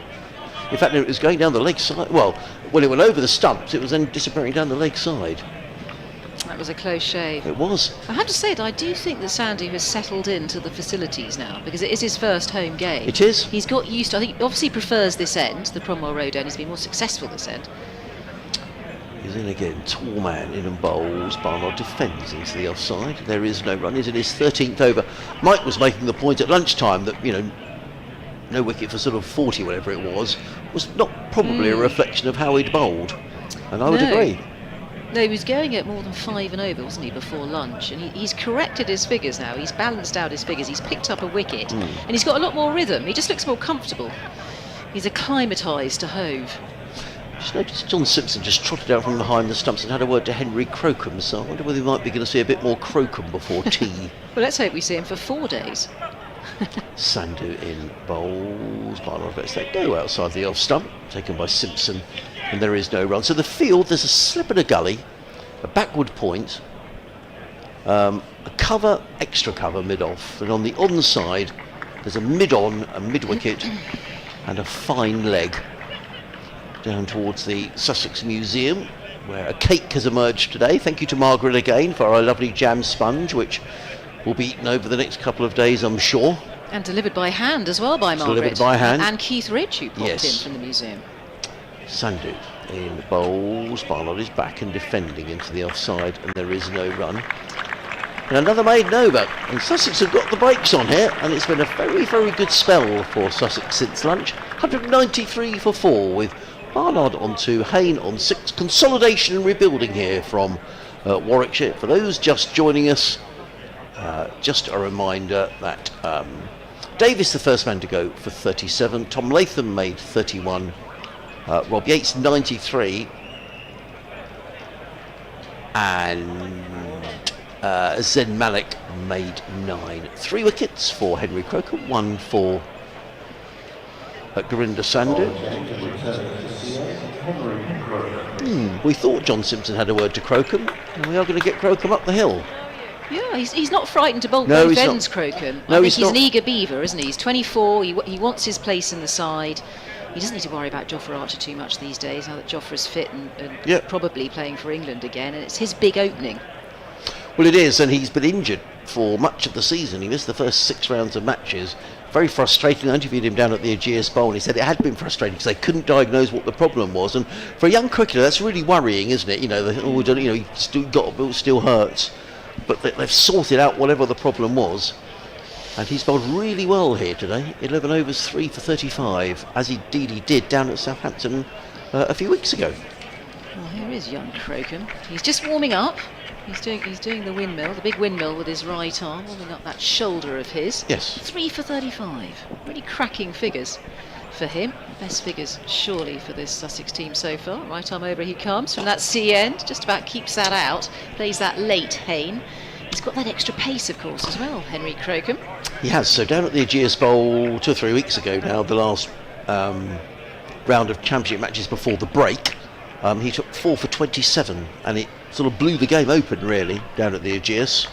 A game that Sussex won. He replaced Ollie Robinson in that game and bowled really well. So he's only played 1 game this season. This is his, and he was left out last week at Durham because Jofra Archer was playing. Here is the young buck again. He's in and bowls. It was going down the leg side. It's helped along the way down towards fine leg by Hayne. He'll pick up a single for that. He goes on to 7. Warwickshire now 194 to 4. You just feel that Warwickshire now are very much in the rebuilding stages, but they've got 2 cracking batters out there. If they can take one of these scalps of Hayne or Barnard nice and early, they'll really think it's game on, Sussex, because these 2, well, they're averaging something in the 50s, both of them, this season in the county championship, and they're really on song, and they're in fine form. They'll be looking for big runs, as most batters will be in these conditions. There's still a green tinge on this pitch, and there's still a bit of bounce as well as Crocombe comes in. There was an attempted pull and a miss. He just hits a lot of fresh air there, Barnard. Well, I think he beat it for pace. Then as he would just see, we might be able to see that replay again. The guys are doing a great job with the replays today. Well, I got the impression that he beat him for pace. He bends his back, doesn't he? He does. Bangs the ball into the pitch, and he is getting the bounce. And he gets that extra zip. He's got to be the quickest of the seam bowlers. Definitely out for Sussex today. Definitely, I think he's probably a yard quicker than anyone else. Here is Crocombe again, number 5 on his back, pumping his arms up the hill. Bowls. No, there won't be a quick single. They thought about it there. It's Barnard who's facing. That was very much on the stumps, forcing a shot out of Barnard. He's got a bit of venom in him here, has Crocombe. I'm not surprised, his tail is up with those figures, 3 for 36 now. He'll be wanting a firm place in this county championship side for Sussex in Div 1. He's flying high at the moment. Shadow following him as he goes in there. And that's played late with an open blade down towards third man, where it is fielded as a shy at the stumps, and the batters make it easily. So that is a quick single, 195 for 4. And Barnard goes on to 3. And Warwickshire in a spot of bother after lunch, really. It's the session between lunch and tea. Losing those 3 wickets, Latham, Yates and Malik, and they're all big wickets. Particularly Latham and Yates. Yates out in the 90s for 93. And the fall of the Latham wicket, it broke up that second wicket partnership, which was worth 95. So that was well done for Sussex, because that was looking dangerous. That was a platform for Warwickshire. Sharp shadows now in the sunshine as he's in Crocombe. There'll be an easy single there. Big gaps on the leg side. There's only one man in on the single, and that's Ollie Robinson, who scoops the ball up. It's the end of another over, another Crocombe golden over. 3 for 38. My eyesight should be good because I've got new glasses on. Yes. Have you still got the red dots? I can't get the red dots off. I'm going to have to take them into the opticians, Yes. because they're not meant to leave the little red dots on that mark your pupils. Yeah. Meanwhile, elsewhere, at Southampton, a century for Adam Hose for Worcestershire. Worcestershire 234 for 2 against Hampshire. At one stage, Worcestershire were 3 for 1. Henry Nichols out for a duck today, but Jake Libby going along nicely. He's 69 not out. So Worcestershire have only won once this season, rock bottom of the table, making a fight of things along the coast. James Rew is out for Somerset. Somerset 178 for 4. James Rew out for 58. Tom Abel going on very nicely for Somerset. He's 64 not out. Somerset 178 for 4 against Nottinghamshire. Surrey 205 for 2 against Durham at the Oval, as in comes Gurinder Sandhu. Bowls to Sam Hove. Let's let go outside the off stump, taken by Simpson. There is no run. Dominic Sibley 71 not out. Sam Curran on 64 off just 66 balls. Jimmy Neesham nicely playing for Durham in this round of matches. And at Headingley, Essex 156 for 1 against Yorkshire. Dean Elgar 68. Dean Elgar played for Surrey a couple of seasons ago, I'm sure he did. And Tom Wesley on 72.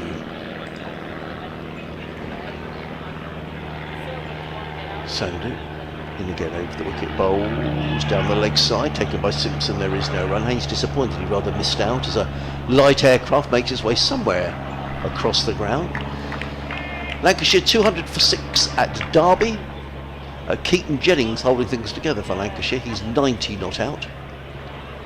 Gloucestershire 153 for 5 in Cardiff against Glamorgan. Cameron Bancroft top scoring with 50. Kent 202 for 3 against Northamptonshire. Canterbury. Ben Compton making 66. In comes Sandhu. Bowls clipped nicely away through mid-wicket by Hayne, and a very good bit of fielding. The Sussex ground fielding has been very good today. Clipped away through mid-wicket, a chase round that leg side boundary. The throw came in. That's very good indeed. I think, what was that? Tom Haynes. Very good bit of fielding. I think actually that Ollie Carter might be on the field. I missed that as a 12th man here at point, which probably suggests that Finn Hudson-Prentice may be off the field. However, 2 more to Hayne. He goes into double figures to 10, the total to 198 for 4. As Sandhu is in again. Bowls. But Hayne takes a step down the wicket and plays a strange shot, plays it to mid-off, fielded by Ollie Robinson. Almost a sign there that Hayne was getting a bit frustrated. That was an odd shot, wasn't it? He came down the wicket as if it was a sort of a T20 game. He's picked up a single. Well, we know that he likes to get on with it. I mean, he's a great white ball player. He's brilliant across all formats, but he averages 50 odd in white ball cricket, and certainly in 50 over cricket. And he's a sort of player who does want to get on with it. He doesn't want to get stuck in a mire. He wants to keep the scoreboard ticking over. It's been a bit sluggish because of the fall of wickets. 3 wickets after lunch. Sandhu's back to his mark. Final game at Grace Road, where Middlesex 209 for 2. A century there for Sam Robson. He's 104 not out. Josh de Care's making 76. Change in the field. Now the deep square leg has come to an orthodox, almost mid-wicket now, Tom Haynes. So just the 3 men on the leg side and a very packed offside field as Sandhu is in to bowl to Barnard, and Barnard cuts firmly. That's a lovely shot. Too much width there from Gurinder Sandhu. And Ed Barnard wasn't going to miss out on an opportunity of a rare wide delivery from the Australian. And he cuts the ball away nicely for a boundary, and that brings up the 200 for Warwickshire. Been waiting for that, Ed Barnard. He goes to 7. A total to 203 for 4. Nice shot. Really hard, wasn't it, by Barnard? In complete control as well. Didn't have to move his feet much. It's a little bit too wide from the bowler Sandhu. A rarity from Sandhu after lunch because he's bowling quite tightly. Sandhu is in again over the wicket, bowls and turned by Barnard to mid-wicket. There is no run. End of the over. Still another 7 overs to go until tea. I think what we might do is I'll do another 3, then we'll bring Mike in for 4 overs before tea. So we keep a nice rotation of, and we get some nice West Midlands commentary on that. Let's do that. Yeah. I know we want different accents. We do. Mix it around. We don't just want the posh southern accents. Do No. we? No. Do you think we People sound get posh? bored of them. Well, I'm always told I'm posh, Are you? especially if I go to Scarborough. Wow. Oh right. I Okay. won't say what they say on Twitter when I go up there. Oh right. Okay. When I went to the I fish wouldn't take a blind bit of notice. When I went to the fish and chip shop, and I made the mistake of on air of saying I had baked beans with my fish and chips. Right. They went absolutely mental on Twitter because Really? it should be mushy peas. Oh right. Mushy peas. I got a lot of abuse. So it was quite affectionate abuse. Right. It wasn't okay. offensive. Right. Well, that's good. Yeah. I do love going up there. Yes, Sussex go there this season. Oh, so you've got a little holiday up in Scotland. Well, I think that Yorkshire play Surrey and Sussex in consecutive weeks. Oh, okay. There's a bit of travelling for Adrian Harms Yeah. coming up. Crocombe staying on, the CN 3 for 38. Why take him off? He's full of energy. The Duracell bunny, here he is, right arm over. Bowls, that's whipped away. It was on middle and leg. There'll only be 1 run as fine leg sweeps in, a rather backward square leg, who's 3/4 of the way out there. And a single is taken by Hayne. He goes on to 12, 204 for 4 now, Warwickshire, as they busily try and rebuild. They've got the right batters out there in Barnard and Hayne. 2 men very much in form. See, Ollie Robinson's warming up, is he? So That was my next question, actually, because I wondered about his niggle in his foot and whether he would be back to bowl. But you're right, he is warming up. As Crocombe thunders in, bowls, and again it's in a similar area and a similar shot, just backward of square, this time off the bat of Barnard. He goes on to 8 and 205 for 4 now, Warwickshire. just following up on Mike's stories about trains, we've had an email in on Sussex Sport at bbc.co.uk from Chris Elsley, who's a Sussex fan from Stafford, which is in sort of Birmingham neck of the woods, isn't it? And I'll read it at the end of the over. It's prompted a lot of correspondence, Mike's story, you know. Oh, you've upset Crocombe now. Henry Crocomb's pulled out of his run. Oh. Too much talk about trains, you see. Yep. Here he is, the busy Crocombe, Henry Crocombe. Pumping his arms and bowls. He pops it in short, sees it nice and early, rolls his wrists over that, Hayne. Gets hold of it, but it's very well fielded at backwards square. It's interesting field on the leg side, because both of these players at the moment are busy pulling and hooking. So there is a fine leg as a backwards square, a deep mid-wicket. Mid-on is in on the single, that's Ollie Robinson, a mid-off. And a mid-wicket, and there's a deep point, just protecting that short boundary out there in front of the pavilion. The Spen Karma Pavilion. 1 slip in place. Crocombe, the bouncy Crocombe. A little stutter at the beginning of his run-up. He pops in a short one again, and that will be 4 runs this time. Does thread its way through. Gets past square leg, well, rather mid-wicket, and then the 2 fielders on the ropes out there, and beautifully bisects them. Lovely shot from Barnard. He just rolled his wrists, didn't he? Beautifully played, because the trap is set. You know, they've got the 2 men back, is Ian. They've got, you know, the square leg Tom Clark, who's probably the best fielder in the Sussex side. Yes, but it's an obvious trap, isn't it? It is an obvious but trap. then players always fall for it. Yeah, Otherwise they wouldn't do. keep going on it. I'm not sure if Barnard will though, because he's seeing it so well. but we have got that extra pace and zip from Crocombe, and he is the man with the wickets. And here we go again, short. And it was in the air? No, it was on the ground. It was on the ground. I mean, that. We'll have a look at the replay. I think it was momentarily in the air, and it was hit very hard. And in the end, a very good stop by Backward Square, who's 3/4 of the way in. Let's have a look at the replay. The wrists have been rolled over it. I don't think it was a It chance. hit the ground. I think it bounced in front of him, It didn't did. It was a very tricky bounce. It's one of Yes. those half-volley bounces in front of the fielder. But a good stop. Always dangerous for fielders when that happens. You don't want it in the teeth. Well, he's not shying away from this, is he, Barnard? If the ball's there, he's taking it on. No, he is. Game on for him. 212 for 4 now. Barnard on 14. As Henry Crocombe is in. This time it's not quite as short, Yes. but it's vicious and it's outside the off stump and it's well left alone by Barnard. Yes. Not even a sniff from Barnard there. 212 for 4.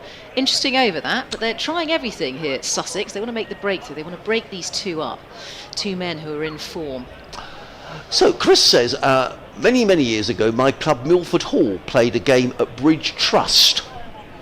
Mike nods. After a scramble for players, we arrived with 12, so the captain stood down and offered to umpire. Early in the game, the ball was played down to fine leg and the batsman set off running. Our captain stroke umpire got distracted watching a passing train and missed a direct hit from our fielder where the batsman was a yard short of his ground. They had to be given not out. Thank you, Chris. Do you know the ground, Mike? Is it? That's the one. There we are. See, you never know who's listening. It's wonderful, Exactly. It's wonderful, There's isn't a whole it? flood of stories around this ground and the railway tracks. It's the only ground I've ever heard of that's got through. You hear about roads all the time around grounds, don't Yes. you? You have to score runs past the road, like at Shamley Green in Yes. Surrey. In comes Gurinder Sandhu from the Cromwell Road end, bowls to Hayne, who clips off the pads down to deep backward square, picks up a six. How many balls has Hayne faced? 42 for his 14, so it goes to 213 for 4. Another email's come in from Gary Knight. Hello, Gary, lovely to hear from you. Big Bruce Springsteen fan is Gary.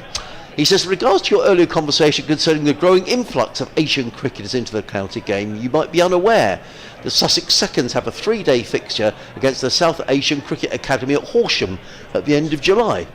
I believe the fixture has been played for the past few seasons and no doubt reflects the impact Asian cricketers are having. I'm at Hove tomorrow. I've repacked the essentials, sunscreen, water bottle and hat, says Gary. Sensible Gary. In comes Sandhu bowls, forward comes Barnard, plays into the offside, and there is no run. So thank you for that, Gary, and to my shame, I wasn't aware of that match, but what a lovely ground to play at as well, Horsham. Oh, yeah. Lovely pitch. I've worked with you there, Adrian. I think you have, yeah. I think, yeah. We talked about that last time, didn't we? That you commentate just outside the bogs, and people are in and out, they dry their hands. Yes, you do. Hear We're right outside the loo. Yeah, but it is a lovely ground. It is a beautiful ground. The only thing with the commentary position, it is at square leg, isn't it? It is at square leg. But sadly, Sussex haven't played a first team match there for a long time. In comes Sandhu bowls and defends, does Barnard, down the offside of the track, and there is no run. And I told you that last time I was there, which was several years ago, and I think I was with you, Adrian, that there was a lost ball. I think it was Luke Wright who was smashing the ball into the trees at one side of the ground, the opposite side of the pavilion, and they needed another ball, and I could see the balls that they used to substitute in front of me, and nobody was bringing them out. So in the end, I took them out, right out to the middle, and I felt really important. A bit like your friend Brenda, who does it here. Yes. Yeah. Were they grateful? They were pretty grateful, yeah. In comes Sandhu bowls, Barnard lets that one go outside of your stump. Another good lead by Ed Barnard. And there is no run. 213 for 4 here on BBC Radio Sussex, BBC WM. Adrian Harms, Izzy Duncan and Mike Taylor, your commentary team here. We've got another 5 overs to go after this one until tea. I reckon odds are about even here. If this was a boxing match, I think you might just have Sussex 51-40. I don't know. In comes Sandhu bowls, let go by Barnard. There is no. I think from where Warwickshire were at 174 for 1, I think Sussex will feel they've had a really good spell here. And as Mike was saying, maybe it's a slightly long tail, although in county championship cricket it seems that everybody can bat a bit these days. It does look a good surface, but there's been good carry. I mean, it's not one of these pitches where the ball goes through to the keeper and they're sort of fumbling around on the ground, is it? It's not a benign Simpson's taken it all up around his midriff. Which is surprising, because we've been slightly berating The ball. bowler, talking about it going soft too early Yeah. and not getting enough bounce. But these bowlers are bending their backs. Sandhu. And again, bowls. Oh, I think that's a good. He beat him outside the off stump. I'm not so sure that Ed Barner didn't play it that. We may get a chance to have a look at the replay. I don't think it was far from the outside edge. Anyway, end of the over. 213 for 4. I'm going to finish off the chips that I got for lunch, which are probably They'll be stone cold. cold. Well, Ooh. yeah, they're probably cold. They don't look very appetising. I'm wondering, No, they Adrian don't. Harms, where your vegetables are and your burger. Well, I So there don't. were two buckets of chips that came in. Yes, I don't really like burgers, to be honest. What about sausages? The sausage I've pans, got some okay. bananas. I'm going to eat. That's going to you be got a my. banana? That's Good. going to be Glad you my got some, 5 for 3. So I'm going to leave you with Izzy, and I'm going to have chips and bananas. What a horrible combination. Leave you with Izzy and Mike. Well, we're going to continue here with Henry Crocombe. He's bowling from that sea end. He doesn't mind coming up the hill. He has got oodles of energy. I think he had 3 Weetabix for breakfast, and he's picked up plenty of wickets as well. 3 for 47 for Crocombe, who's proving his worth in this Sussex side now that Archer has been selected for the England squad for Edgbaston.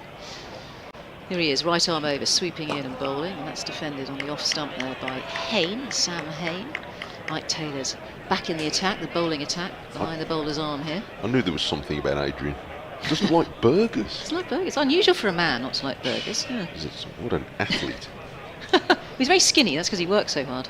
It's always been. Even Charles Runcie mentioned that the other day when I had lunch with Charles Runcie, that you're such a hard worker. The Sussex are very lucky to have you.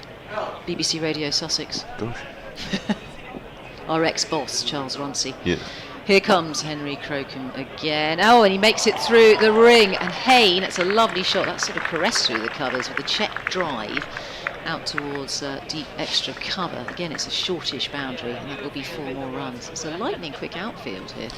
It is. It's very. It looks very good looking outfield, but the ball is zipping across it, and Hayne is settling it. He bats at his own pace, Sam Hayne, even in 2020 cricket. Quite often he seems to have started slowly, and then you look up and he's 40 off 30 and he's away. 217 for 4 now. Hayne on to 18 off 44. A little skip at the beginning of his run up there from Henry Crocombe, and this has been hit very hard to deep point. There is protection out there as the fielder scoops it up on the boundary and saves 4 runs, and they only go through for a single. So Hayne goes on to 19. Barnard now facing on 14, 218 for 4. Charles Runcie was one of the people who got the BBC county commentary service really going. He did. He was there right at the 15 beginning odd of years it. ago. Is he in good form, Charles? Is he? He's in very good form. Good. He lives I'm in pleased to Wimbledon. hear. Good man. Takes the train down to Clandon, meets me in the pub there. Oh, good man. Good to hear. As Crocombe's in. Whoa, there's a top edge here. Doesn't get hold of that one. Tries to roll the wrist and pull it, Barnard, and it's in the end. He's lucky to survive it. It's Ollie Robinson who's on the pursuit. And in the end, they only get a single for it. It's looking to pull again. Yeah. It's a similar field setting. And he's taken on the pull nearly every time Crocombe has banged it in short, Barnard, in this relatively brief innings so far, but that's the first one he's miscued. And the field are all there for it. There's a square leg. Umpire's gone to the offside to get a clear look as to where all the leg side fielders are. But there's a mid-on square leg, deep mid-wicket, backward square leg in more or less the same position where Yates was caught from the other end, and then long leg on the boundary. So the traps are set. Hayne and Barnard happy to take it on though. Coming around the wicket now. Whoa, and it gets on top of that. Plays that well towards third man. It should go for 4. Yes, it will. Again, the wrists are rolled, but this time steered to third man. Gets on top of it beautifully there. Hayne in complete control and ignores all the fielders on the leg side and finds that gap down towards the indoor school. And that's 4 more. 223 for 4 and Hayne on 23. Well, it's a good contest for Crocombe because Hayne has added a lot of invention to his game in the last few years, and if Crocombe is going to try and be creative, then Hayne will be creative back. So this is a good coming round the wicket now.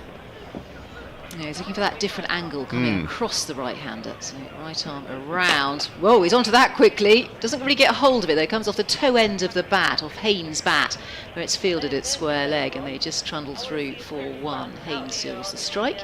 He goes on to 24, 224 for 4 here. As we approach, tea is only 4 overs away. There have to be 32 overs remaining in the day before we take tea. And we're looking forward to tea because we've got a heck of a lot of cake and homemade biscuits and all sorts of things next door. Sandra is the lady who is the mother of Jack, who's in charge of the stream here, who's been baking away busily. I think she had a wedding and there were a few leftovers. There's also Margaret in the museum who's baked us cake too. No, absolutely. We can't move for cake. Cakes are we need some friends up here to help us out. Really.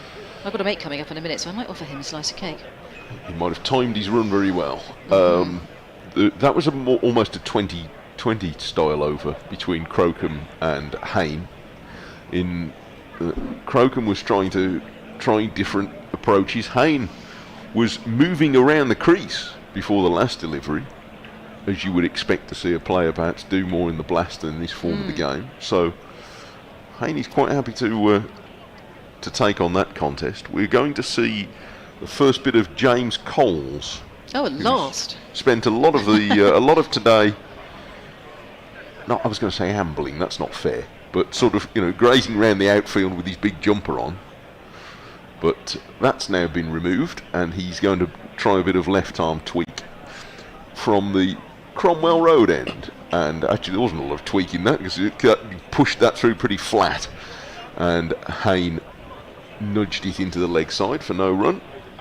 So Sandhu given a break after a good 6 over spell. 6 overs, 1 for 11 in that spell from Sandhu. Round the wicket comes Coles, whips his arm over very quickly, and Hayne is guiding this backward of square leg between 2 fielders at the perfect angle to make sure he gets 2. He just about avoids the throw on its way back in as well. So Hayne is starting to tick his way along. He's 26. He does that, Hayne. He sort of glides into his innings without seemingly playing any strokes, and then you look and he's already 20 odd not out. Let's look at the leg side field. There's a square leg on the boundary, a backward square leg on the sweep, and Hayne just flexes his wrists and guides this along the ground to square leg and has 1. Well, it brings relief to the seam bowlers to have the spinners back on again, particularly in this type of weather, but he's a great bowler in his own right, is Coles. He's come on nicely with his tweakers. And perhaps have this over and 1 more before tea. Around the wicket he comes, and Barnard goes back and plays with a perpendicular bat away into the offside. Because we haven't seen Robinson for a while, have we? He bowled 10 overs in the end. So he had a bit of a tweak in his foot, maybe. 1 ball of off spin was enough to get him out of his spell. Now Barnard's playing slightly across this delivery from Coles, which takes the leading edge of the bat, but dribbles away into the offside. I did wonder if we'd see Robinson again, but he was busy warming up. Well, if he's been out on the field, if there was too much of a problem, they'd presumably taken him off for a bit of treatment. Coles around the wicket, whips his arm over quickly, and Barnard's already in position to defend it since the end of the over. 3 scored in that one. 61 overs of Warwickshire's first innings after choosing to bat this morning. 227 for 4 after losing Davis for 37 before lunch, and afterwards Latham for 31, Yates for 93, and Malik 9. And there are a few dismissals. Well, there's some good runs made, but there are 1 or 2 players who got out to curious dismissals. Latham caught down the leg side. You'd always be pretty grumpy about that, understandably so. Yates played beautifully for 93 and then picked out the man in the deep on the leg trap. Oh, change of bowling here. C end, it's going to be Tom Clark. He bowls sort of trundlers, isn't he? Right arm medium. Just something a bit different to add into the mix. Just before tea, why not? So there'll be 3 overs left before tea. I don't think he bowls them all that often, but yes. It's as if the Fast Bowlers Union clock off at 10-4. Come on, we had enough. Some of you lads have a go. He's coming up the hill as well, because somebody's got to come up the hill. We know that Henry Crocombe doesn't mind coming up the hill. No, Here's Clark anyway. He's bustling in and bowling, and it's on the stumps. Looks pretty neat and tidy. No looseness for him. Hayne is facing and defends that with a bit of respect. He just stalks back to his mark. The temperature's definitely gone up. You can see that out there. We're protected. We're cocooned, aren't we, in our commentary box? We've got a bit of air conditioning and we're not feeling the heat. But I can see there's actually no wind at all now because the flags are very limp to our right on the scoreboard. Is that the new Sussex flag you were talking about earlier? Right arm over comes Tom Clark. He has a nice cracking drive. That should go for 4. It's down the hill. It's a check drive. It's in the V. And it was in the slot for driving. Irresistible for the likes of Hayne. So he goes on to 31 now. And the score 231 for 4. Just having a look at the replay. A thing of delight there from Hayne. That really wasn't his slot. Yes, and just punched it away down the hill. So he's starting to tick the scoreboard along more regularly. Clark, 27 on his bats, pitched up, whipped away off the toes. It's in front of square. It'll be an easy single. They just jog through for it. I think they're looking forward to tee here. And Hayne goes on to 32. Barnard facing on 15. I don't know whether occasional bowler slightly does him a disservice, but so looking 57 first-class games and 220 overs, give or take, 230 overs. So that's about what, 4 overs a match. So yeah, that's fairly occasional. It is, isn't it? He's sort of filling a gap here. Yeah, that's all The right. gap before tee, and he's doing a pretty good job of it. Just backing onto his stumps there, Barnard, and just playing it under his nose. Just get the feeling they're not going to do anything rash with tee approaching, and these two looking pretty comfortable. Sussex know if they can get one of these out, it's a giant scalp for Sussex, and they'll feel that they're really on the way to being on top. But at the moment, these two are in control, these two batters. Relatively unflustered out there. Clark trundling, bustling. Oh, the wrists have gone over it. It's in the air, but it's one bounce before the fielder. And it's taken on the half volley. It's a very good stop. Something's dangerous. You don't want that in the teeth. And they go through for a single. This ploy continues, doesn't it? And the field's in the same place. You've got the deep square leg and you've got the deep mid wicket. They're not quite on the boundary. They're about a quarter of the way in off the boundary because it's a very long boundary out there. Not in control of that. Ed Barnard, that's a couple of loose attempts now, and you'd be pretty cross to get out at this point. Yeah, it's not holding him back, is it? He's prepared to take the shot on, especially off Clark, I would imagine, as well. Clark's in. This time it's pitched up, and this is driven crisply into the offside, and there will be a single there. And Hayne goes on to 33. 2, 3, 4 for 4. And is that the end of another over? I think it is. Yes, it is. So let's have a look at his figures there. Trying to find Clark's figures. Yeah, 7 off that 7 over. off the over. Yeah. But he nearly bought the wicket of Ed Barnard.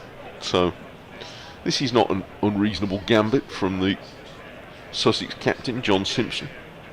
I was reminded a bit in that over of Graham Gooch used to sort of bowl a few overs at medium pace when it was.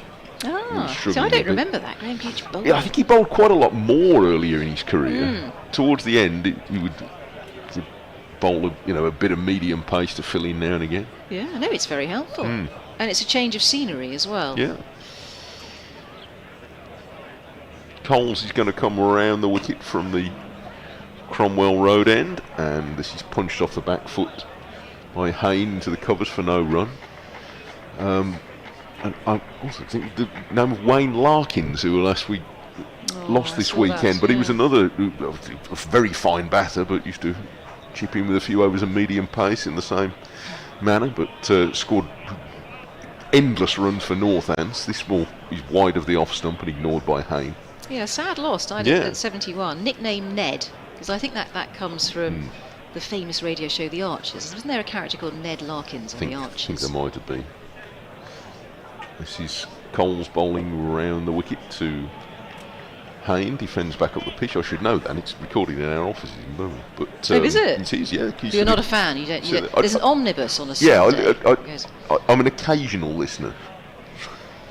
Tracy, who plays like cricket. John Finnemore's sketches about it. But yes, I'm an occasional listener. Like being an occasional medium pace bowler. Yes. That sort of category. But, no, I was a very occasional bowler.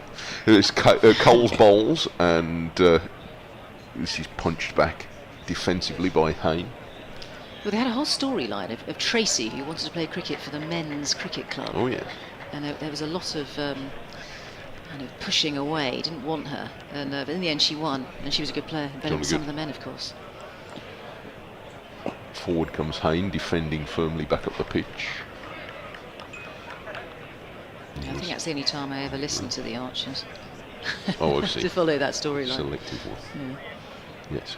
No, they could cast her in about every couple of weeks. And they all gather in the end of the corridor debating. and then they go into they've got a special studio. Oh, And do they? Have go, their own studio? Special studio, yeah. Oh. The whole thing's done there.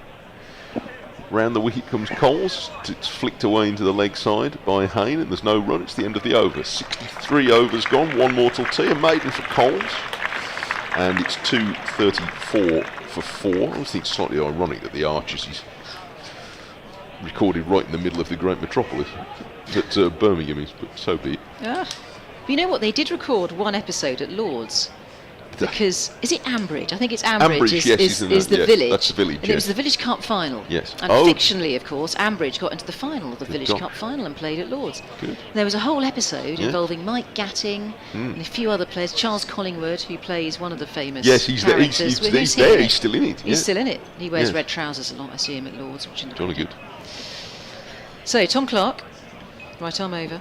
He's in and bowls. Whoa, that could be a wide. No, it isn't. It was a very good take from Simpson down the leg side. He was very much on the move taking that. Is he in character when he does that? Well, when he wears his red trousers. Wearing trousers, yes. Well, no, I just think he's part of the Red Trousers Club, and Lord's is the sort of place for that. But he may well be in character. Who knows? Does he play somebody posh on the Archers? Almost certainly. Almost certainly. Yeah, he must do. Must do. It's sort of typecast. But he's definitely an MCC member, because I do see him at Lord's sometimes. Together with Graham Seed as well, another character as Tom Clark's in, and doesn't get up much, looking for the bouncer, but just dodges out of the way of that one. Barnard. Yes, Graham Seed is another MCC member and an actor. He was in the Archers for 25 years and played Nigel Pargeter. Yes. Fell off low. He was the one who fell off the roof, wasn't he? He fell off the roof. He's furious. The actor was furious. Yes. He's a good friend of mine because he was in a job there for 25 Yes. years, and a nice bit of money coming in every year, and suddenly he was executed.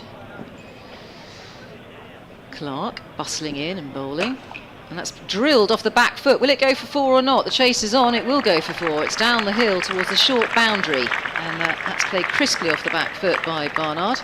Bit of a gift, really, a little bit too short, and that's come out the meat of the bat, and Barnard goes on to 20. 238 for 4 now. Warwickshire. This is the last over before tea. It has to be.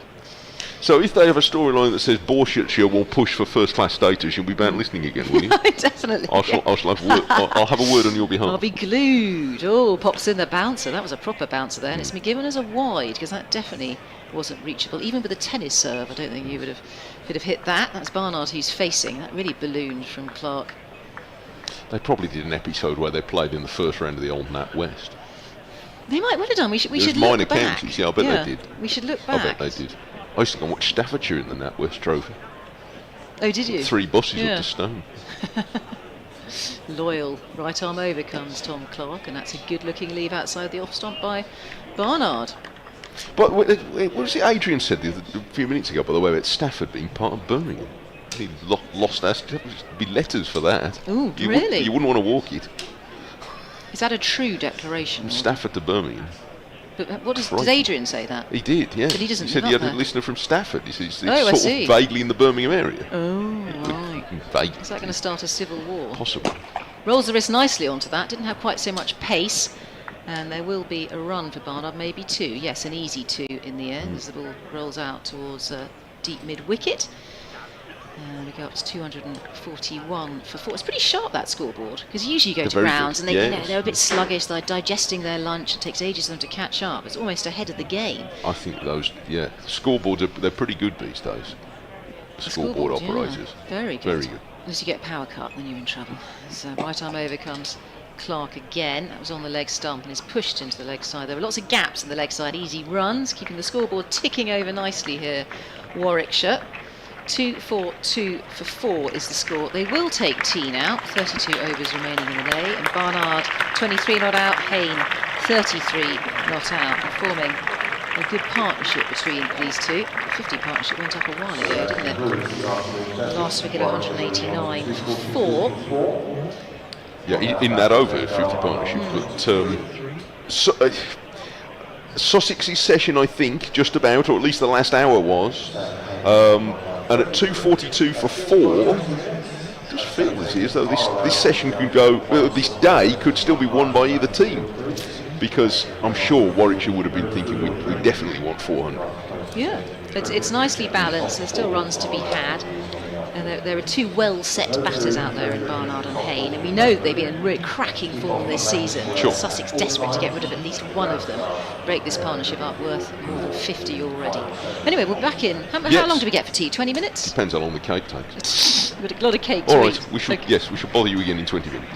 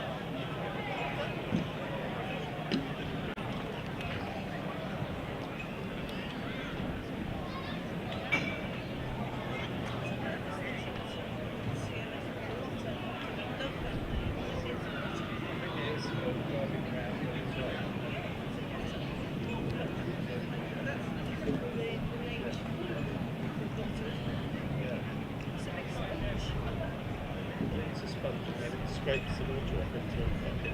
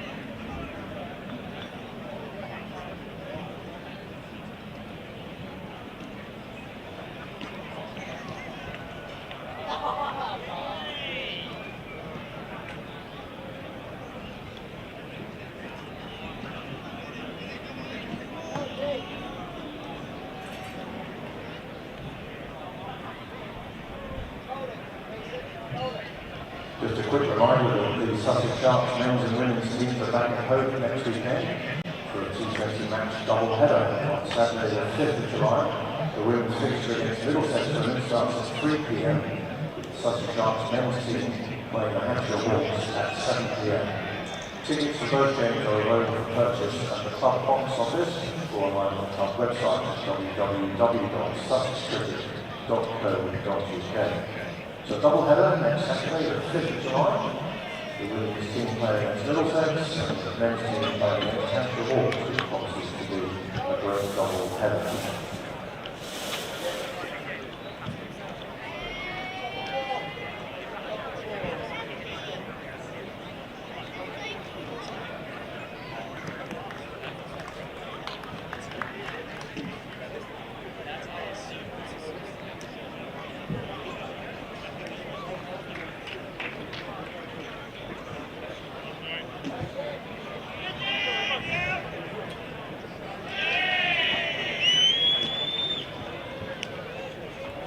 We just had a message from our medical teams that there are a couple of people who are in sick bay at the moment suffering from dehydration. So to remind you to please keep yourselves dehydrated. We have a number of water fountains around the stadium, most particularly behind the Web 10 optimised shark stand in the southwest corner of the ground, by the indoor school at the northwest corner of the ground, at the northeast corner of the stadium, and also behind the main scoreboard. So there are free water fountains for you to use, so please keep yourselves hydrated at all times.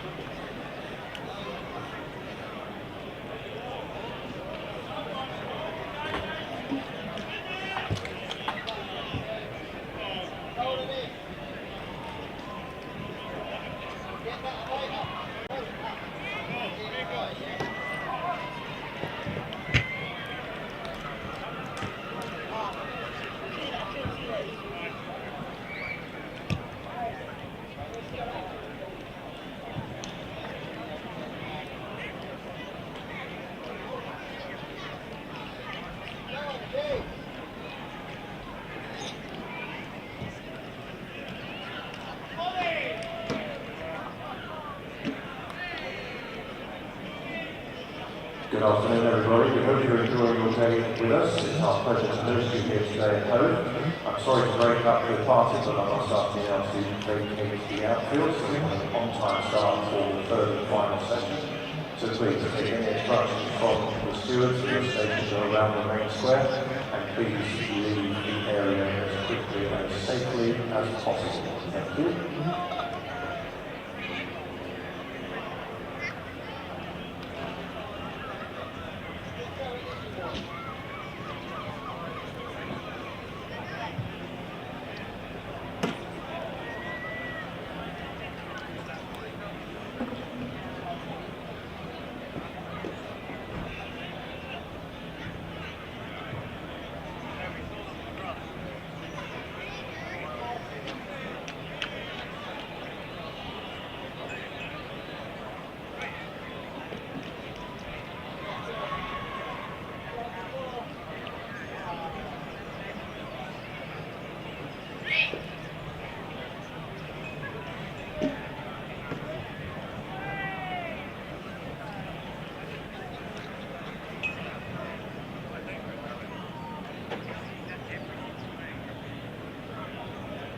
Once again, folks, we would please leave the outfield as quickly and as safely as possible to ensure a on-time start.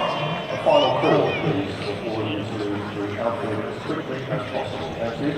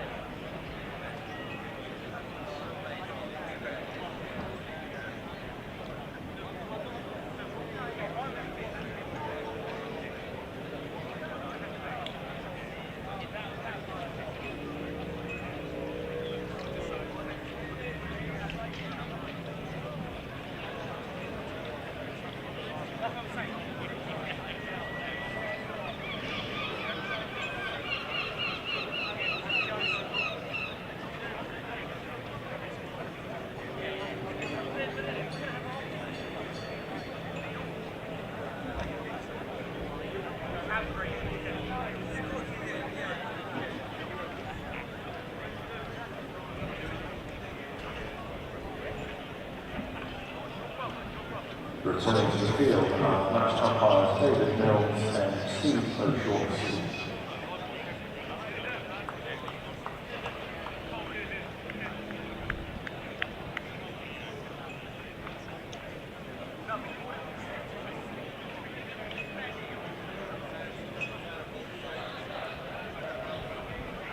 Returning to the field, Sussex, led by Captain John Simpson. Well, welcome back to Hove as the players take the field for the final session of the day. A good round of applause from what's been a very healthy crowd here at Hove today. County Championship Day and free admittance for anybody to come to the ground, and people have taken advantage. It's been a good crowd on a lovely sunny day.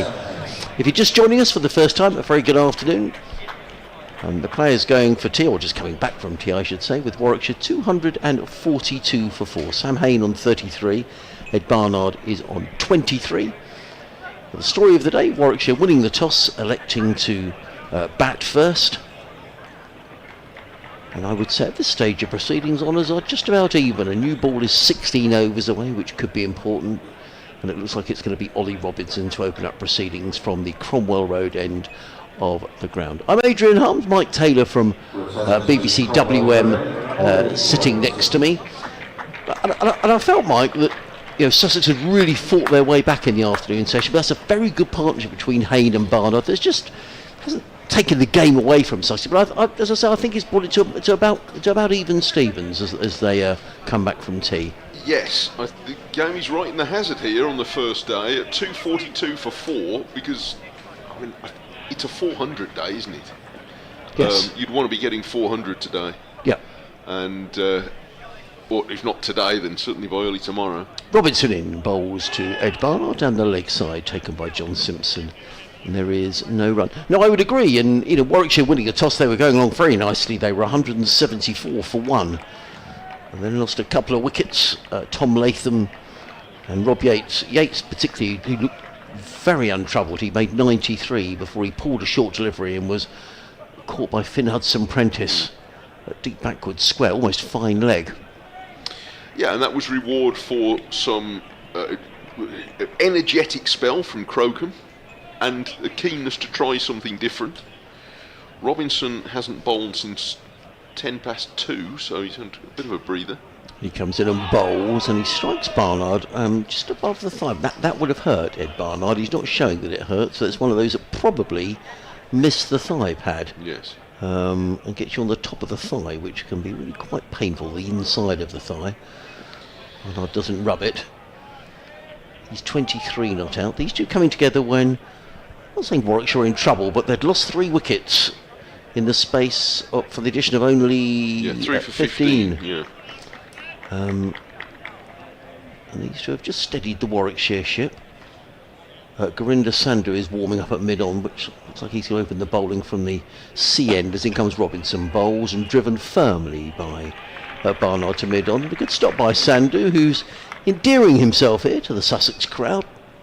Big fella flying around on the outfield, and there is no run. Yes, and his figures at lunch did not flatter him. But he bowled a good spell this afternoon, coming down the hill. So he's bowled 1 spell up it and then 2 down the hill, 1 before lunch and 1 afterwards. And the second spell, 6 overs, 1 for 11, he bowled really competitively.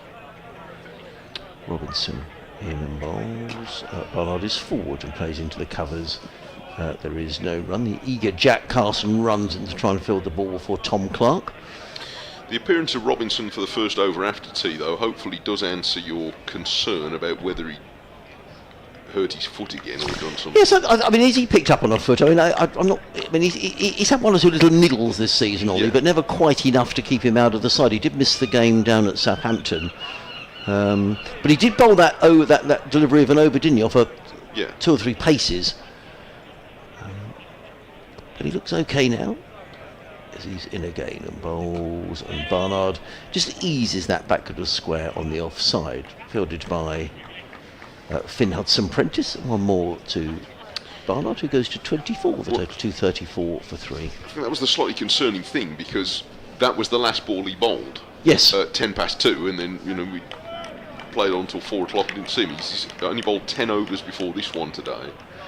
So, for your senior bowler, yeah, indeed, he's looking to play. Crocom's got through 3 spells, and Sandu as well, so it's good to see him back. Robinson again, in and bowls to Hayne, who's forward, and he might have changed his mind about what shot he was going to play. Then just dabs the ball out into the offside. There is no run. End of Ollie Robinson's over. First over after lunch. 11 overs, 2 maidens, no wicket for 36 for Ollie Robinson. Warwickshire 243 for 4. Barnard 24. Hayne is on 33. It was lovely at tea to see so many people on the outfield. Yeah. So, I mean, a lot of grounds now, and Edgbaston have started doing it in recent years. So allowing spectators on the outfield is always to be welcome, I think. But there were so many of them, and it's been a very well attended day. And I know it's free entry today, but nevertheless, people still, something's free. You've still got to have a product that people want to come and see. And if there are people who've come here today for the first time, then hopefully they'll come back again. Here's the first over after tea from the C end, and it's James Coles going to bowl it up the hill, which is interesting, bowling his left arm spin, and the first ball is driven away through the covers by Ed Barnard for 1 run. So Coles bowled 2 overs from the Cromwell Road end just before tea, and then giving him a go with, to the right-handers, he's the short boundary on the offside if he's bowling from this end. So if they do want to take him on over the leg side, they've got a lot further to go. But I don't think they're thinking in those terms at the moment. Indeed, Hayne defends. Jack Carson bowled 12 overs quite steadily earlier of his off breaks. Coles, who's been much more than an occasional bowler this season, 9 championship wickets, is bowling now. Oh, and he makes that one bite and lift at Hayne, who gets his hands low and out of the way. But that was a good delivery from a little outside off stump, and it did turn a fraction.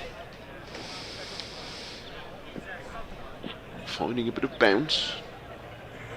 Around the wicket comes Coles, and forward comes Hayne and plays that respectfully back up the pitch. It's my impression is this is quite a good cricket pitch. Yes. I don't mean good in the... Well, usually we say it's a good pitch, we mean it's a good pitch for batting on and scoring loads of runs. Round the wicket comes Coles. This is flicked to long on for 1. What I mean is it's a good pitch in that it's got a bit of life in it. It's not giving the bowlers loads of assistance, but there is a little bit of bounce there. Sandu found it earlier on, yes, and Crocom's bowled with energy.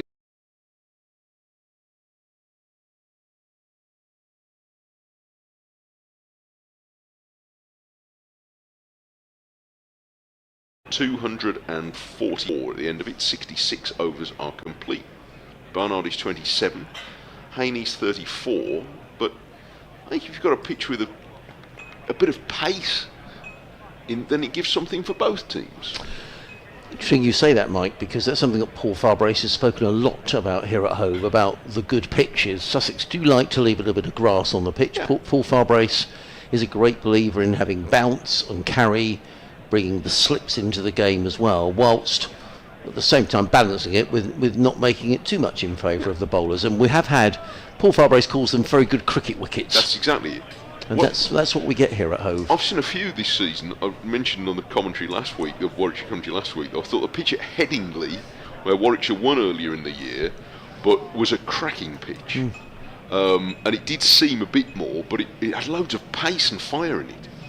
Robinson in and bowls, defending is Barnard into the offside, no run. I think the feeling is that if bowlers bowl well here, that you Yeah. could, you can take wickets, and if you bat well, you can make runs. Yeah. But it's not a road, and I think that was probably the criticism at Durham last week, that it was very slow. Yes. And it just doesn't make for great games of cricket. No, I think you get a better game in which the better players tend to do well. Yes. So again, the pitch at Leeds earlier in the season, the good batters in that game got runs and the good bowlers got wickets. Yep.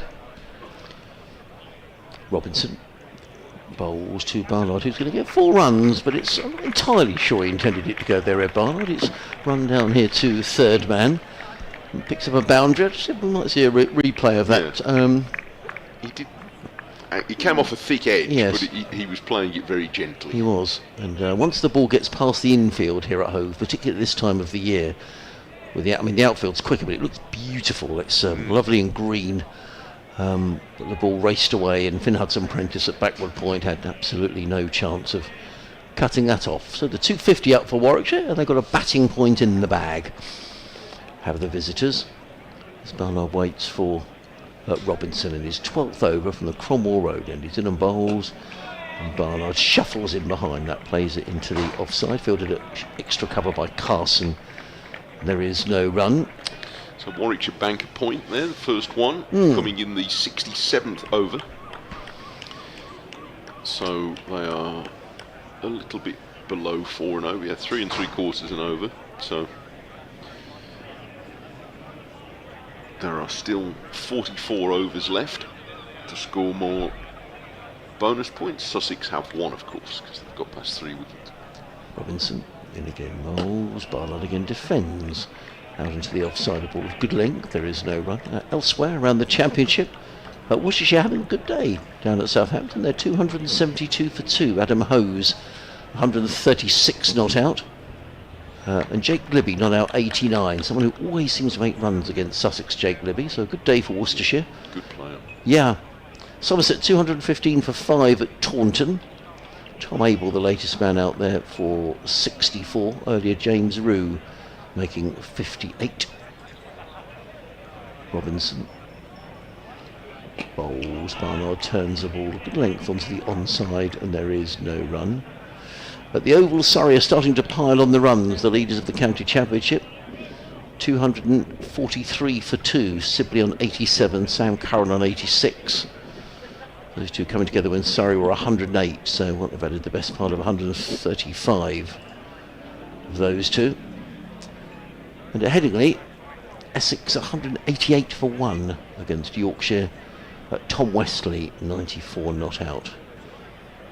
Robinson in from the Cromwell Road end, bowls to Barnard, who turns up. They need to get a bit of a move on here. In fact, there was a well-judged run by Ed Barnard. Tom Haynes had a little way to come in from mid-wicket, and in the end they skipped through for a comfortable single. It is the end of the over, 251 for 4.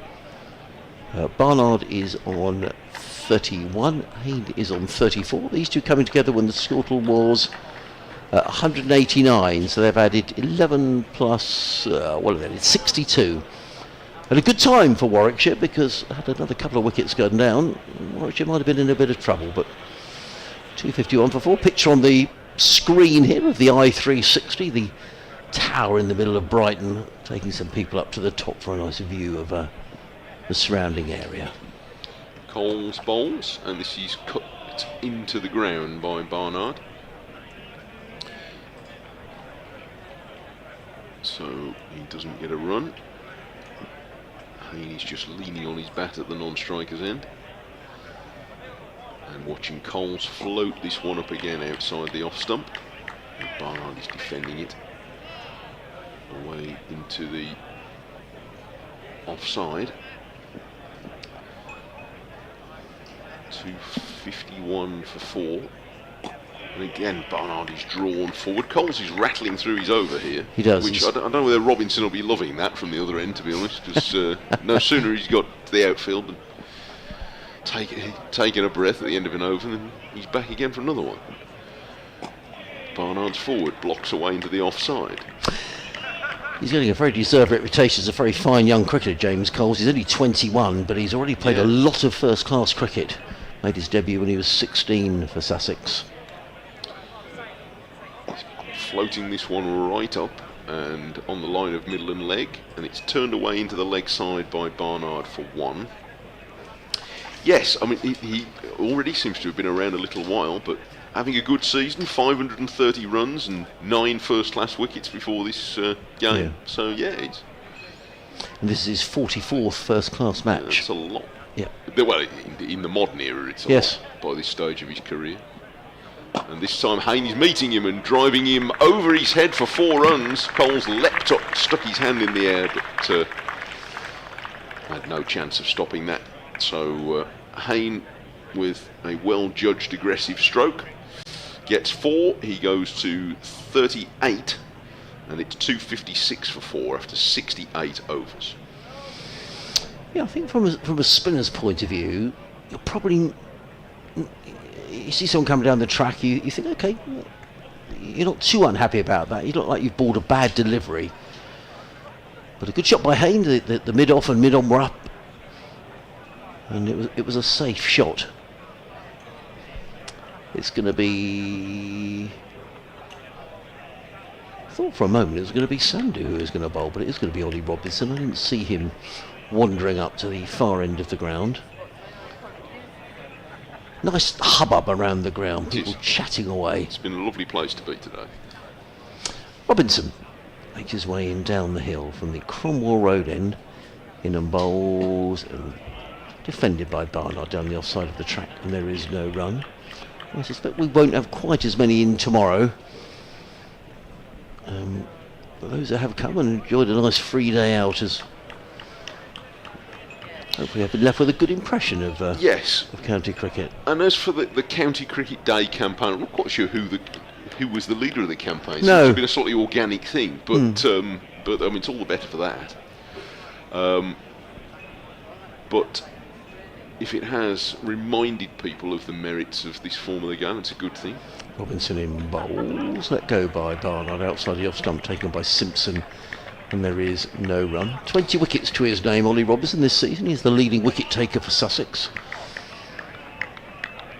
That campaign did put out a comment yesterday, which I'll paraphrase, but it was an interesting way of looking at it, which said, at a time where we keep being told that people are looking towards longer form content, ways to sort of lose themselves from the modern world, and need longer series and documentaries. So actually, county cricket's been here all the time, providing exactly that sort of thing.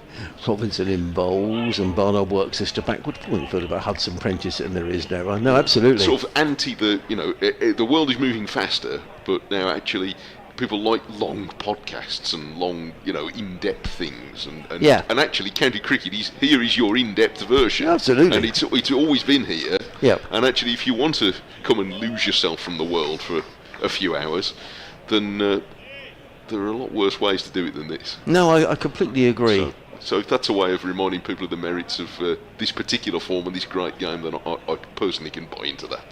Robinson bowls, Barnard again defends. Robinson kicks the ball away to Tom Haynes to pick it up for him, and there is no run.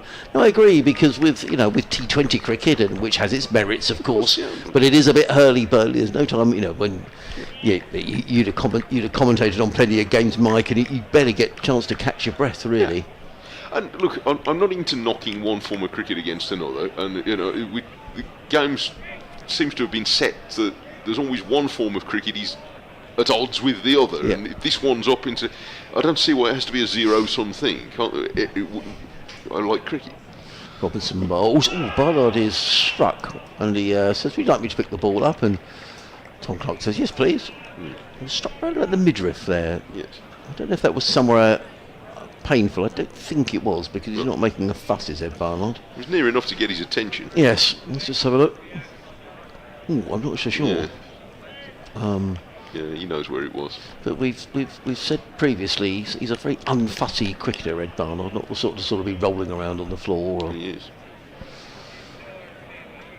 He's doing a good job for his county here. He's 32 not out, as Robinson is in again. Bowls, and Barnard lets that one go. Over from Ollie Robinson, maiden over. Well, he's bent his back here today, Robinson. 13 overs, 3 maidens, no wicket for 41. 256 for 4. Barnard 32, Hayne on 38. We have got another, what's that, 69 overs gone, Mike? Yes. So, yes, 27 overs remaining in the day, so quite a lot of cricket to be played here still. Sussex may well be looking to rattle through the overs here because they will be wanting to keep, I'd have thought, Robinson and probably Sandhu fresh, or probably Crocombe as well, for when the new ball is available, which will be in 11 overs time, so we might well see. That might be quite an important part of the game. I agree. Warwickshire will still be a long way short of the total they would be aiming for at that point, I'm sure. Cole starts a new over, and he's keeping things fairly tight. Hayne is playing him respectfully, defending just out on the leg side. Yeah, I mean, 256, so maybe there'll be 280, 290 when the new ball's taken. Well, going to be wanting quite a lot more than that, I think, batting first. Sandhu is already warming up, however, in front of us, and this is only the 70th over. Hayne pushes square on the offside.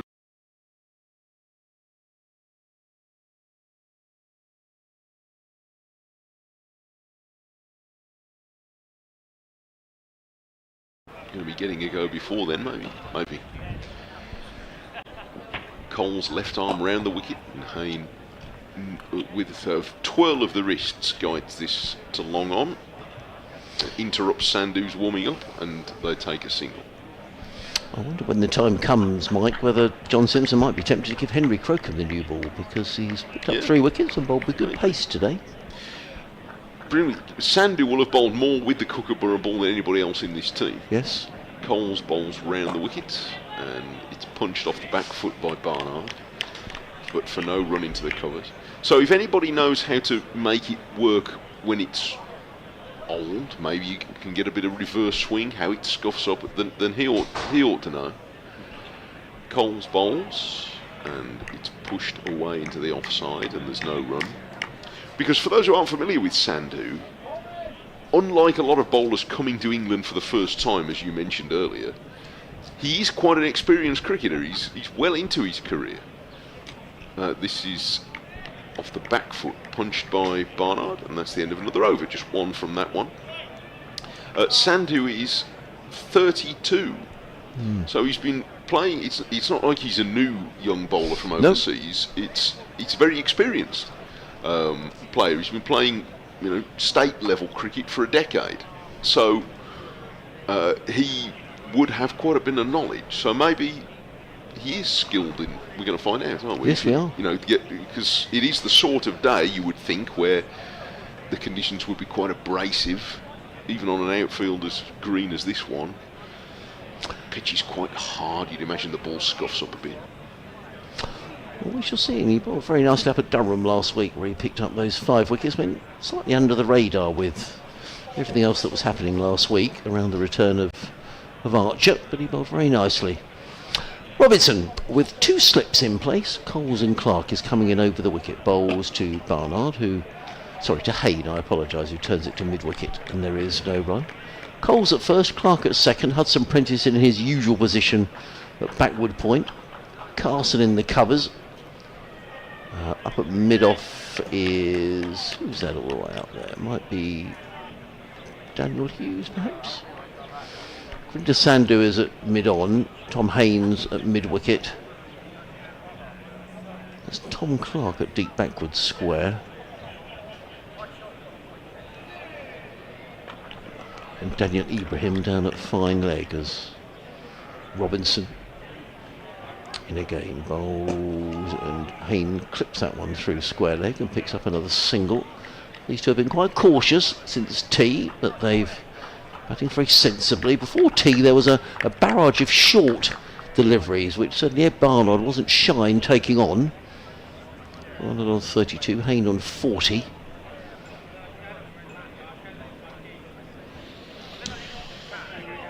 Yeah, look, you'd want to be batting 4 sessions, wouldn't you, if he batted first, and tomorrow he's going to be warmer still, so... Yes, good day to be batting tomorrow. Yeah, you'd like to be batting a fair bit into tomorrow, I think. Yeah. Robinson makes his way in down from the Cromwell Road end, bowls and defenders does. Barnard plays down the offside of the track. Robinson fields with his boot and sort of kicks the ball onto Gurinder Sandhu, who's footing up mid-on, and there is no run. Warwickshire going along at just over 3.5 and over.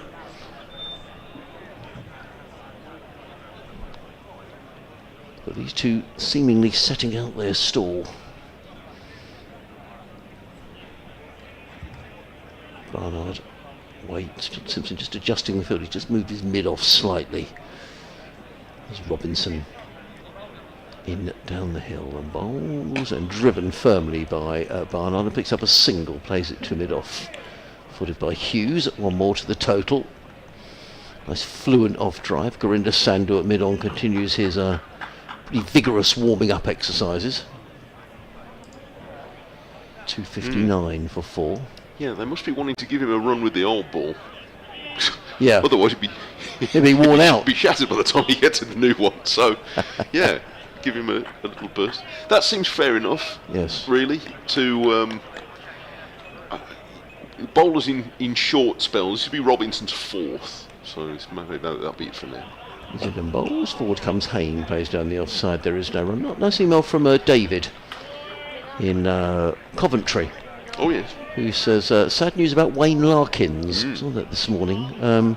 He and I were both born on the same day, the 22nd of November 1953. Amazing, we both played for Leamington Cricket Club at different periods. I met him a couple of years ago at Edgbaston. We couldn't decide who had weathered the best, which gave us a laugh. A real character. Rest in peace, Ned, which I think was Wayne Larkins' nickname. Yes, he was known as that, yeah. Tell you what, he'd have enjoyed playing in the Blast. Yes, Wayne yes, he would. He'd have got stuck into that, I suspect. Comes Robinson bowls. Oh, he very nearly plays on, does Sam Hayne. He's going to get a single, which just runs behind on the leg side. But good delivery by Robinson. End of another over. He's bowled 14 overs, 3 maidens, 0 for 44. And 260 for 4. Just see this delivery again. Yeah, that seemed. Very nearly played on. And so it certainly nipped in. And he started quite wide on the crease anyway, so it was a greater angle that darted in and found the inside edge. Yeah, I don't know. I never met Wayne Larkins. I don't know what his thoughts were about 2020 cricket, which came in after he'd played. But I sense, having seen the way he attacked the game, even in the days of 3-day cricket, as well as the traditional limited overs formats, he'd have been, I suspect, a pretty formidable player. Yes, I agree. Coles is going to bowl around the wicket, and this is defended firmly back by Hayne.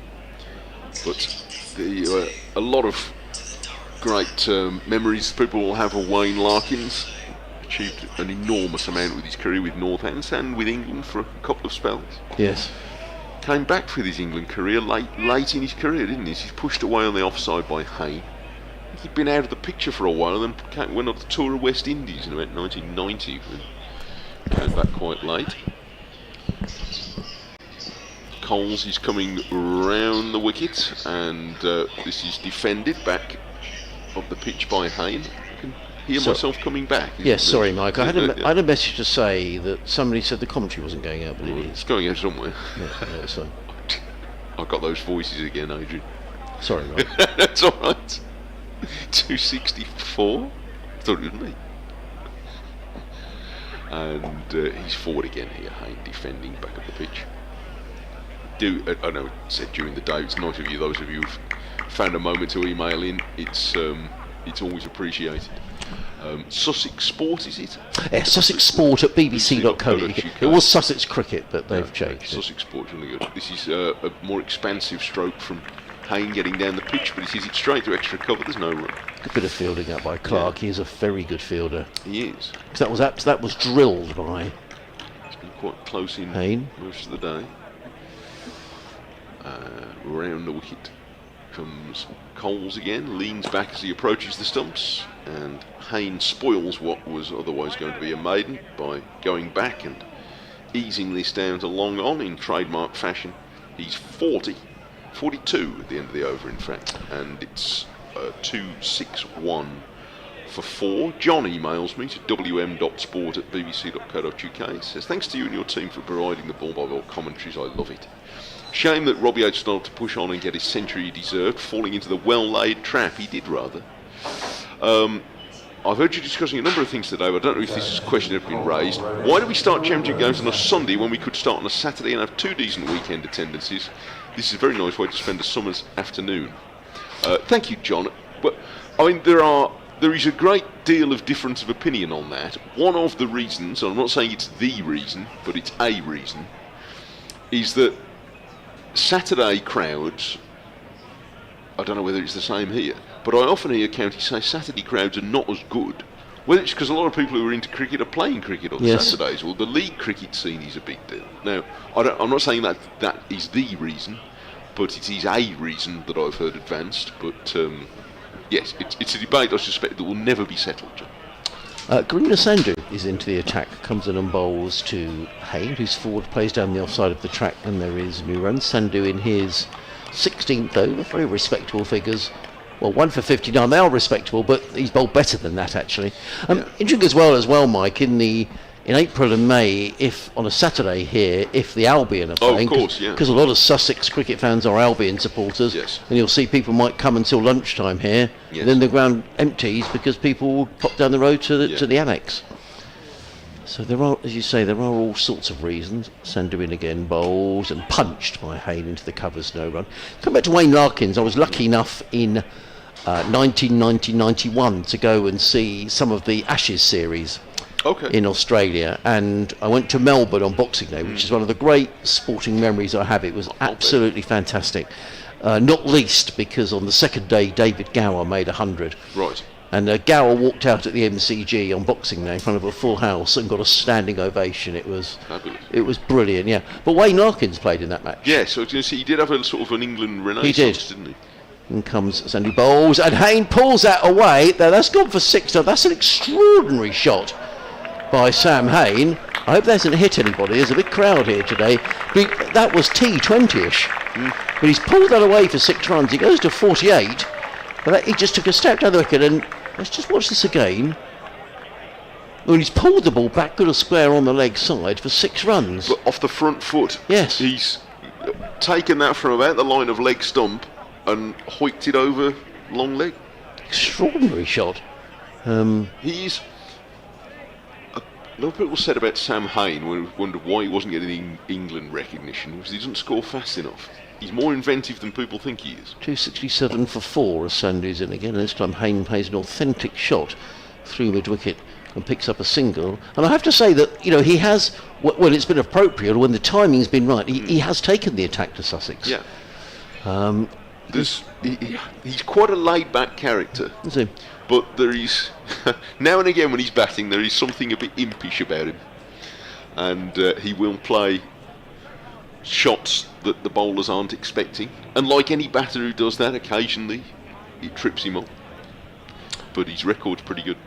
Sandhu in bowls to Barnard. That's a beautiful shot. That's one of the shots of the day, actually. That's a back foot drive from Ed Barnard. It's going to go for 4. That was a thing of beauty. Punched away off the back foot. He's such a fine player, and the ball races away. Just seeing a repeat of that. I mean, everything about that is textbook. That was a beautiful shot. Barnard goes to 37, 272 for 4.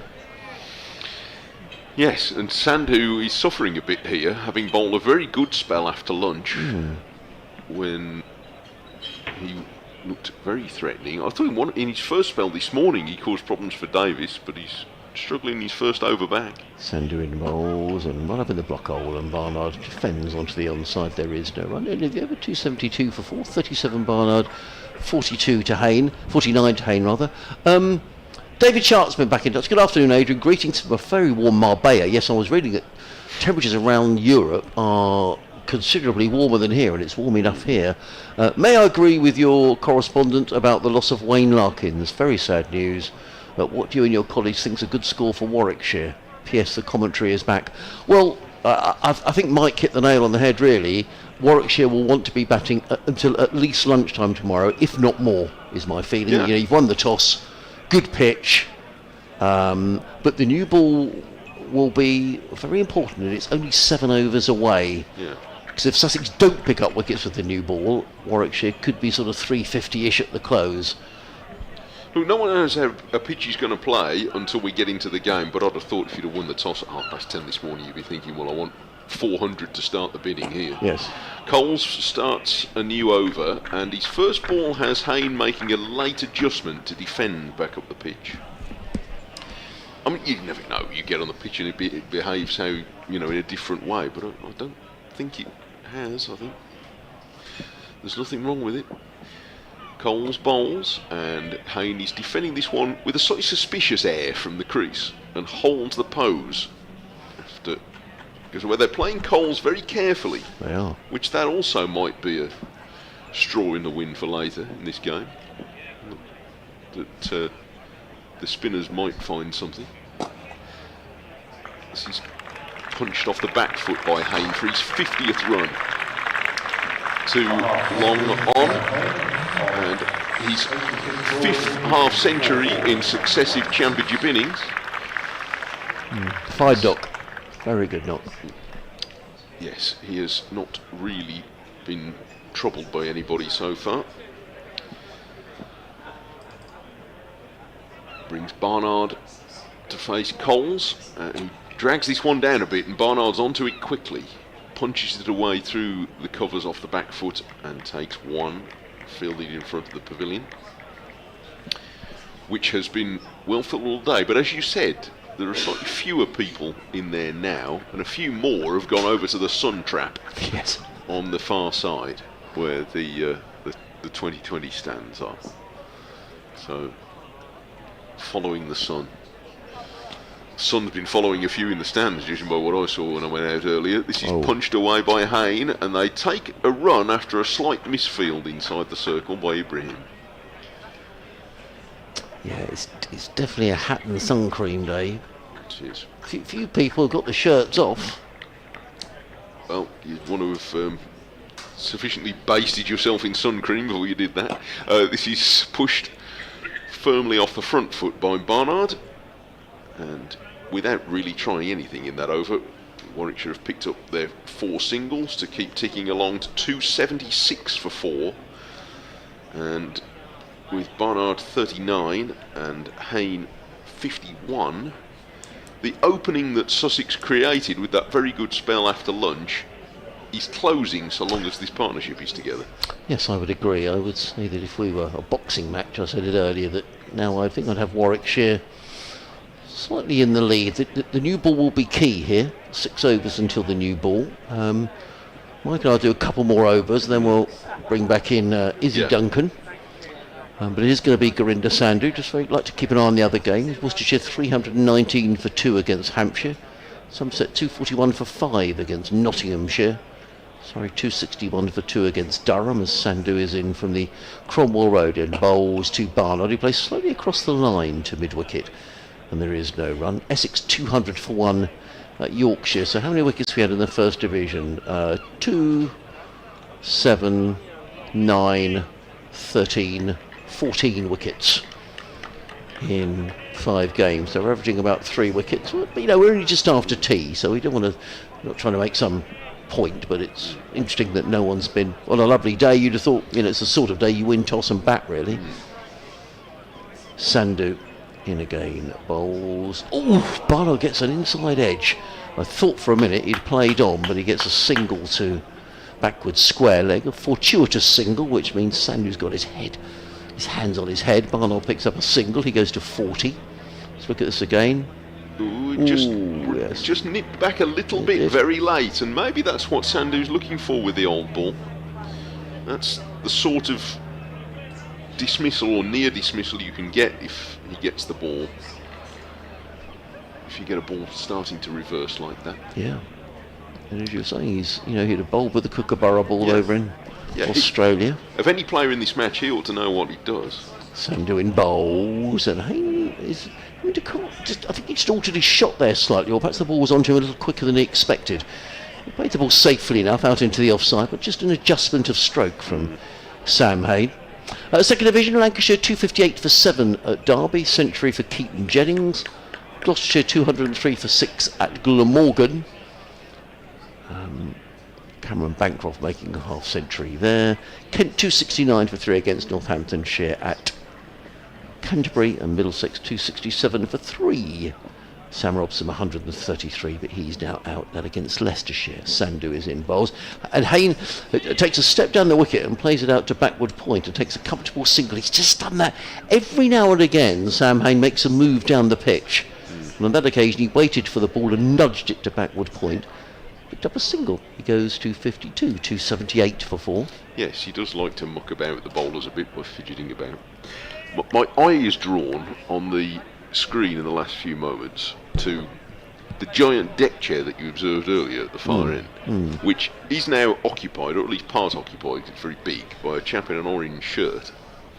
But yes. I'll tell you after this. Sandu in again, bowls. Barnard defends into the offside, no run. But a few moments ago, he was holding what looked, and I'm not an expert in it not being a drink, but what looked like a very large glass of wine. Oh. I mean, I say wine, it could have been Vimto, I don't know, but it looked like wine. And I couldn't tell whether, because it's such an outsized deck chair, that I was also seeing the glass of wine as outsized. Because it sort of messes with your perspective. Sandu in bowls, and a full shot from Barnard. It wasn't a chance. He played it off the bottom of the bat. By the way, he's looking at the bottom of his bat. Simpson didn't take it cleanly, and it is the end of the over. 278 for 4. Hayne 52. Barnard is on 40. Yeah, just click the Q end of the bat. Yes, it did. Look at it.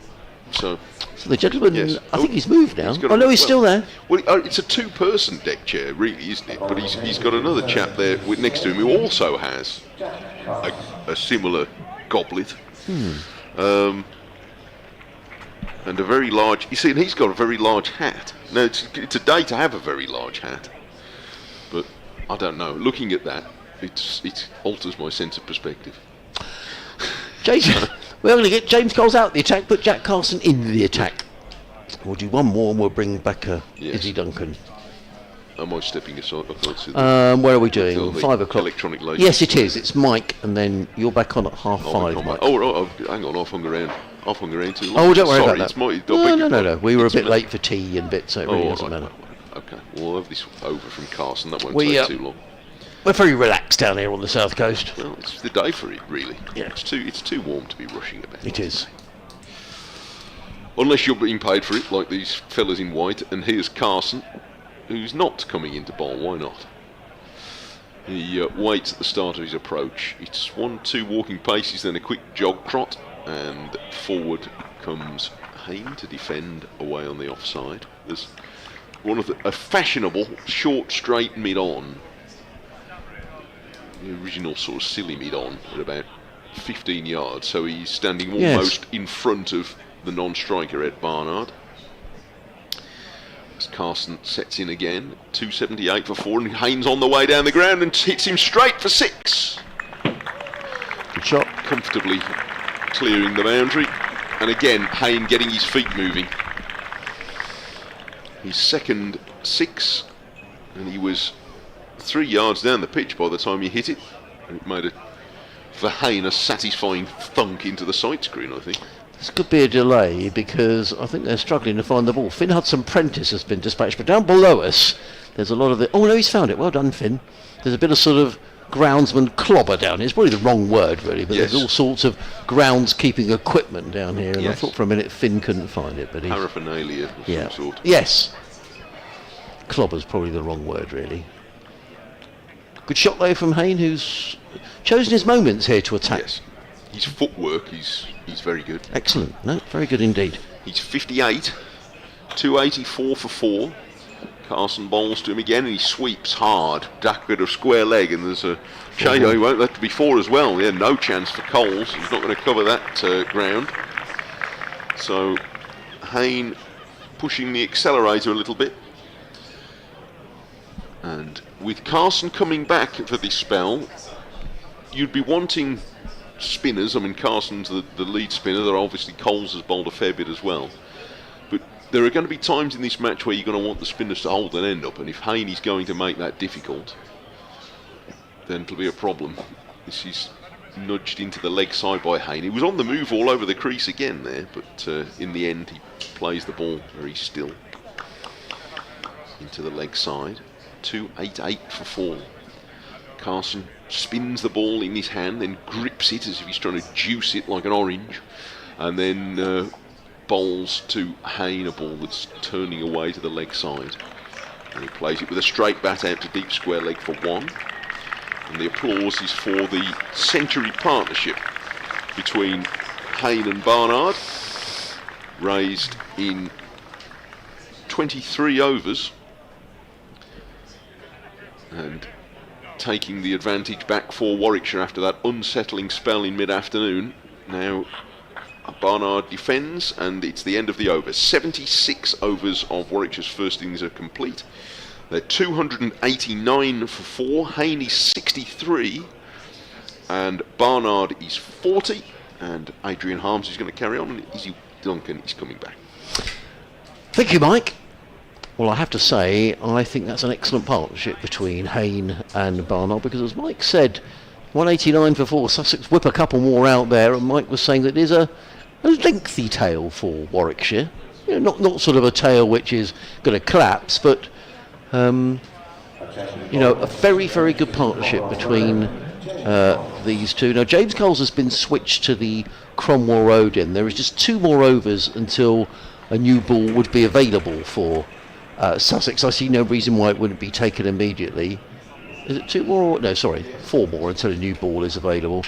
And you just get the feeling that Sussex are trying to rattle through these overs now, and then a combination, I'd imagine, of Sandhu, Robinson and Crocombe to get some success with the new ball. Hello, Izzy. Hello. Yes, talk of the new ball on the horizon. Yes. Exactly. Well, you'd think they'd grab it with both hands. Well, I'd be surprised if they don't, because if, you know, it's a Kookaburra ball, they do go a bit soft, and, you know, Robinson, Sandhu, I mean, Crocombe hasn't bowled for a little while. Mike will know exactly how long, but I would imagine he will be given the new ball as James Coles comes in from the Cromwell Road end, bowls to Ed Barnard, who's forward, plays down the offside of the track, and there is no run. Have you got the sun in your eyes? I have a bit, but it's okay. Yes. I can sort of move round a little. I can put my cap on. Well, you might, yeah. Well, I'll get it in a minute. Here comes Coles again, bowls, and played into the offside by Barnard, well fielded by the athletic Clark in the covers.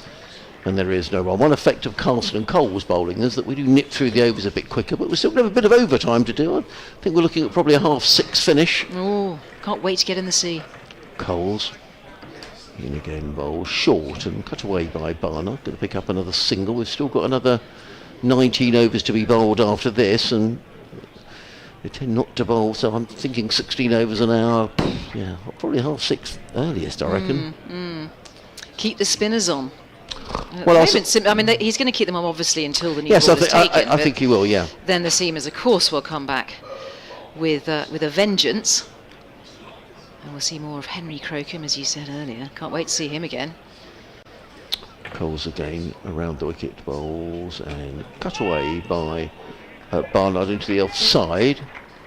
And there is no run, fielded again by Clark. I think Sussex would just be very keen to keep it quiet here for a couple of overs, and indeed, you know, Warwickshire will know a new ball is soon. They won't want to expose a new batter to a new ball if they can help it. Coles in again, swept by Barnard. That's a good shot, and a very good shot indeed by Barnard. That was swept fiercely through backward square leg for 4 runs. Lovely shot by Barnard. Yeah, very nice premeditated shot here, down on one knee, and is really on top of it. And they're just making the most of the old ball. You can see that, can't you, in targeting the spinners before that new ball is taken. Well, he swept that from outside off stump, Barnard to 44, 294 for 4. Coles in again, bowls. Barnard is forward, plays down the offside of the track. There is no run. James Coles nips through another over. No, we've got 19 overs remaining in the day. 77 overs gone on a glorious day here on BBC WM, BBC Radio Sussex, and Sports Extra 3 as well with us. Just a reminder of the day has gone. Warwickshire winning the toss here this morning, electing to bat first, and moving largely untroubled to 174 for 1.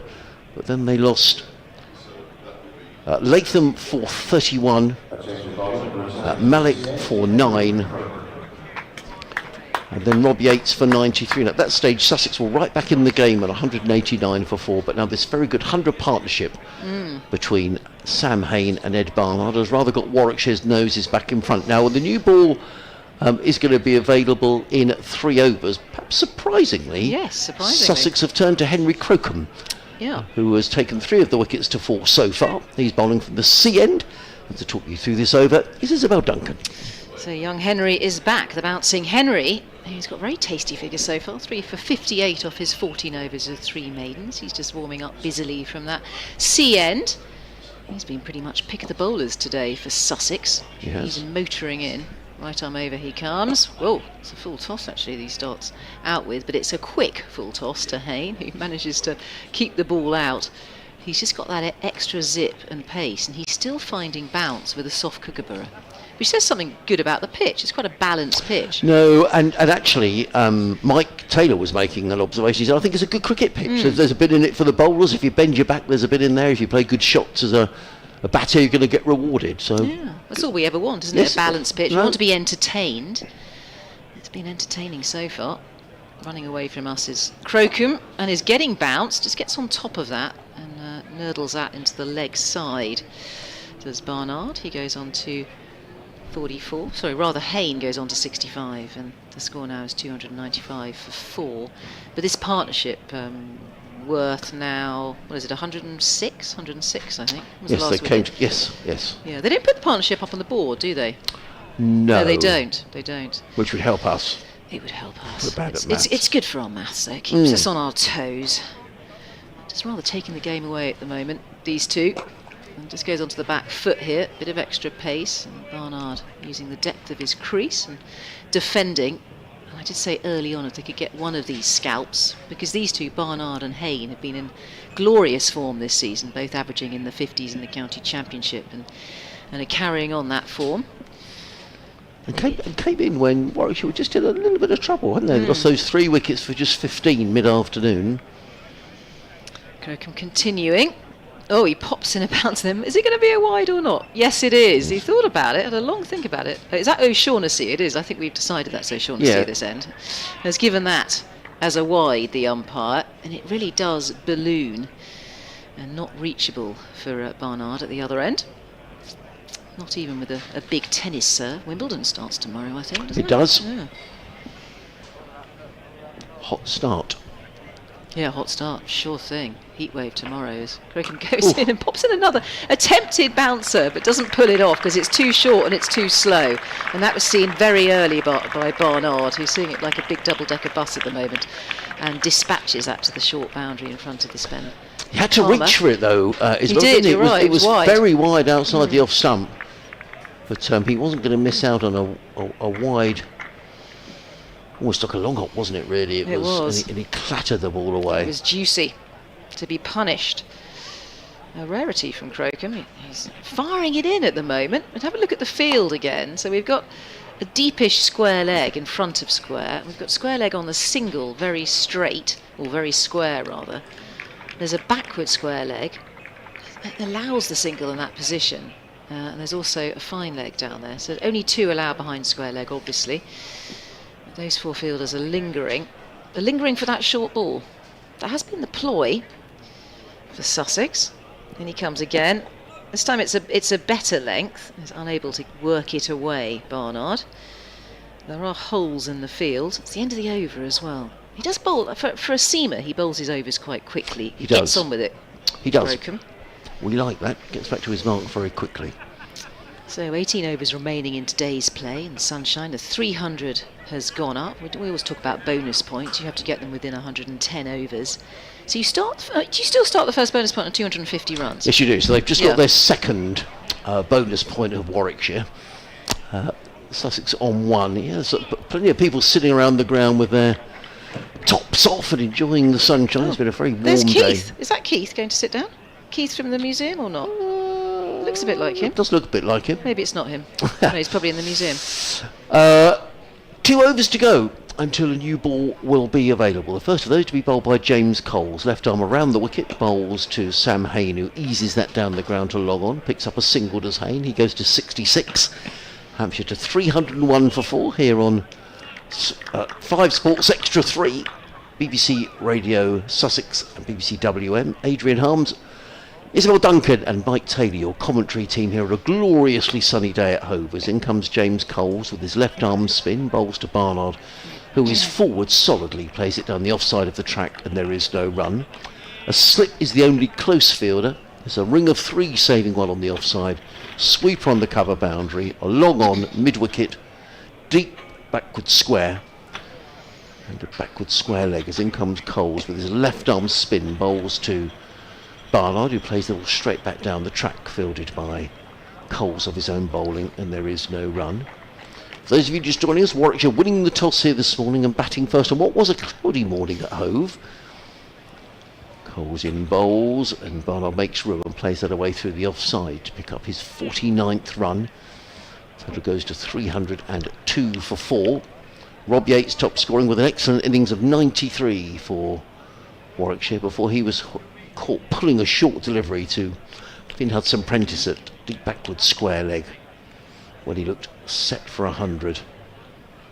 Coles again, kept a little low and played away nicely by Hain. More runs here for Warwickshire. They'll come back for a second. There's a long run around the boundary edge by Finn Hudson-Prentice. Fields the ball at deep backward point, gets in the throw to John Simpson. 2 more to Hain. He goes to 68, 304 for 4. 1 ball remaining of James Coles over, and then there'll be 1 over until Sussex will be able to take the new ball. I see no reason why they wouldn't. Coles in again, bowls, and Barnard looks to sweep, but the ball's going to run away down to the boundary for 4 runs. Did he get anything on that, or are they going to be byes? No, they are byes, the first byes of the innings. And 4 byes at the end of the over. 308 for 4 are Warwickshire. Has that been signalled a wide? Let's just wait for the umpire's signal. No, they are signalled as leg byes. James Coles takes his white sun hat. And we've got 1 more over to be bowled by Henry Crocombe. Just for those of you who have only just joining us, a lot of talk about both Jofra Archer and Jacob Bethell, who many thought might play the last 2 days of this game. The rule is that if England don't select either of those players, they can come back and play in this match. Sussex have elected that Henry Crocombe would make way for Jofra Archer, and that's the rule now. So if England want Archer to play, and I guess it's England's decision, I don't know whether Sussex will say, well, hang on a minute, Crocombe's taken 3 wickets, why would we want to leave him out? But it would be Henry Crocombe, and we're not quite sure with Warwickshire if Bethell comes. Of course, they might both select to play in the Test match, but I think that's unlikely for both of them. Yeah, well, here is Crocombe, full of beans. He pops in a bouncer, and that's seen early by Barnard, who bobs out of the way of that one. And just continuing with this strategy of a number of torrid short balls at both of these batters, Barnard and Hain, and the field is still in the same position as the previous Crocombe over. There is obviously a plan here for Crocombe. We were expecting him to have been saved for the new ball, but here he is now, popping in the bouncers. They're trying to tempt Barnard and Hain to hook or pull and catch that top edge. That gets everything behind that, Barnard. For a dot ball, 308 for 4. It's a whacking great partnership. This has been the big partnership of this Warwickshire innings. I mean, there was a 95-run partnership in that second wicket partnership between Latham and Yates, but not quite reaching those milestones. Yates out for 93. But these two have really built a proper solid foundation here for Warwickshire to launch themselves from. And they took their time, Izzy, didn't they? Yeah. You know, they took their time early on, and it's been a very good partnership. Let's see what Crocombe's going to do. We're going to see Short and Furious. No, that was better length ball outside the off stump, left alone by Barnard. He is noticeably quicker, isn't he, than any other bowler in the match so far, but quicker than Robinson and Gurinder Sandhu. Well, Robertson is busy warming up, and I'm not surprised because we know there are 3 balls left before the new ball can be taken. Yeah. And we'd be very surprised if it wasn't taken. But you never know. Those jutting elbows of Crocombe as he's in and bowls, and once more a solid defence from Barnard. Just aiming at the stump to stump bowling here. from Crocombe. Crocombe 3 for 64 off 15.4 overs. He's made a very good account of himself today. And he's got a lot to prove because he's had injuries. He's only played one county championship match. He was pushed out last week by Jofra Archer, Henry Crocombe. He's been really impressive. Up to the stumps and bowls. Pops in the short one. Will it be a wide? No, it's not. It's been signalled as the bouncer for the over. What's interesting there as well is, I mean, this ball is now... But no luck for Robinson today. Elsewhere in the championship, a good day for Worcestershire, 367 for 2. Adam Hose is 207 not out. 216 balls, including 25 fours and 4 sixes. Jake Libby, 108 not out. Worcestershire 367 for 2. So having a good day as Robinson over the wicket bowls. And he beats Barnard again. Twice in a row from Ollie Robinson. Barnard was neither forward nor back, and by the time he'd played the shot, the ball had whistled past the outside edge through to keeper Simpson, and there is no run. At Taunton, Somerset 251 for 6 against Nottinghamshire. A couple of wickets there for Brett Hutton, 2 for Mohammed Abbas. Tom Abel top scoring with 64. Archie Vaughan has just gone out for 35. At the Oval, Surrey 307 for 3, having been asked to bat by Durham, which seems a strange decision. Robinson in bowls. Barnard pulls the bat inside the line of that delivery through to Simpson, and there is no run. Dominic Sibley 114 not out. Sam Curran made 108. Rory Burns 55. So the leaders of the county championship having another good day. At Headingley, Essex have now lost a couple of wickets. They're 227 for 3. Tom Wesley making 107. Dean Elgar making 94. Essex, who by their standards of the last few years, having a disappointing season. That's the first division, as Robinson is on his way again. Down the hill from the Cromwell Road in bowls to Barnard, who lets that go outside the off stump. That's a good over from Ollie Robinson. First one with the new ball, certainly causing Ed Barnard a few problems. So 311 for 4. Barnard on 49, Hayne on 71. Just to rattle through the scores in the second division, Lancashire have recovered from an awful start. They're now 287 for 7. At one stage they were 132 for 6. But 106 from Keaton Jennings and 80 not out from Chris Green. I mean that Lancashire have had a decent day against Derbyshire. Gloucestershire 246 for 6 against Glamorgan in Bristol. James Bracey 39 not out. Kent 295 for 4 against Northamptonshire at Canterbury. Ben Compton top scoring with 66. I think news today that he's signed a new 3-year contract with Kent. In the final game at Race Road, Middlesex 286 for 4. Sam Robson making 133. Lewis Deploy not out on 39. Thank you, Adrian. A good roundup there. Of all the games, all the live games going on around the country, and it's Henry Crocombe this time has the new ball in hand. Let's see if he can do some damage with it. 2 slips in the gully in place here. He thunders in and bowls, and there's a respectable looking forward offensive there from Hayne. It's a very different state of affairs now that the new ball has been taken, and Ollie Robinson was looking quite dangerous, beating the bat a couple of times in that previous over, and the tactics will change now that they've got this new ball. Certainly the field placings have changed. There's nobody on that short boundary. Well, actually there is, just camouflaged in front of the pavilion. There is a deep point, because it is such a short boundary. Right arm over comes Henry Crocombe. It's in the air. Will it be caught? Oh, it's tantalisingly close. Who's that? Robinson. Looks like he's hurt his wrist or his hand as well going for that. He was at full stretch. He got his fingers to it. I think he clipped the top of his fingers and then crashed down onto the ground. But, well, he's still alive. He's just having a look at his fingers at the moment. We'll have a look at the replay in just a moment. That wasn't in control of that shot, Hayne. He didn't time it at all, did he? Well, you want your tallest man at mid-on to try and catch it. He's not quite the tallest in the side, but it was tantalisingly close. Yes, it was. He got his fingers to it. I mean, does that go down as a drop? Well, we'll have a look at a replay if it comes up in a moment. Well, he got his fingers to it, didn't he? OK, Henry Crocombe's back in business, causing a few problems out there. That's gone down the leg side. It's a good take by Simpson. In fact, Robinson is at mid-on. It was just hit over his head. I'm going to put that down as drop question mark. OK. I mean, I'd have to have a look at that again. I mean, he's certainly got his fingers to it. Yeah. He's certainly got the tips of his fingers. Yeah, you know, hasn't does he? that constitute a drop? I'm not sure, really. I mean, maybe he did well to get his fingers to it. He didn't really need that, did he, Ollie Robinson? No. 'Cause he's got to bowl the next over with the new ball. As he collapsed on the floor, that's whipped away. This time it was on leg stump and is helped on its way. Almost kisses the ball as the ball goes down, whistles down towards fine leg where it's fielded. And Hayne goes on to 76, 316 for 4. Just got to make more use of this new ball. Just needs to find that corridor just outside the off stump, get a bit of movement off the sea, a bit of lateral movement in the air, make the most of this new kookaburra, because it's a very limited window where the kookaburra remains hard and is likely to do anything. And the sun is beating down as Henry Crocombe is in. And that kept very low. It's taken down by the ankles of Simpson this time and is left alone by Barnard. Barnard's still on 49. He's been stuck on 49 for a while off his 96 deliveries.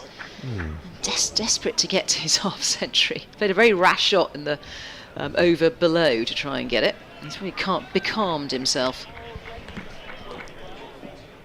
Thank you, Mike. 12 balls on 49. Thank you.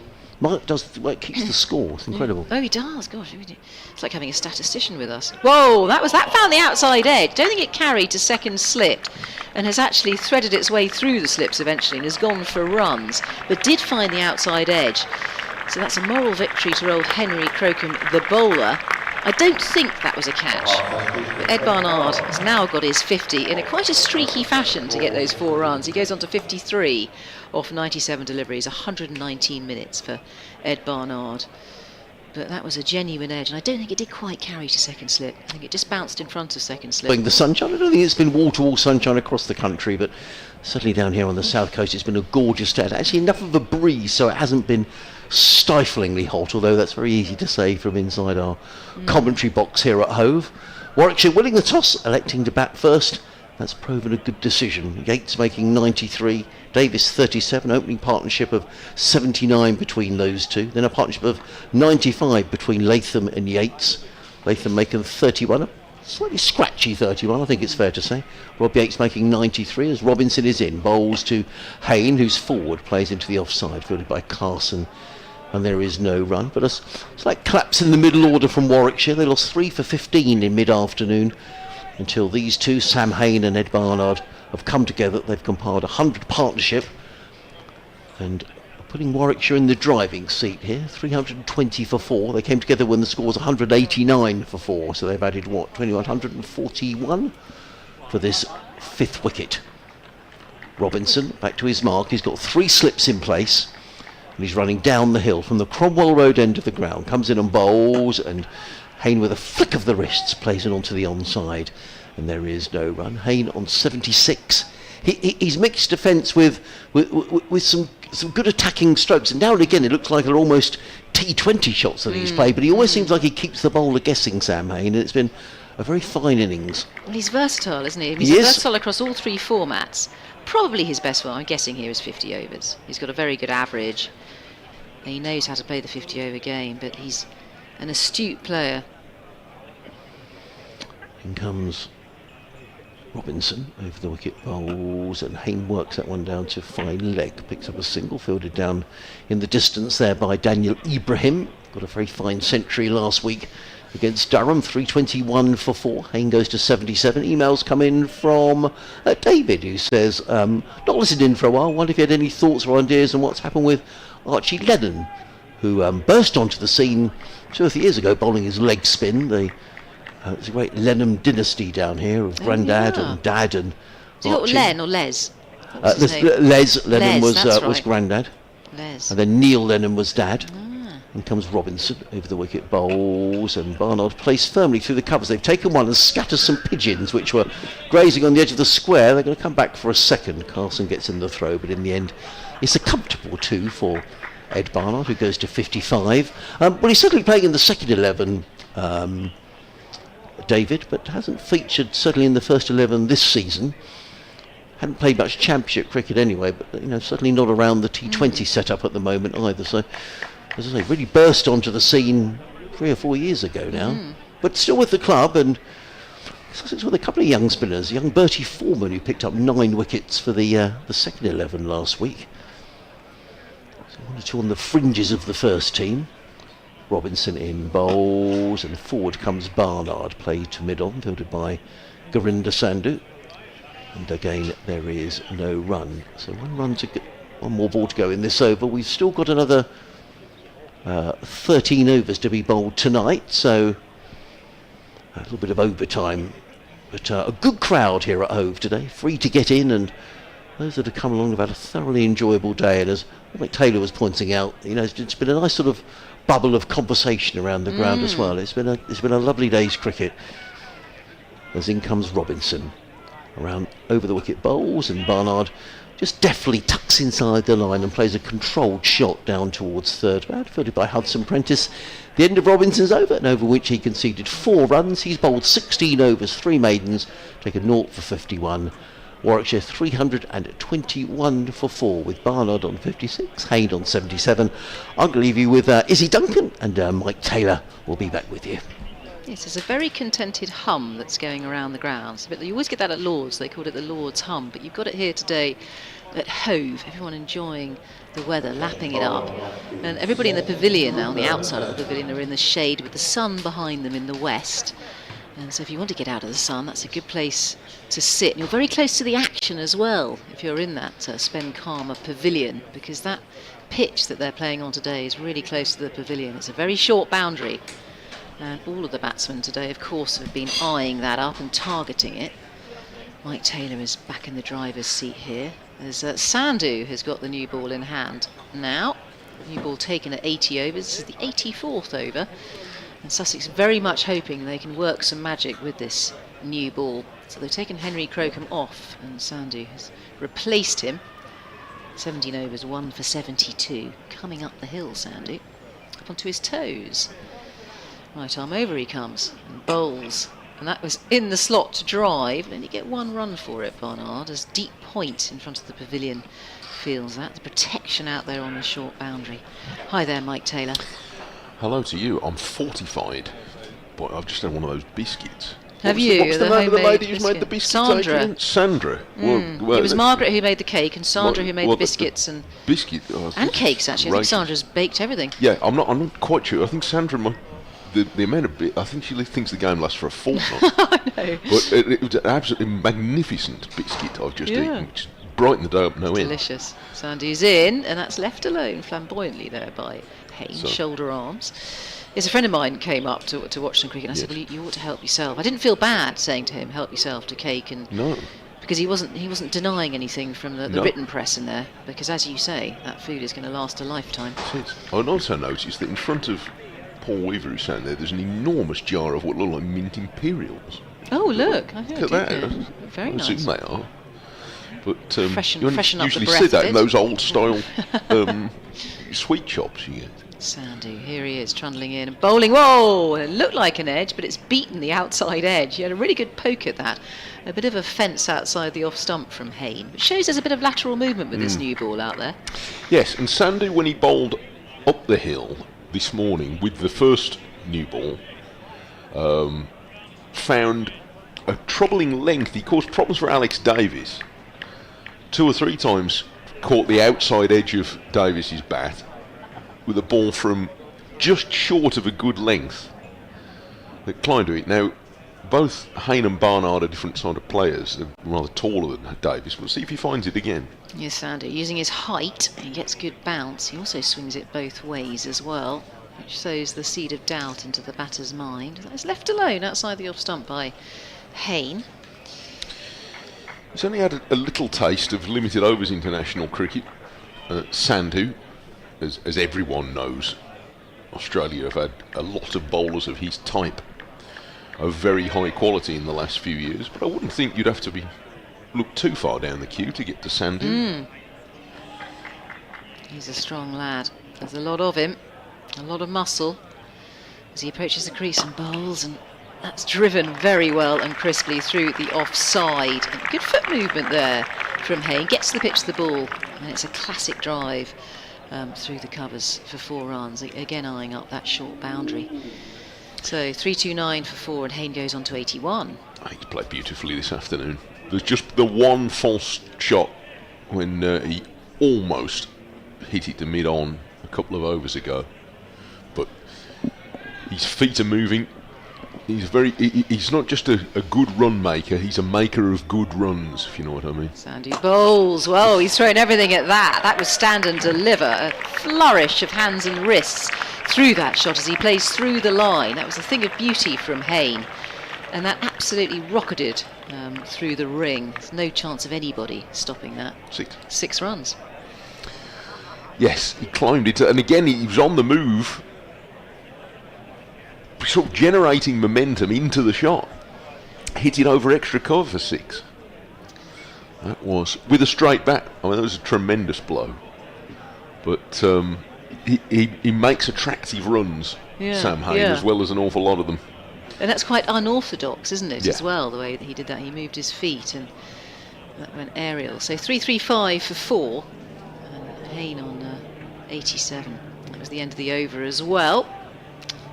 Robinson back at the Cromwell Road end.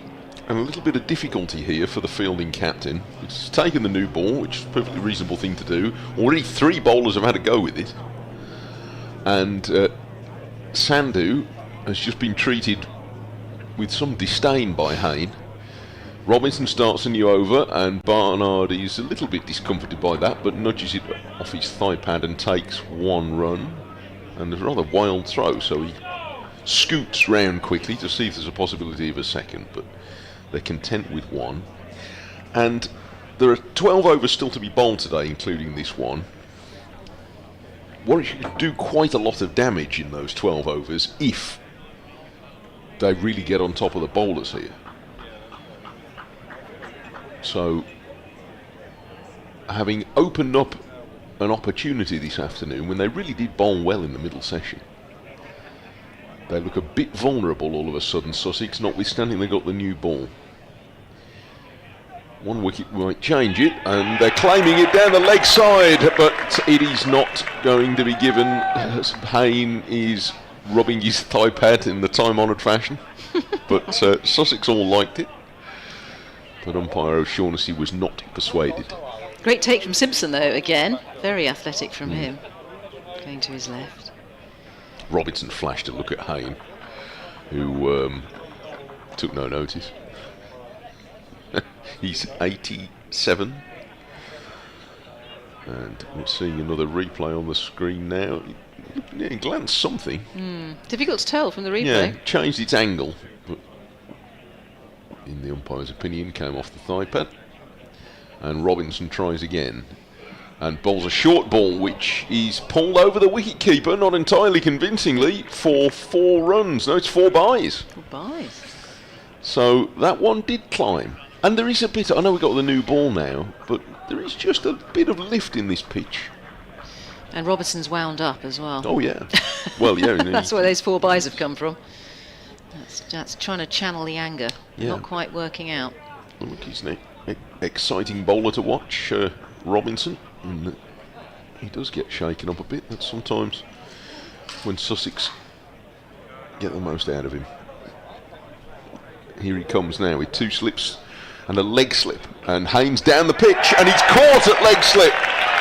Trying to flick that away through the leg side and takes 1 liberty too many. Hayne gone for 87. And a well-placed fielder, quite a wide leg slip, claiming a wicket that Sussex so urgently needed. Hayne really looking to accelerate, but Robinson has picked him up, and it's 340 for 5. It's a cracking catch as well. That was absolutely flying. Yes. Having a look at the replay here. Yeah, To the left. Yeah, leg slip. Looking across from this angle, it looks like a leg slip, but we see on the replay it's quite wide there. It was leg gully with a better description, and it was well taken by Haynes to his left. So, having looked as though they were really suffering until that wicket fell, now they've got an opening again.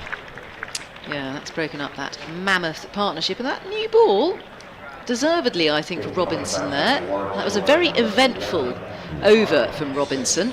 There was a shout for caught behind, but not given. And that wound Robinson up, and he managed to channel the anger in the right direction, getting that wicket of Hayne. Hayne looking dangerous, out for 87. And if you're Australian and superstitious, that's 13 off 100. Off 117 deliveries. Good innings from Hayne, cracking him. 118 deliveries. It's 3 sixes and 7 fours for Sam Hayne, and we saw one of his talents on display, but there is a little bit of a pressured moment for Kai Smith, who made one of his first notable appearances in first team colours for Warwickshire on this ground a little under a year ago, in a game that Adrian and I enjoyed very much in the One Day Cup, when he made a quick 30 or 40 in a low scoring game that eventually Warwickshire won by 1 wicket. And then a couple of weeks afterwards in the quarter-final, blazed 130 when Warwickshire were in a losing position to win the quarter-final against Worcestershire in a thrilling game. But he's making his first steps this season in Championship cricket. He is, I think we've seen enough to say, that a naturally aggressive player, batting at 7, and he's got an aggressive field now as well as an aggressive bowler, with 2 to come in this over, and Robinson has him inside edging into his pad. And 6 men behind the stumps all put hands on heads at the same time. As if Simon says. 340 for 5, a stand of 151 between Hayne and Barnard. Now broken up. And when there was an opportunity for Warwickshire, with those 2 going on so well and still 10 or 11 overs left in the day, now suddenly there's an opportunity for Sussex again. We're in the 5th over with the second new ball. There are 3 slips. Coles at first, Clark is at second, and Haynes has come to third, and then there's a leg slip as well, and that one went past the outside edge. Smith only sort of half pushed at it, and it's the end of the over. There is generous applause for Robinson, who claimed his first wicket today in that over. 17 overs, 3 maidens, 1 for 52. And Warwickshire at 340 for 5, with Barnard 58 and Smith no score. At another, not crossroads exactly in this innings, but a key junction in it. Yeah, it's a tricky time for the wicketkeeper Kai Smith to come in, the Warwickshire wicketkeeper. With 11 overs remaining, that new ball still pretty new and shiny and hard and doing things out there. And Robinson with his tail up, and Sandu finding some rhythm as well. And I think Sussex are going to try and manufacture this, so that they can bowl as much as possible to Kai Smith. If they can, I'd imagine that's what they want to do. Sure they do. Barner's on 58 and facing at the moment. Sandu swoops in and bowls. That's gone in just short of a length and down the leg side. And left alone there by Barnard. 340 for 5. He does swoop a bit, Sandu, doesn't he? He's a very elegant mover for a man of 6'5". Yeah. Looks quite languid, doesn't it? The way he comes. Because he's a big lad. That's why. So he's travelling quite quickly without looking like he's running fast, just because he's... It's like slow-mo. Yes, he's got big strides. He's up onto his toes. He's got long limbs. He's in, and this time it's a good length ball again outside the off stump. Not allowing Barnard to play here. He's leaving it alone. So 340 for 5. That big partnership broken up between Hayne and Barnard, worth 151 between those 2. So they've done a lot of damage with the bat as far as Sussex are concerned. But we were expecting big runs. I'm sure Sussex were expecting big runs in this sort of weather with the Kookaburra ball. And Warwickshire desperate to put an imposing score up there. Some scoreboard pressure. Sandy up onto his toes and bowls outside the off stump again. Not too far away. Well, I think as much as anything else, you'd be wanting to bat quite a long way into tomorrow, simply because otherwise you're going to be in for a really hard day tomorrow, because by all accounts it's going to be considerably warmer tomorrow. Yeah. And I mean, I know that cricket's played in 30-degree temperatures all around the world, but when it's hot here it tends to be humid, maybe not so much quite on the coast, but nevertheless it's going to be pretty hard yards tomorrow. So you don't want to be feeling all day if you can avoid it. Sandu again leaping into action and bowling. It's outside the off stump once more. So there'd be a premium in extending this innings to, let's say, lunch tomorrow, because you'd probably have scored 500, which would be one thing, but also you wouldn't be fielding 3 sessions in a row. Yeah. when it's 30 odd degrees, but we'll see.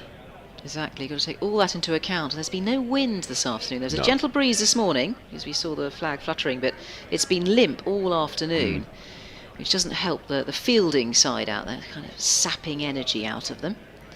Especially the seam bowlers coming up the hill, and Sandhu is making a jolly good fist of it. He's on the stumps here. That's played into the leg side. There are gaping holes in the leg side because there's no mid-wicket. Mid-wicket is deep, and that's an easy single there for Barnard. And Smith will take the strike. He's yet to get off the mark. There's only one ball remaining in this over. It's not quite what Sussex want, because they want to be bowling the majority of their balls at Smith as the new man, Kai Smith, out there. He's busy taking guard. So I thought there might have been some breeze here on the coast. See, we don't get a lot of coastal breezes in Birmingham. But it's not. It's more or less dead calm at the moment. Not much fun for the kite surfers today. There's a lot of kite No, I shouldn't have surfing thought here so. and wind surfers as well. Yes. I like it though, because I'm going for a swim later. I love it when there's no wind. It's Marvellous. perfect. And a flat sea. Great for swimming. Sandhu trundling in. Oh, he's bent his back there. It's a good take down the leg side from Simpson, who has to leap to his left.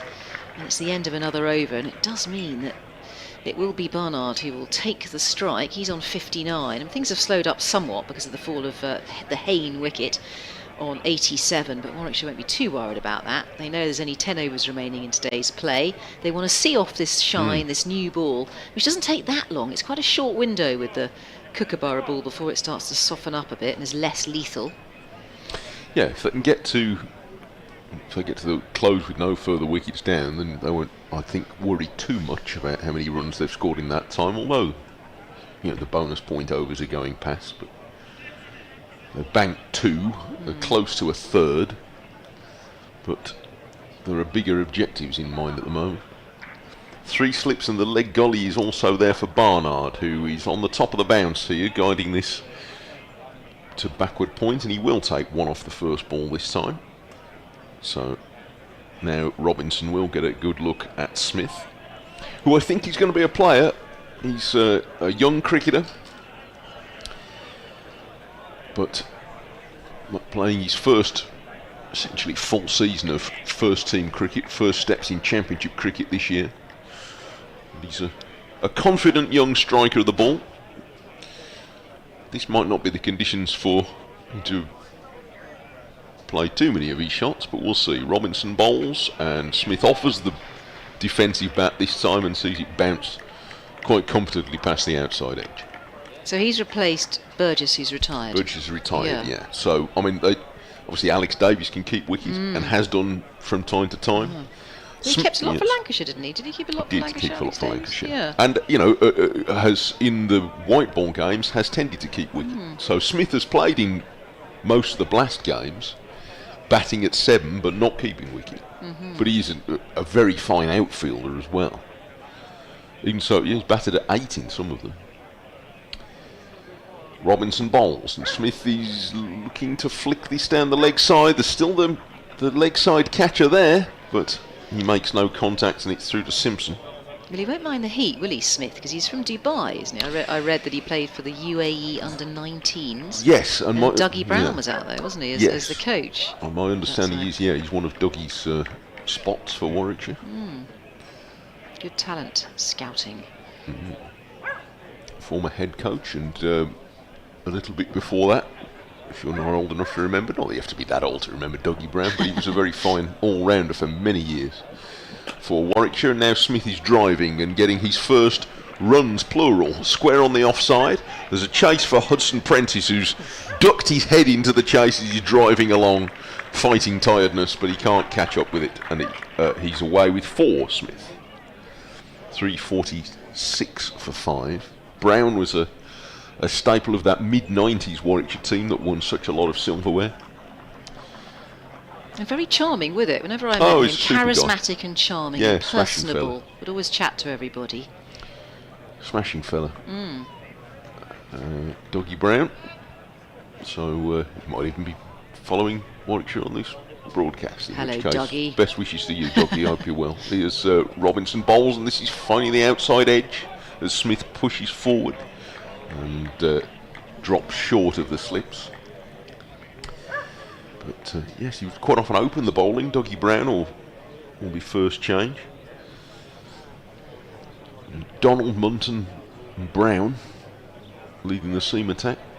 So Munton related to Tim Munton? Yeah, Tim Munton was that in that time. Oh, sorry, I thought Donald Munton and Oh, Brown. no, I see what you mean. Not Donald No, Munton. they sound like solicitors, don't they? But, no, not Donald Munton. No, Tim Munton, who rumbled in for years for Warwickshire. Here's Robinson, who's not dissimilar to Tim Munton in a way, and forward comes Smith, and pushes and probably does pull a miss at that one. It's the end of the over. Robinson finding a challenging line. 346 for 5. 9 overs are still available today. Barnard is 60 and Smith 4. Yeah, they just definitely want to have a nibble at Kai Smith out there, Sussex. They're going to have to try and manoeuvre this, manipulate it so that Kai Smith takes a strike. But at the moment, they've got Barnard facing again. He's on 60, 346 for 5. And Warwickshire just seeing out these remaining overs here tonight at Hove by the seaside, with no wind and temperatures quite high. A certain amount of heat out there in the middle as Sandy trundles in once again from the sea end, and that's left alone. Wasn't too far away from the off stump. There's always a bit of theatre, isn't there, with the new ball behind in the slips and gully region. There's oohs and ahs just trying to get into the head of the batter, but Barnard's looking quite comfortable out there for his 60.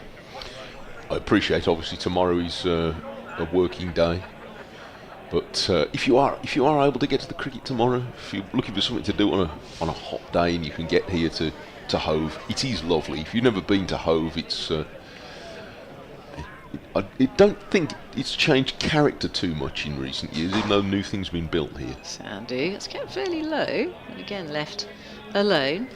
Outside the off stump is a good length ball, and Barnard not tempted, so he isn't doing anything rash, playing sensibly here. It's a traditional ground in the sense that there is no uniformity to it. It is there are lots of different constructions. There's a pavilion on 2 levels. There's the indoor school in the corner. There is temporary grandstands, low-rise buildings all around, but it's got a lovely character to it and a great history. Sandy again. Oh, the wrists have been rolled once more. It's really good fielding out there at mid-wicket. There's a full roll, very athletic roll, and that has been cut off. So it's just a single to Barnard, and it does give Smith the strike, which Warwickshire won't mind too much because they're only halfway through this over. If they're going to get a wicket, it's much more likely to be Smith, who is yet to really play himself in. He's only faced 8 deliveries. He's currently on 4. And Sandy's going to have a go at him. He's busy polishing the ball, just picking up his heels as he languidly runs in, and his shadow following him. It's on the stumps. Oh, and it's another edge, but it's just not quite carrying. That's happened a couple of times now off Smith's bat. It's just a bounce to second slip. But poor old Sandy's looking a bit despondent with that, with hands on hips. I wonder if he's almost been saved, but he's not really committing at the ball, is he, Smith? He's just sort of prodding at it. And twice now, as you say, it's taken the outside edge but fallen short. On a day where there has been quite good bounce and carry most of the time. It's unlucky really for Sandy. He's got to keep nagging away on that line because it seems to be doing the business. So Sandy to Smith once more. He pops it in a little bit shorter. And Smith just keeping himself nice and calm and playing out the overs. That's what it looks like from here. Just 8 overs remaining. 1 ball left of this Sandu over as he stalks back to his mark. 2 slips in the gully in place, hungry slips, in search of that outside edge. And they found it twice already, or Sandu has anyway. Sandu 1 for 85 off almost 20 overs. 1 more ball left. Onto his toes goes Sandu. And he bowls, and it's outside the off stump, and it's well left by Smith. So we've had 88 overs in the day, 8 remaining. Warwickshire 347 for 5, just about to get another bonus batting point when we get to 350. Barnard on 61, and Smith at the other end surviving well on 4. And I'm going to bid farewell to everybody this evening and head for the sea. Go back. Thank you, Izzy. Lovely day. 8 overs remain tonight. The shadow's starting to lengthen a little bit, but there's plenty of daylight left.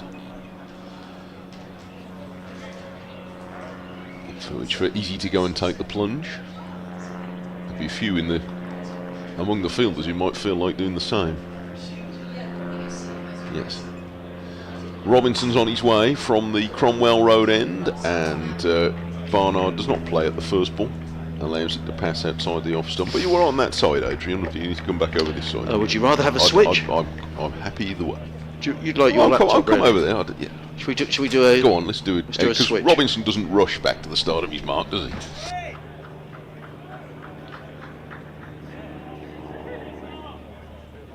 Look at this. You didn't see the join, did you, folks?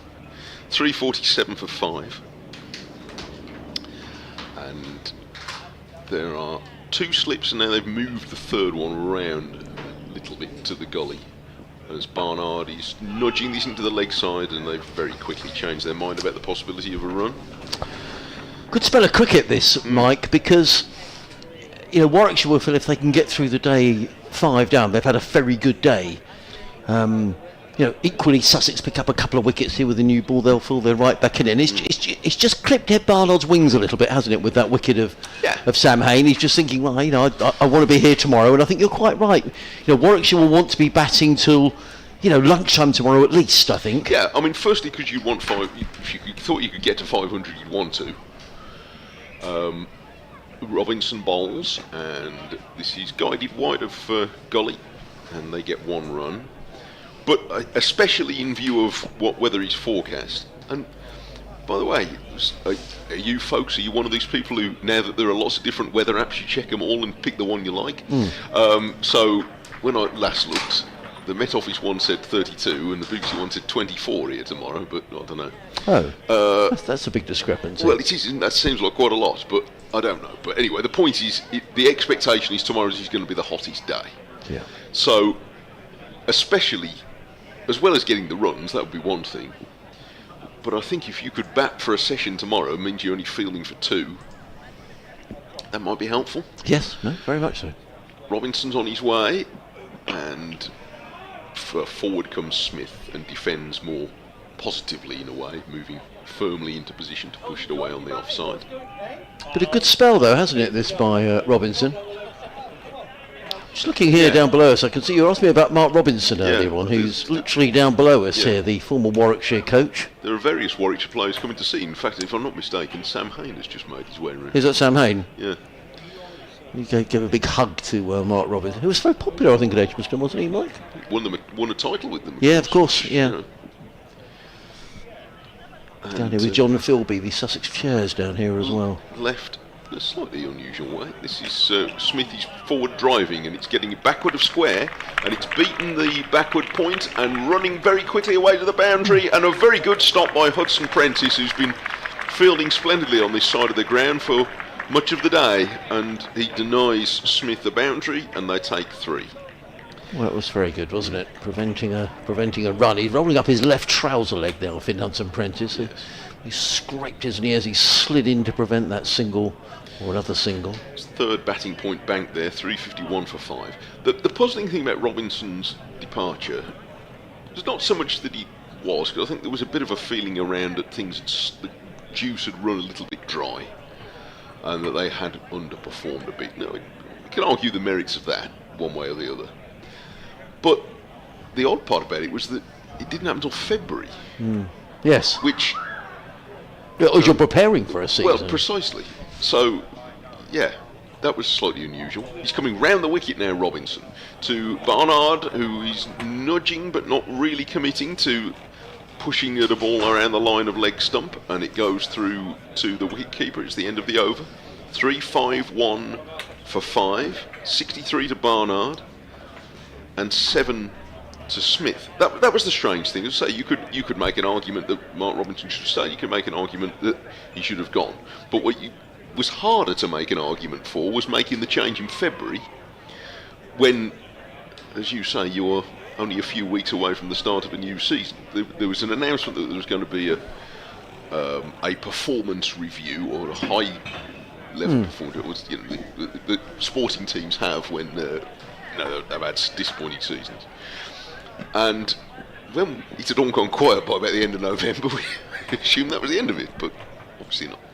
Gurinder Sandhu coming in from the sea end of the ground, bowls 2. Kai Smith is in, clipped to mid-wicket. Well, I'm not sure if that fell short. I think that chance has gone down, It was clipped straight to mid-wicket, and the reaction of the Sussex players is that catch has gone down. I think that's Jack Carlson in there at mid-wicket. He's fielding on that matted wicket. Let's just see, is it Carlson or is it Clark? Wait for him to turn round. I think it's Hudson Prentice. It's Hudson Prentice, neither of the two. My impression from here, do you think it was as you short? say, the body language is different, but my impression was that it didn't quite carry to him. But I would be happy to stand corrected on that. Just the reaction, wasn't it? Yeah, that might tell a different story. Sandhu in again, bowls, and Smith plays down the track on the offside. There is no run. Yes, there was a little gaggle of Warwickshire players down below us, one of whom was George Garton, the former Sussex player who was chatting to Mark Robinson, who he'd know very well from days at Sussex. It's been a very amenable day down here at home. It's been a lovely day. Coaches chatting, lovely sunny weather. If you're just joining us on BBC Radio Sussex, BBC WM, 5 Sports Extra 3, Adrian Harms and Mike Taylor with you through to the close of play. 7 overs to go as in comes Gurinder Sandhu. Bowls and clubbed away. Nice shot by Kai Smith. Bit too much width there from Sandhu, and Smith very quickly onto that belts the ball through the covers. He goes to 11 and Warwickshire to 355 for 5, so 3 batting points securely tucked away for Warwickshire. It was a pretty confident stroke from Smith. Yes, it was. On the up, like so many wicket-keeper batters, not dissimilar to Alex Davis, who played at the start of the day. Very powerful square of the wicket. 2 slips in a gully for Sandhu as he in again and bowls, and Smith is forward and punches that to the sweeper on the cover boundary. 1 more to the total. Smith goes to 12, 356 for 5. In appearance, when he's batting, he reminds me a little of someone who's very well known and well liked at both of these counties, Tim Ambrose. Yes. Who gave excellent service to Warwickshire after moving up from Sussex to Birmingham, but I know did very well here, didn't he? He did. Yes, he did. He was a good guy as well, Tim Ambrose. Sandhu on his way in bowls, and forward comes Smith, plays into the offside. There is no run, and I guess George Garton primarily playing T20 cricket? Yes, he's only played in the Blast so far for Warwickshire.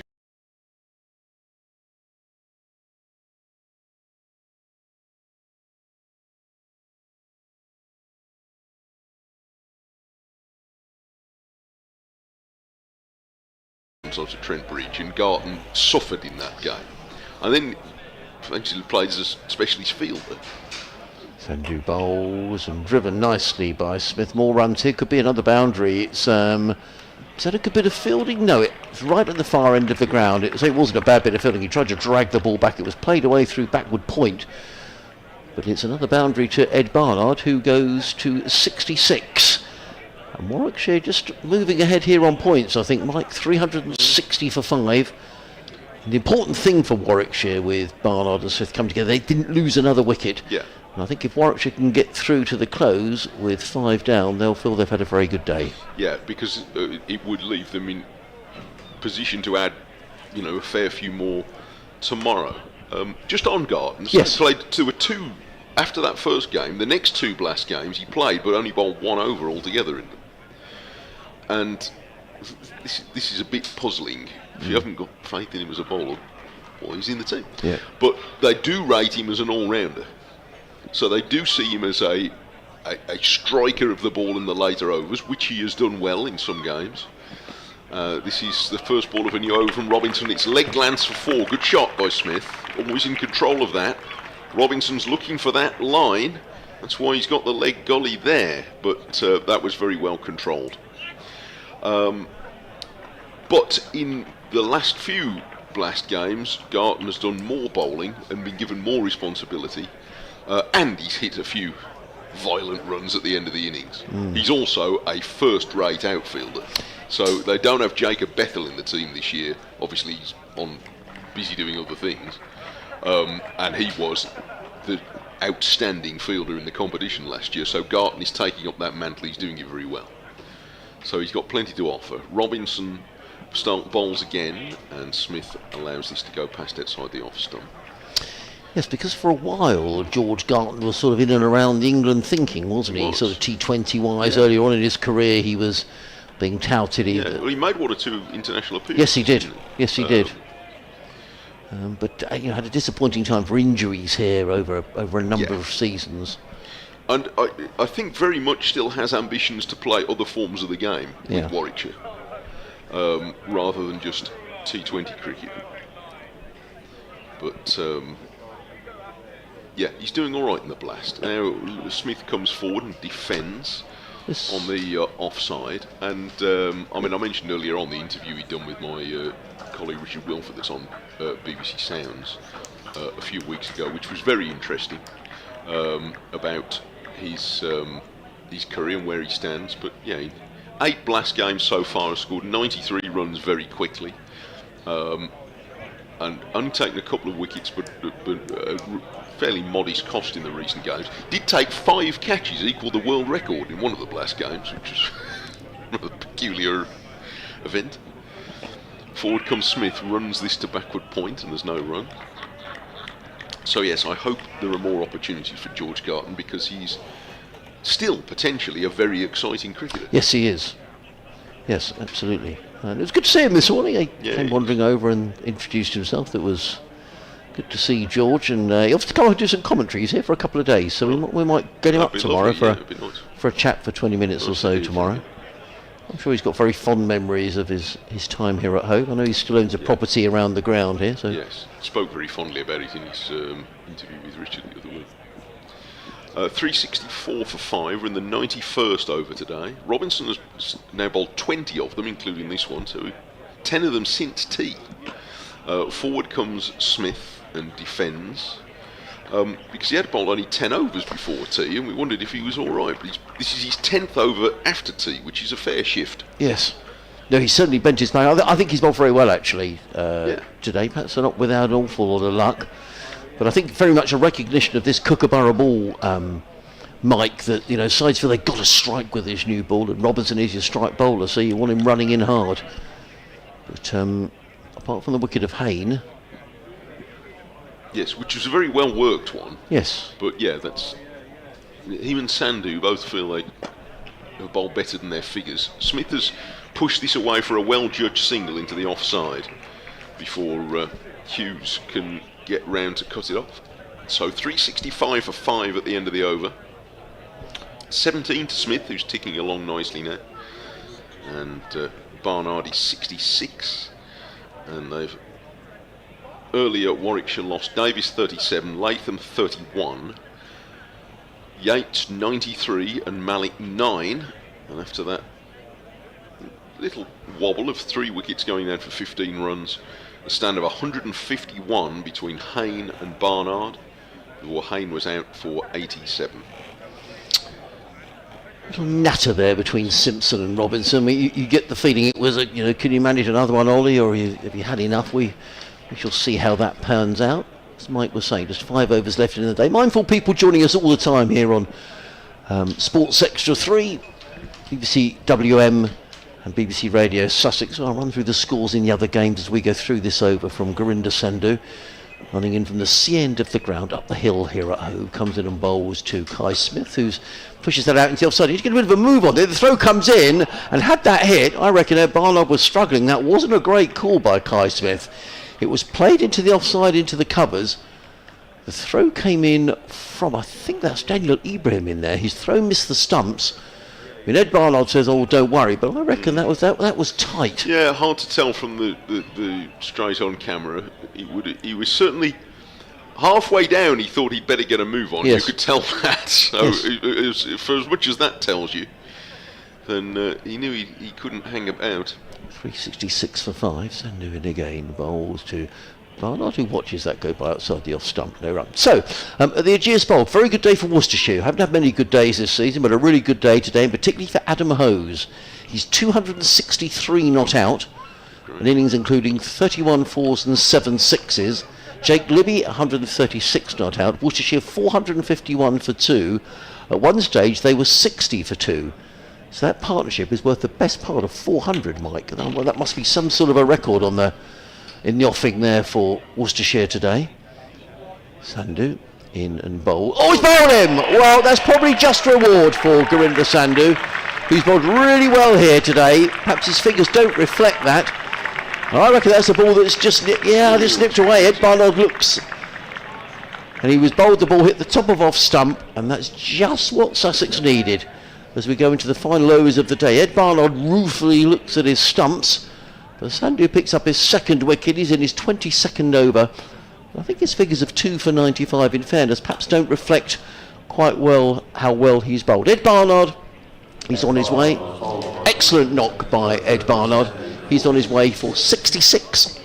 He faced 119 balls in for 163 minutes, 9 boundaries, and a very fine innings. Yet again, Ed Barnard always seems to make runs against Sussex, but that's a very important wicket for Sussex and an important part of the day, Mike. It really is. Barnard's 5th score of 50 or more this season, but it has just left an awkward finish to this day.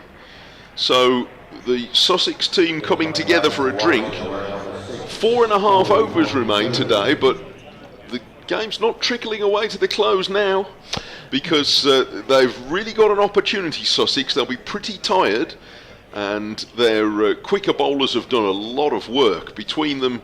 I mean, Crocom's bowled 17 overs, Robinson 20, and Sandhu in his 22nd over. But with Corey Rothesay coming out at number 8, ahead of Ethan Bamber, they have an opening here.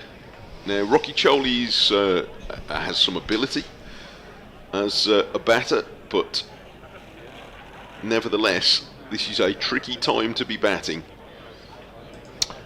It certainly is. Australian to Australian. Carry on, I'll run through the scores. Somerset, they finished down at Taunton for the day. Attritional day down there. Somerset 275 for 6. Tom Banton finishing 57 not out. Tom Abel making 64 as Gurinder Sandhu is in to bowl to Rothesay. He's in and bowls and defends onto the onside, and there is no run. 2 slips and a gunny. Backward point cover mid-off, mid-on, mid-wicket, and a fine wicket. Excuse my ignorance, Mike, you were good enough to explain about Rothesay and his background, perhaps? Yes, he's similar to Sandhu. He's been around the state game for a long time in the Australian game. He's a Western Australian. He's out of Perth. He's 27 and was the highest wicket-taking spinner in the Sheffield Shield last year. Got 38 wickets, so close to being the best bowler overall. Sandhu in bowls. Rothesay, that's that go. I don't think that missed self-stump by very much. Judging by the howl, you're never quite sure whether there's a bit of kidology going on, but let's see the replay. Sandhu in. Well, it was a good leave. Yes, that very nearly took the off-stump. Seeing it from another angle. Well, not quite a coat of varnish, but it seemed. Yes, it did. For a ball that isn't supposed to have much of a seam, Sandhu is making it move. He is. So, yes, they will have come up against each other in domestic cricket.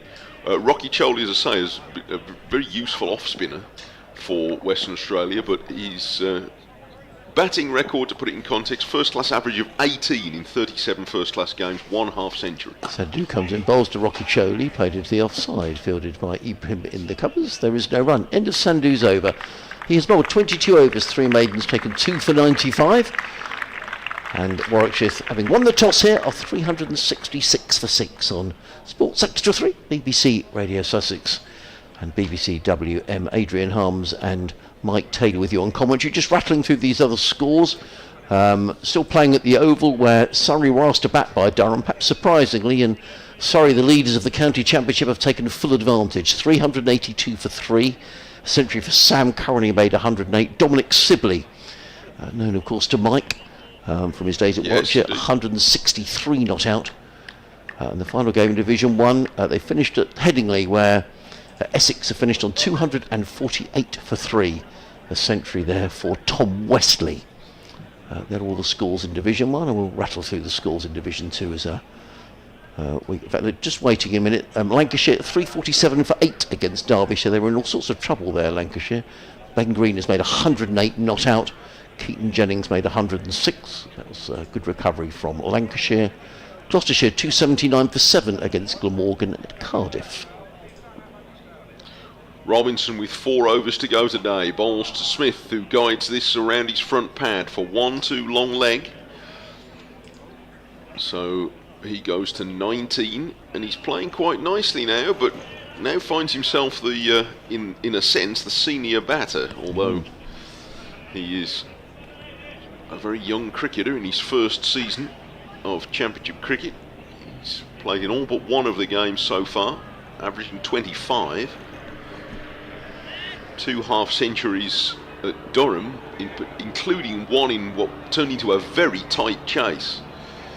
Warwickshire won by 1 wicket there, chasing 340.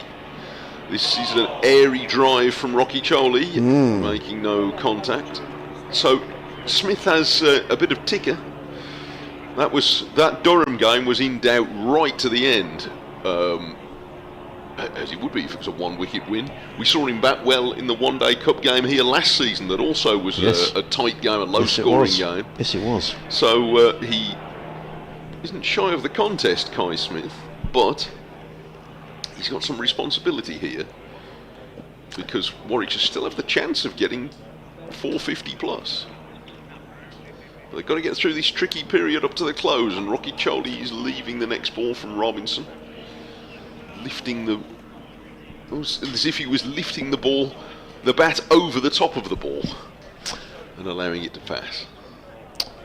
Well, Sussex will feel that they're certainly not out of this game by any manner of means, and that, they'll feel that if they could pick up another wicket or 2 here this evening, they're obviously Warwickshire have got the runs on the board, but there's a shortish boundary on one side of the pitch. It looks a good batting surface. Been in it for the bowlers if you want to bend your back. They've got a good score, but they haven't got a frightening score. No, I would agree. Robinson is coming into bowl, and Rocky Choli's letting it go. I do think, it's not just a flat pitch. There's a bit of bounce in the pitch, and Warwickshire have skillful bowlers. They don't necessarily have bowlers of great speed, but Bamber, Hannon, Dolby and Rushworth are 3 pretty skilled operators. Yes, Bamber's done very well so far this season, his first season with Warwickshire since moving from Middlesex.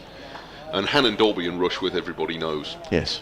No, I agree. So not high speed bowlers, but very skilled bowlers. Yeah, I would agree. But we'll see. It's going to be, supposedly a pretty hot day tomorrow. So Robinson bowls, and it's again trying this leg stump attack with Rocky Choli now as well, and he flicks, makes no contact down the leg side. And Sussex's objective is to be batting as soon as possible tomorrow. If tomorrow's going to be a great day for batting, not fielding, then you want to be doing as much batting and as little fielding as possible. No, I agree. So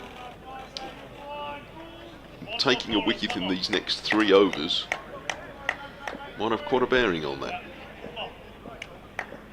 Robinson has gone back to the top of his run. Here he comes in now, rolling in past umpire O'Shaughnessy, and Rocky Choli drives and will score his first run here, out to quite a deep set extra cover, and it's the end of the over. 2 from that over, and Warwickshire 367 for 6, Smith 19, Rocky Choli 1, and there are 3 overs to bowl today. Yeah, I think Sussex are quite happy to let Rocky Choli have that single and give Gurinder Sandhu an opportunity to bowl at the new batsman. Just rattling through those scores in the other games, they finished down at Cardiff, Gloucestershire 279 for 7. James Bracey 57 not out for Gloucestershire. They've also finished at Canterbury, where Kent 325 for 4 against Northamptonshire, 66 for Daniel Bell Drummond. Joey Everson, who batted so well for Kent last week in that draw at Lancashire, 29 not out. And the final game, they've also finished at Grace Road, Middlesex 336 for 5. Sam Robson making 133. In comes Gurinder Sandhu in and bowls, and clipped away by Rocky Choli down to fine leg. He picks up his 2nd run. Warwickshire go to 369 for 6 in the 94th over. Just a reminder, bonus points only can be obtained in the first 110 overs. But I think very much here the objective for Warwickshire is to get through these final 2 and a bit overs and set their stall tomorrow to bat for as long as they can. As Mike was saying, a very hot weather forecast for Hove tomorrow. The weather forecast seemed to vary, but in comes Sandhu, bowls to Smith, who's solidly forward to ball of good length, punches to the covers, no run. Look, that might vary, but you don't need to bring your coat tomorrow. No. If you're coming, I don't think. 3 slips in place. There's a sweeper on the cover point boundary. There's a cover mid-off, mid-on. And 2 men set back on the leg side, so the leg side trap is set. Finn Hudson-Prentice is the player. You can hear clapping his hands. Probably 10 yards inside the boundary edge. A deep square leg. There's a fine leg as well. As in comes Sandhu, the Australian, his 23rd over in and bowls. That's short, and ducking underneath, that is Kai Smith. The ball goes to John Simpson, and there is no run. I was just looking up, you were talking about Adam Hose with that double century today. Yes. It's only, and he's quite well thought of still at Warwickshire. He was a Warwickshire player for a little while. Only his second first-class 100, so has more than doubled his previous high score. Has made 2 blast hundreds for Warwickshire, the only player to do so. But I see got his runs today at quicker than a run of ball, so I bet that was a show. Sandhu again bowls. Smith lets that go outside the off stump there. Right, actually, he's just gone out. Yes, almost on one of his on the last ball of the day. He's out for 266. So that partnership was worth. Partnership for 395. Yeah. My word, I'm sure that must have broken some sort of a record, if not a record against quite Hampshire. A good day for Worcestershire, who they've not had the greatest season. I mean, I said I'd love to see staying in Division 1, not least because I love going to New Road. Well, quite. In comes Sandhu. 3 slips go down, bowls to Smith, who drives back down the pitch. Sandhu fields up his own bowling, and there is no run. That is a new second wicket record against all counties for Worcestershire. Wow. And it was only just not very far short of their record for any wicket, which was set against Hampshire in Southampton by Hick and Moody, and they could play a bit. Wow. And was that in Southampton as well? It was in Southampton. I'm not quite sure whether it was at the... I think it might have been at the old ground. The old one, yeah. I think. But, anyway. Great performance from Adam Hove. Good for him. Sandhu in, bowls to Smith, who drives into the covers. There is no run. It is the end of the over. I think Sussex will be pleased that they got a chance to bowl to Okacholi for the second to last over of the day on a beautiful day here at Hove. A few high-level clouds floating around, but it's been a gorgeous day. Good crowd here as well on County Championship Day. Sussex offering free admittance to everybody today, and the Brighton public have taken full advantage of that. We've had a good crowd. There's been a good buzz around the ground as well. There's Sam Hain just down below us chatting away to Mark Robinson, the ex-Warwickshire coach, now very much on the Sussex staff. Signs an autograph for one of the spectators here.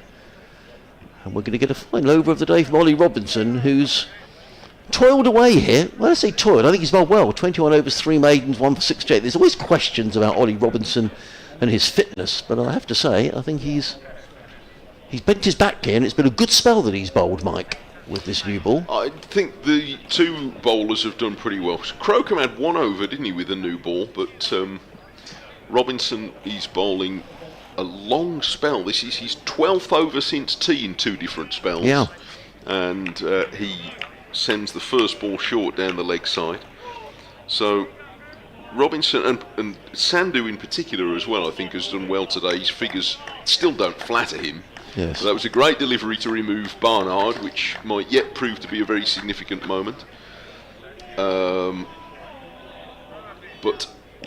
I think, you bring a guy in from overseas, his home debut, and he's put a proper shift in today, Gurinder Sandhu, so good for him.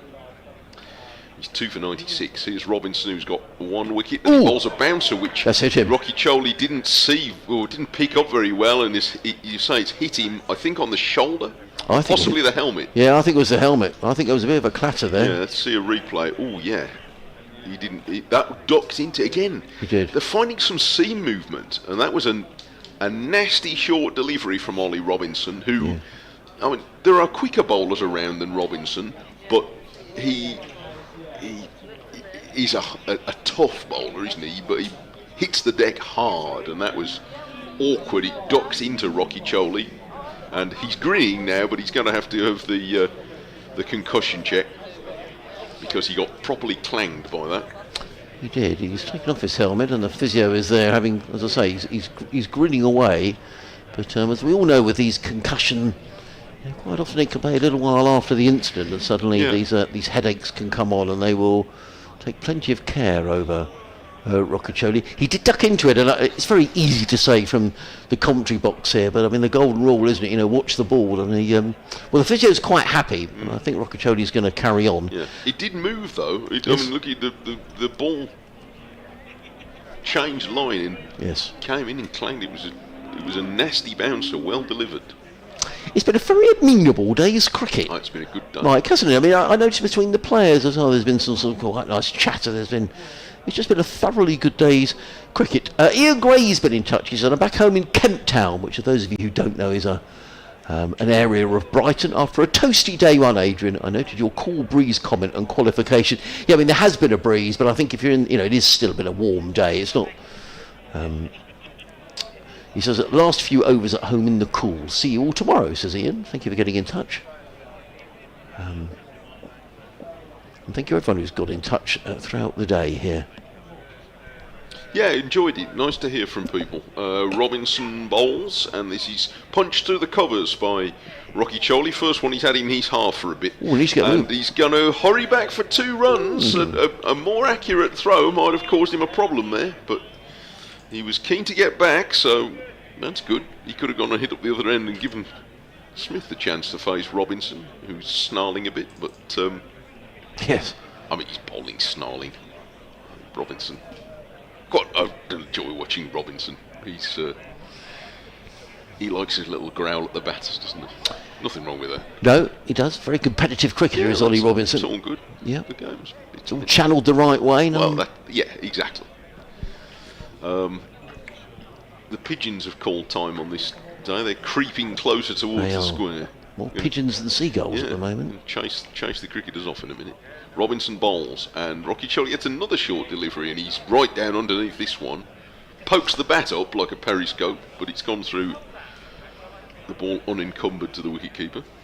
We were talking earlier on about the possibility of Jofra Archer returning here, and indeed Jacob Bethell, if they're not picked for England for the test at Edgbaston, that they could play here on days 3 and 4.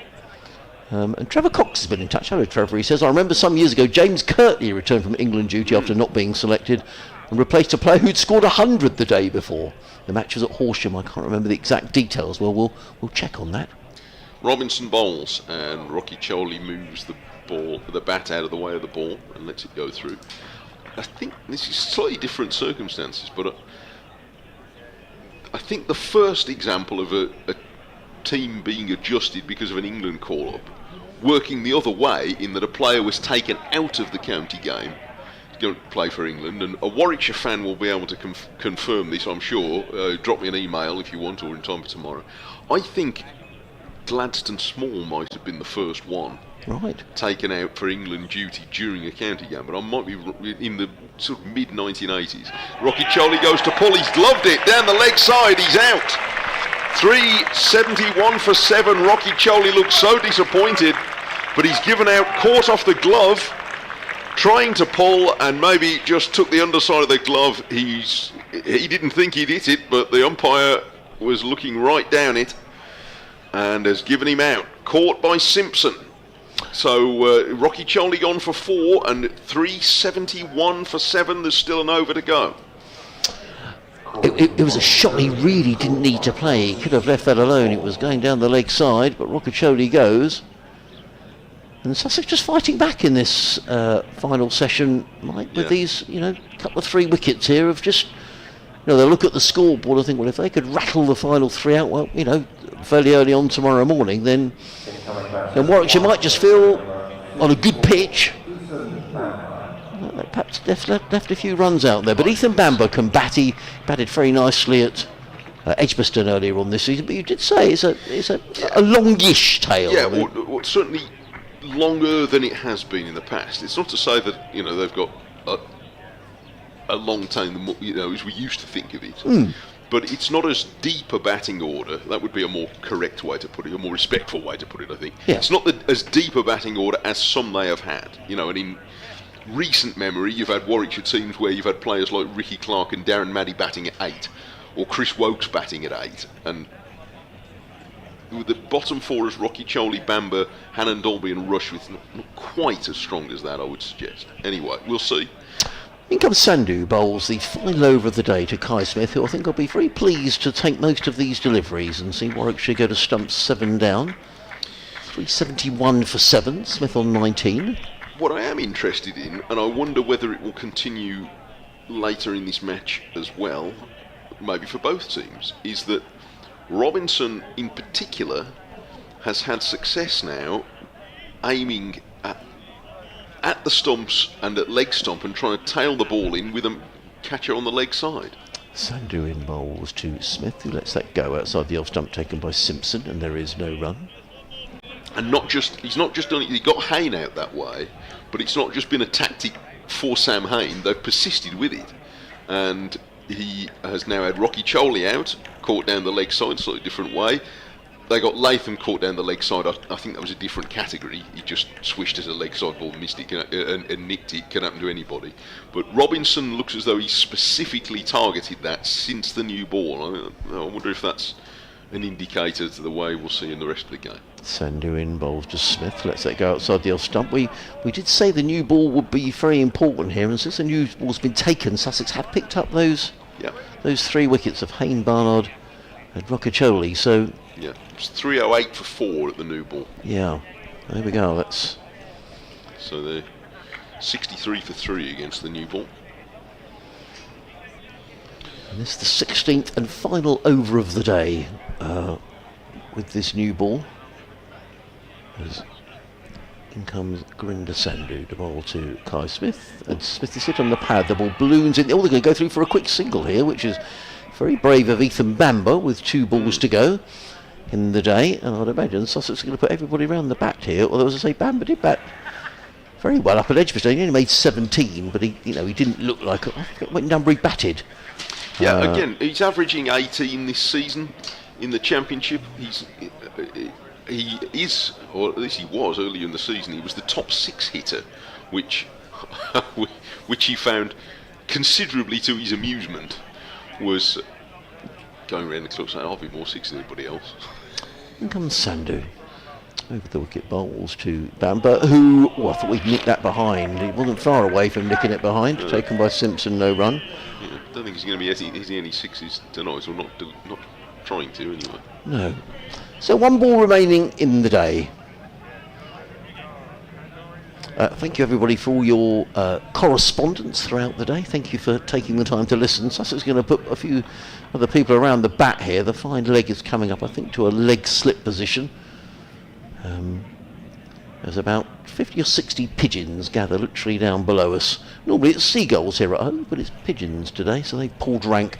They've now got a leg slip in place for Ethan Bamber, and 3 regulation slips in place as well. And now they're going to change things. I think they're using more time here. Sussex behind on their over 8. They're going to move a 4th slip into play. So 4 slips in place, a sweeper on the cover boundary, and Sandhu getting ready to bowl the final ball of the day on a lovely sunny evening here at Hove. As in comes Gurinder Sandhu to bowl to Ethan Bamber. He's in and bowls, and Bamber lets that through to John Simpson. There is no run, and that is the end of the over and end of an excellent day's county cricket here at Hove, with Warwickshire finishing on 372 for 7. Rob Yates top scoring with an excellent innings of 93. Sam Hayne making 87. Ed Barnard 66. Henry Crocombe taking 3 wickets for Sussex. Warwickshire have got the runs on the board, Mike, but they're not out of sight in this game. No, they're not. And I think, look, if you get 372 for 7, so you're looking for 400, maybe a bit more. It's a competitive score. It's not a score, I think, in these conditions that you can dominate from. But it set up the game really. If there's something there for both teams to push for in the morning, if Sussex can wrap it up quickly for 400 and get on with batting, I'm sure they'll be eager to do that. Warwickshire will achieve something if they can keep them out there until lunchtime. But yeah, it feels like an even first day to me, in which both teams have had their nose in front for a little while, so that's made it a competitive day and an enjoyable one. It certainly has. Well, thank you everybody for listening. Great to see Mike again. We'll be back tomorrow morning here at Hove. Thanks to our listeners on BBC Radio Sussex, BBC WM and Sports Extra 3. The players make their way over to the pavilion. We'll be getting some reaction will be posted on social media later on this evening. But thank you for listening. Have a pleasant evening, and Mike and I will speak to you tomorrow morning just before 11 o'clock. But for now, a very good night.